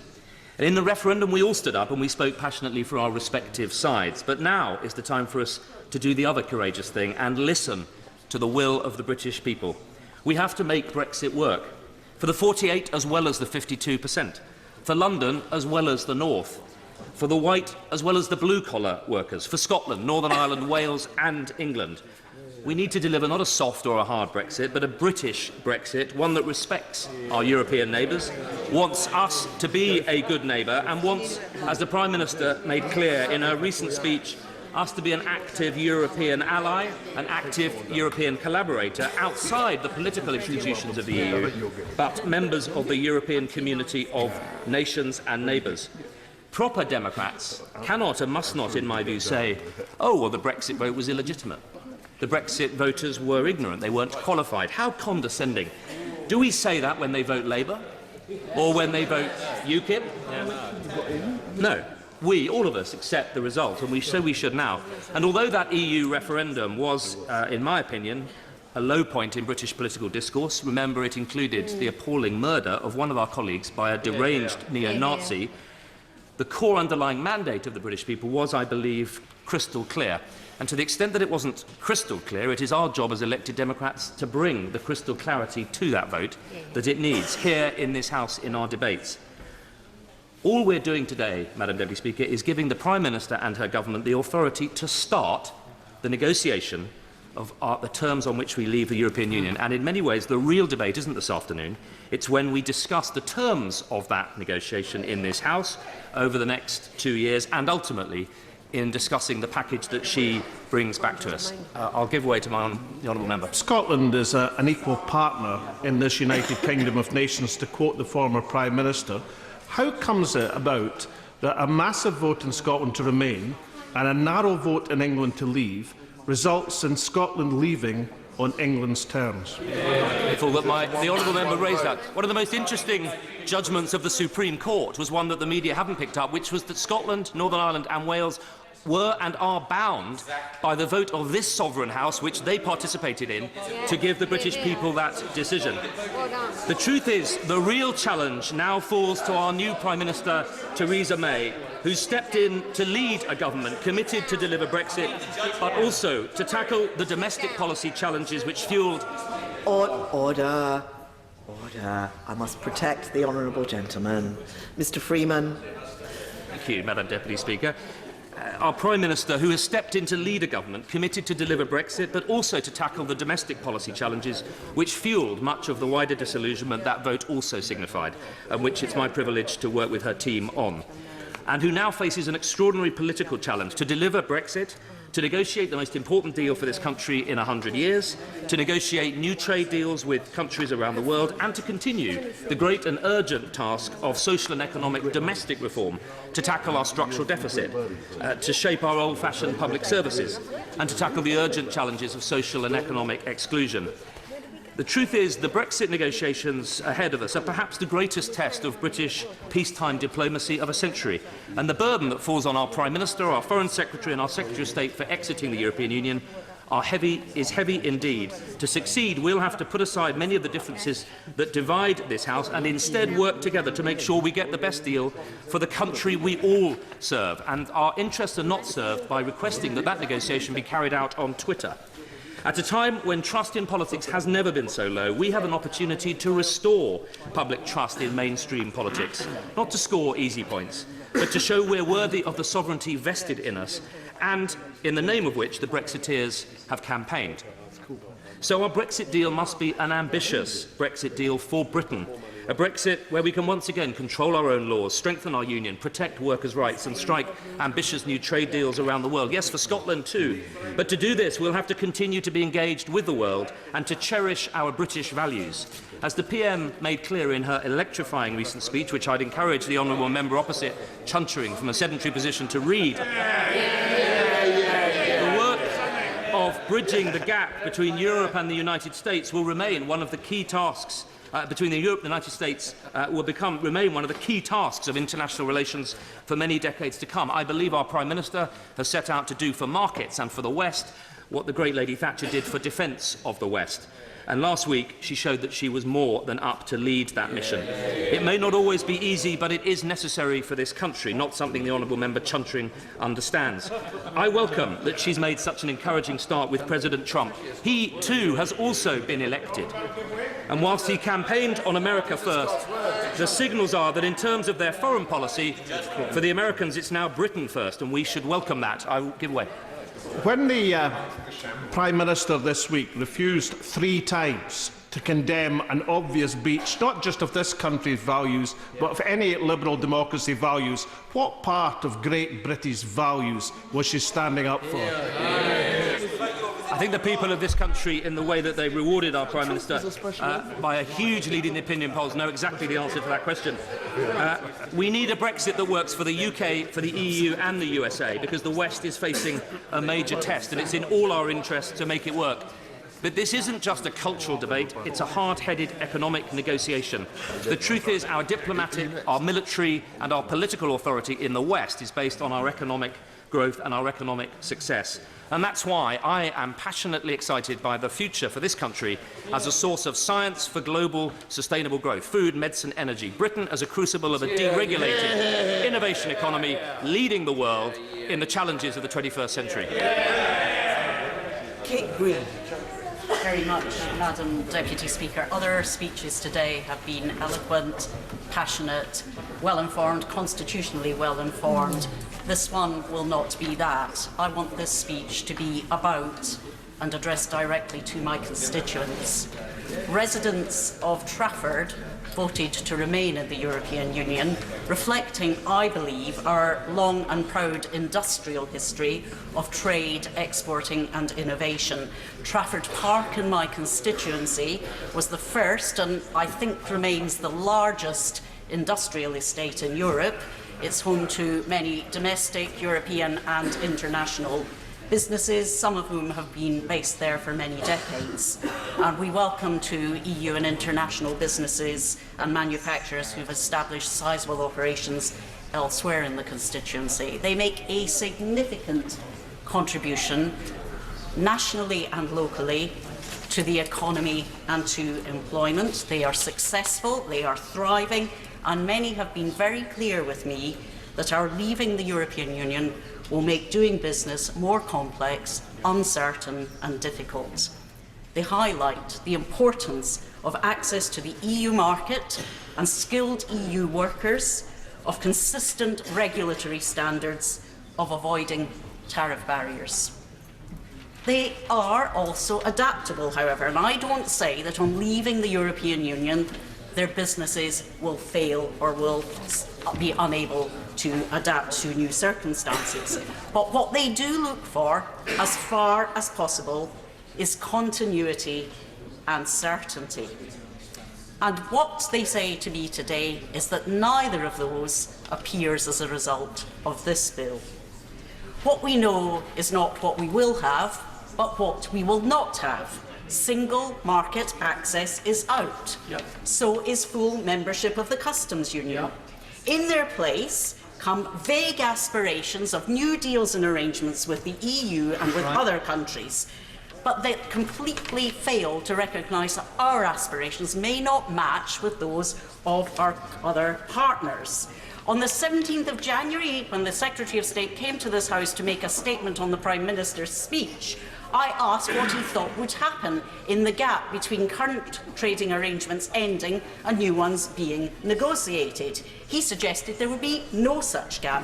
Madam Deputy Speaker, I think that is fanciful. It is a head-in-the-sand attitude to negotiations. We have to recognise that leaving the EU will create gaps and shocks in our economy. Now, of course, shocks can be managed, but not by outright denial of their existence. And with this bill, we're being asked to buy a pig in a poke, being asked to vote to trigger the exit process with no evidence at all that there's a plan in place to protect our economy and our constituents. Important protections and standards all remain to be secured, whether that's in relation to our economy, our trading relationships or our security. And to be asked now to endorse an exit process when the answers to those important questions are still so vague doesn't bode well for the outcome. In fact, Madam Deputy Speaker, the position with this bill is so uncertain that I find it impossible today to vote for it. I will be abstaining on the vote tomorrow, and if the government cannot allay my concerns during the remainder of this bill's passage through Parliament, such that I can be sure that my constituents' interests will be protected, at the final vote I will oppose it. In saying that, and in concluding, I want to address the argument about respecting the result of the referendum. I've thought really deeply about this as I seek to balance the wishes of voters in Trafford with the national result in a referendum for which I freely acknowledge I voted. Some of my constituents who voted to remain in the European Union have told me they now feel we have no choice but to accept the result. Others do not think that. And I think that I was sent here by my constituents to represent their interests as I see best. And I am falling back, Madam Deputy Speaker, on my conscience. Everything I have done in politics and in public policy has been informed by what I believe to be the most important priority, what is in the interests not just of my constituents today, but of future generations. And I do not believe that future generations are well served by woolly aspirations to address the economic, social and security needs of their futures. They're not well served by turning our back on maximum access to the single market. They're not well served, no I won't, they're not well served by the absence of detail on rights, protections and security. They're not well served by ministers' complacent optimism or lazy promises. Now, the government could make good these deficiencies if it would accept many of the amendments which have been tabled to this bill. But unless that happens, we should not proceed to trigger Article 50. In my view, the Right Honourable Member for Sheffield Hallam was right to say that the judgment of future generations is what must guide us in making a decision on this legislation. We will be judged by them on the deal that they inherit. Tom Pursglass. Madam Deputy Speaker, it is my real privilege to speak in this historic debate this afternoon, and there have been many passionate contributions made in the course of the debate so far, including that of the Honourable Lady, the member for Stretford and Urmston, who has clearly thought about this issue a lot, who clearly has a very principled position. It's one that I do not share, but I do respect her position on this matter. And a lot of the contributions that we've heard mirror the exact debate that we had out in the country last June, where people put their arguments very passionately on both sides of the debate. It was a real privilege for me to go up and down the country to engage with people, to talk to them on both sides about their concerns, about their reasons for voting to leave the European Union, people on the other side of the argument voting to remain. And so I recognise that there are sincerely held points of view, not just in this House, but also across the country. One word that has been used a lot this afternoon has been that of judgment, and lots of references back to Burke in 1774. But my judgment on this is plain for all to see. I used my judgment in standing on the manifesto that I stood on in 2015. I used my judgment in voting for the referendum. And I used my judgment in advocating that my constituents and people across this great country should vote to leave in the referendum itself. But being a Member of Parliament is also... I will give way. I thank the member for giving way. Did you use your judgment when it came to standing on a blank piece of paper out to it and putting that to the people in terms of the leave vote? Would the honourable gentleman mind asking the honourable gentleman rather than the chair about the use of judgment? Because I know he doesn't care how I use my judgment. Bad judgment. I apologise. I'm wondering if I can ask the member if he considers it a lack of judgment that he campaigned on a blank piece of paper in terms of voting leave. I'm very grateful to the honourable member for his intervention, but I would argue that's probably detained some of the House's time.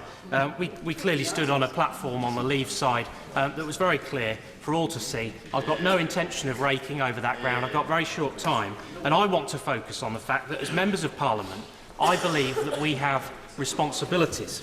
And the order of these things is very well established, and that is that we have to put the national interest first. And in the interests of balance, I'm going to talk about two things that have been said in the course of the debate. First, I thought my honourable friend, the member for Shipley, was right when he said that all those members who voted to have this referendum in the first place have a duty to deliver on the verdict. And on the Remain side of the arguments, I thought that my right honourable and learned friend for Beaconsfield made a very powerful point when he said that every member of this House has a duty to end the uncertainty. Because let's be clear, the debate was had, the engagement was high, the turnout was the highest that we've seen for nearly 25 years. And in my own constituency of Corby and East Northamptonshire, the verdict was clear as well. In Corby, 64.25% voted to leave. In East Northamptonshire, the majority of which I represent, 58.75% voted to leave. Members on both sides of this House have set this motion in train. We used our judgment, not just in voting for the referendum, but in choosing a side and making the arguments. But we also judged in doing that we were going to let the people decide, that we were going to let the country decide. And that's exactly what they did.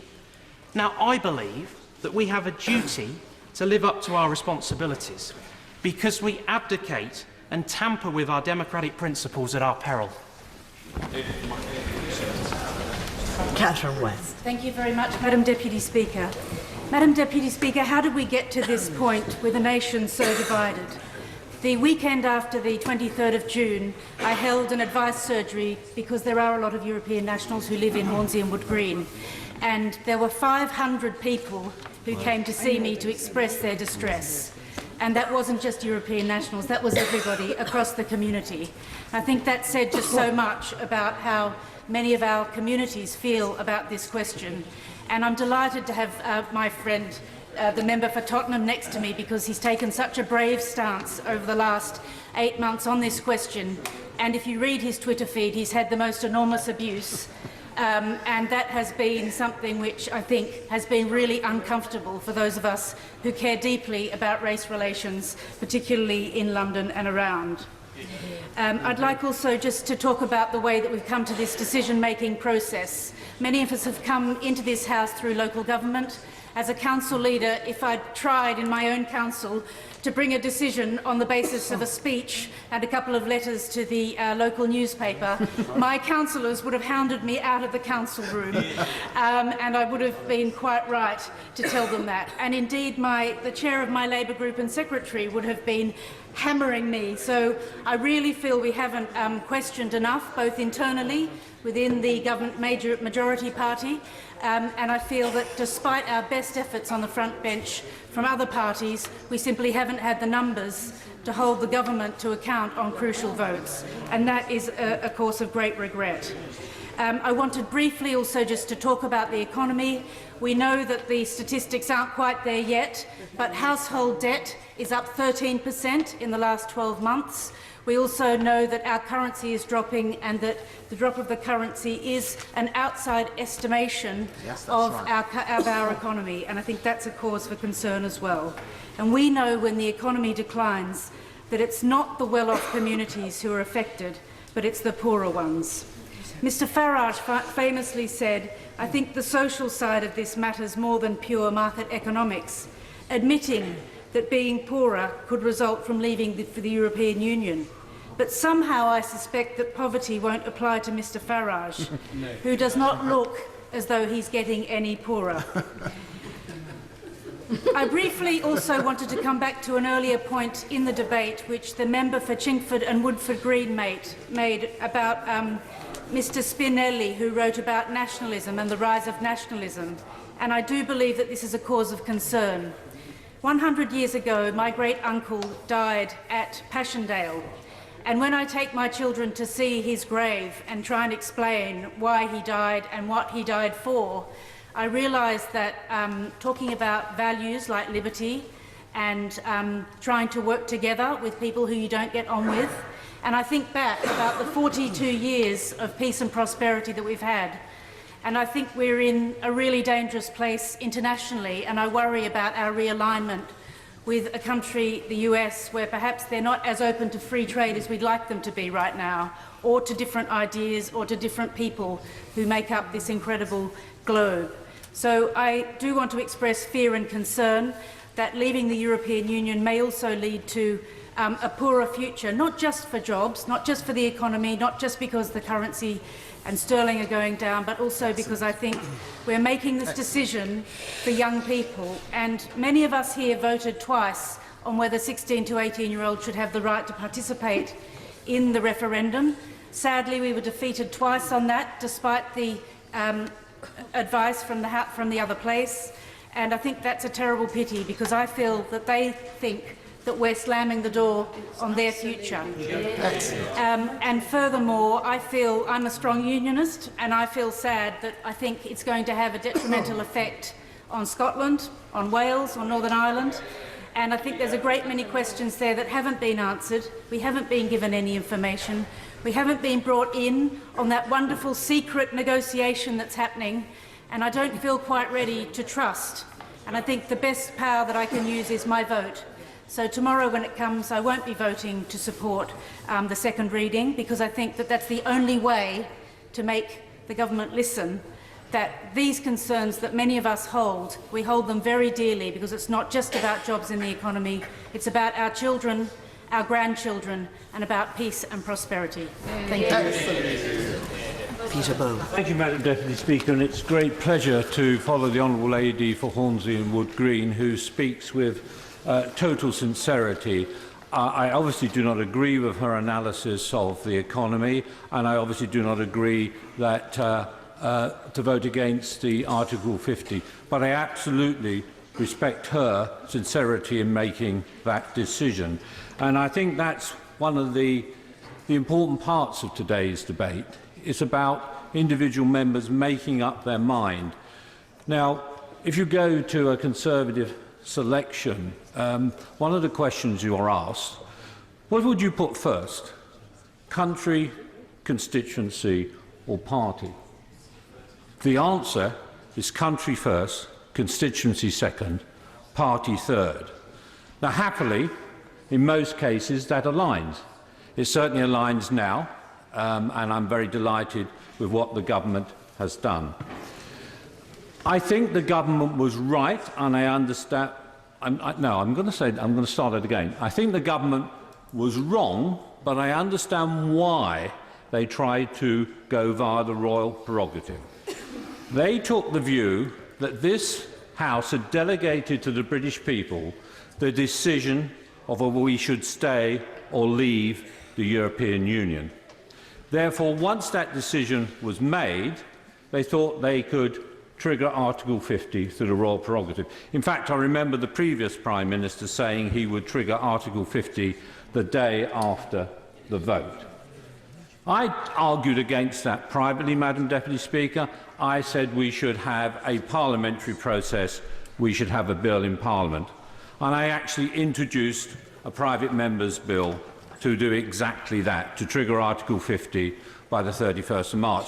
And in fact, the only reason it didn't get a second reading was the Labour Deputy Chief Whip objected to it. I'm very pleased now, Madam Deputy Speaker, that the Labour Party has taken a much more different line. I thought the Shadow Minister who spoke for the Labour Party actually got it rather right. Trigger Article 50, because that's what the British people voted for. Then let's have full parliamentary scrutiny of the bill.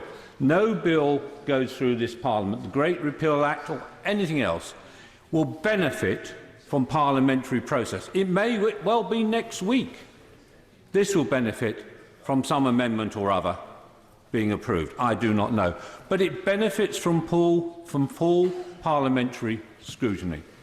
Well, what I wanted to talk about, Madam Deputy Speaker, and I apologise for wearing the hideous tie again. It's come out of retirement for today and tomorrow and 3 days next week. However, Madam Deputy Speaker, obviously if this House was somehow not to vote to trigger Article 50, I'd have to wear the tie for a lot longer. Now, that may change some votes, hopefully, on the other side. It was the honourable lady who spoke before mentioned it was very difficult to get on with some people and work together. Well, as a founding member of GO, which was a cross-party group that campaigned to leave, I know exactly what you mean. I had to work with people from the Labour Party, people from the DUP, and people from UKIP, and even more difficult, people from my own party, to try and get us to all to agree to put party politics to one side. And it was an amazing feat as we toured up and down the country to find that people who could not really stand each other, now that is just the Tory party, you say, sir, could actually work together and produce something in the national interest. I look across the chamber and see the honourable member for Vauxhall. What an outstanding parliamentarian. And she put the country first. And I find it's difficult enough all those years ago to be in a Conservative Party when the Conservative Party was absolutely for the EU and we were idiots to request a referendum. It must be much more difficult to be in the Labour Party and campaign, and congratulations to those people in the Labour Party who've put their country first. And also, and this is somewhat controversial, I guess, in this chamber, I also say to Nigel Farage, I think he campaigned for something he believed in passionately, and when I worked with him, he toed the, if you like, the Go line. There was 4 people who decided Go policy: the honourable member for Vauxhall, myself, the honourable member for Corby, and Nigel Farage. And we all managed, despite our different views, to work together in the country's interest. I think this has been, Madam Deputy Speaker. Oh, of course. I'm actually rather enjoying his speech, but could he then say if he and the other members of the Go campaign supported the absolutely shameful and outrageous Breaking Point poster? Madam Deputy Speaker, by the time we actually got to the referendum campaign proper, I'm afraid the Go Movement Alliance had broken down. We didn't actually get. I'm sorry if I misled the House. What I should have said, prior to designation, the Go organisation was united. After that, that went a different way. But if we are just touching on the point of immigration, it was always Go's view that European Union citizens in this country, prior to the referendum, had the right to stay. I personally would have liked the government to do that unilaterally. I completely understand why they haven't done it, because they want to protect our citizens abroad. But whichever way you look at it, and whichever side of the argument you are on, this was an extraordinary democratic exercise. And the great thing now is the focus of the country is back here in this sovereign parliament, where we can make the decisions. And to the honourable members on the opposite benches, sometime in the future, you'll be on these benches, and you will be able to make the laws. You will be able to push it. Now, hopefully, that may be a long time in the future. Order. Could the honourable gentleman please say they will be able to make the laws? Please. I'll give them an extra 10 seconds to say that. In fact, I'm going to change my mind. They will never have a chance to make the laws. Joe Stevens. Thank you, Madam Deputy Speaker. I believe that the votes that I will be casting on this bill will be the most important votes that I cast as a Member of Parliament. I'm a passionate European. I represent a European capital city constituency, Cardiff Central. I campaigned strongly to remain in the EU last year. I voted to remain. My constituents and my city overwhelmingly voted to remain too. I've lived in Cardiff for nearly 30 years, and the very first person that I met when I unloaded my transit van of belongings in 1989 was a French national. He'd come to Cardiff from Limoges, he lived next door to me, he's become a lifelong friend as well as a successful businessman in my city, employing many people. And now, 30 years on, I now live next door to a German national, a university academic who has made his home in my constituency, married a Welsh woman, and has a young family. And he is an expert in his field and is teaching the next generation of experts at one of my 3 universities in the constituency. And every day in Cardiff Central, I meet, speak and listen to neighbours and residents from across Europe and across the globe. Business owners, students, doctors, healthcare workers, researchers, teachers, mothers, fathers, children. But during the referendum campaign and since, I have had many, many conversations with constituents who are worried. They are worried and they are frightened. Some have been victims of racism and hate crimes, like my friend Suzanne, who came to Cardiff from Germany and has a young daughter, Lilith, who is in primary school, who have been spat at and told to go home and had bricks and stones thrown at them in the street. And this is the climate that they and we are living in. And I do not believe it is a coincidence of timing. It is a direct consequence of the referendum campaign. Right. And the events of the past week in the United States make me more fearful of the rapid developing climate of intolerance in our country. And so I'm imploring the ministers on the front bench opposite to please reassure immediately EU nationals across Britain that they will have their legal status confirmed. But when I look back at the last 12 months leading up to the publication of this bill, one thing stands out for me, and that is the reckless action of the former member for Witney. Where is he now? He's gone and he's disappeared. He's vanished. A man who put himself and his party before the national interest, who gambled our country's safety, future prosperity, and long-standing European and wider international relationships to save his party and his premiership from imploding. He went to Brussels and miserably failed to negotiate a suitable reform package. He denied 16 and 17-year-olds the right to have a vote in their future.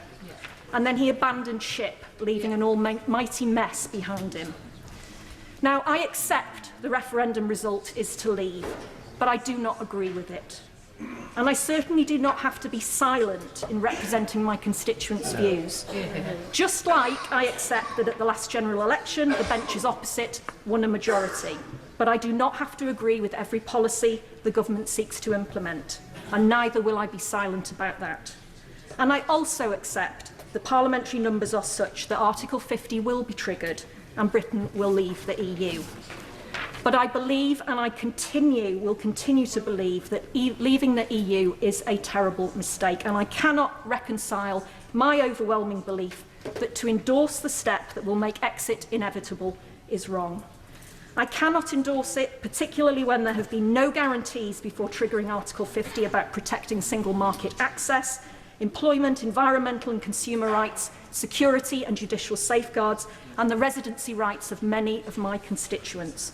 And no guarantee for the people of Wales, never mind a seat at the negotiating table. So I will not stay silent on the basis that to speak is to be anti-democratic, whilst the current Prime Minister leads us towards a brutal exit with all the damage that will cause to the people and the community that I represent.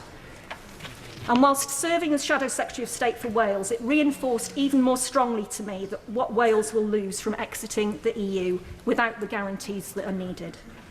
We are net beneficiaries of EU funding to the tune of £245 million every year, where in the last 10 years, EU-funded projects have helped support nearly 73,000 people into work and 234,000 people gain qualifications.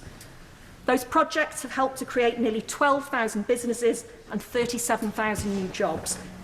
68% of our exports go to EU countries, and parts of our farming and food production sector relies almost exclusively on the EU market. The single market is the lifeline to our manufacturing industry, what's left of it in steel, automotive and aerospace, as well as to our farming and food production sector. So the Prime Minister's decision that we are leaving the single market is something I cannot accept. The referendum result last year felt like a body blow. The Prime Minister's speech felt like the life support machine being switched off, and triggering Article 50 will, for me, feel like the funeral. It is a matter of principle and conscience to me, and I must represent the majority of my constituents and share their view, and I will not vote for this bill. James Morris. Thank you, Madam Deputy Speaker. And can I just say what a pleasure it is to follow the speech of the member for Cardiff Central. She speaks with great passion. I don't agree with her, but she is clearly wrestling with many issues, and she's spoke very passionately. Now, this is a very hugely significant moment for the West Midlands region, which I represent, and for this House. It seems quite a long time ago that I was one of the 81 Conservatives who went into the lobby to vote in favour of a referendum in 2011. And it also seems like quite a long time ago that I was sitting behind the front bench in my role as the Parliamentary Private Secretary to the Minister for Europe as the EU referendum bill was steered through Parliament, and I had to spend many long hours in this chamber wearing my tin hat, as it were, as the EU referendum bill went through Parliament. So I am a passionate believer in the referendum, and I recognise the importance of the result. I was somebody who had concerns about the economic consequences of us leaving the European Union. But the reality was that the West Midlands region, part of which I represent, was one of the strongest regions in the country in terms of voting for leave. I think every single area of the West Midlands voted for us to leave the European Union. And as a Democrat and somebody who fought for that referendum, I clearly have to respect the result. And in the Black Country and in the West Midlands, we are a very pragmatic people. The West Midlands economy has been performing extremely well over the last few years, and now I think it's incumbent on me and other leaders in the West Midlands to take advantage of the opportunities that leaving the European Union presents to the West Midlands economy. And I just wanted to make two broad points that, as we hopefully trigger Article 50 when we vote tomorrow, that need to be taken into consideration in the negotiation. The West Midlands economy, as I said, has been performing very well. It is currently one of the export powerhouses of the UK economy, with very strong exporting, not just to the European Union, but to the United States and to China. But actually, there are certain countries where West Midlands is not exporting so strongly. Countries like Japan, Malaysia, Indonesia, where we have negligible export volumes from the West Midlands. So I think that there is an opportunity when we look at making free trade deals around the world to facilitate further export potential for West Midlands manufacturers in the transport sector across, of course. Or giving way. Would he recognise, though, that if we don't get a deal, and the Prime Minister has said that's a possibility, we end up with a 10% tariff on cars exported from the UK, that would be very damaging to West Midlands car industry? Indeed. I don't for a minute believe that we're not going to get a deal which is going to be of benefit to UK-based car manufacturers. I think it would be inconceivable that we would not be able to get a deal on that. And in terms of the West Midlands economy and leaving the European Union, I think it gives us an opportunity to achieve something which has eluded governments over the last 25, 30 years, which is to be very serious about the need to rebalance our economy and to make sure that we lock in the benefits of regional devolution. The West Midlands has benefited from European grants in terms of infrastructure development. And I think it's incumbent, as we think about the negotiation process that we're going to go through, the requirement to raise the investment levels in infrastructure and skills in the West Midlands. So, for example, the West Midlands currently receives 40% less investment in transport than London and Scotland. Now, for a region which is dependent on manufacturing and transportation, there are capacity constraints around the West Midlands economy that need to be addressed. People in the Black Country in the West Midlands voted to leave the European Union because they wanted to control immigration. That was one of the principal reasons why they voted to leave the European Union.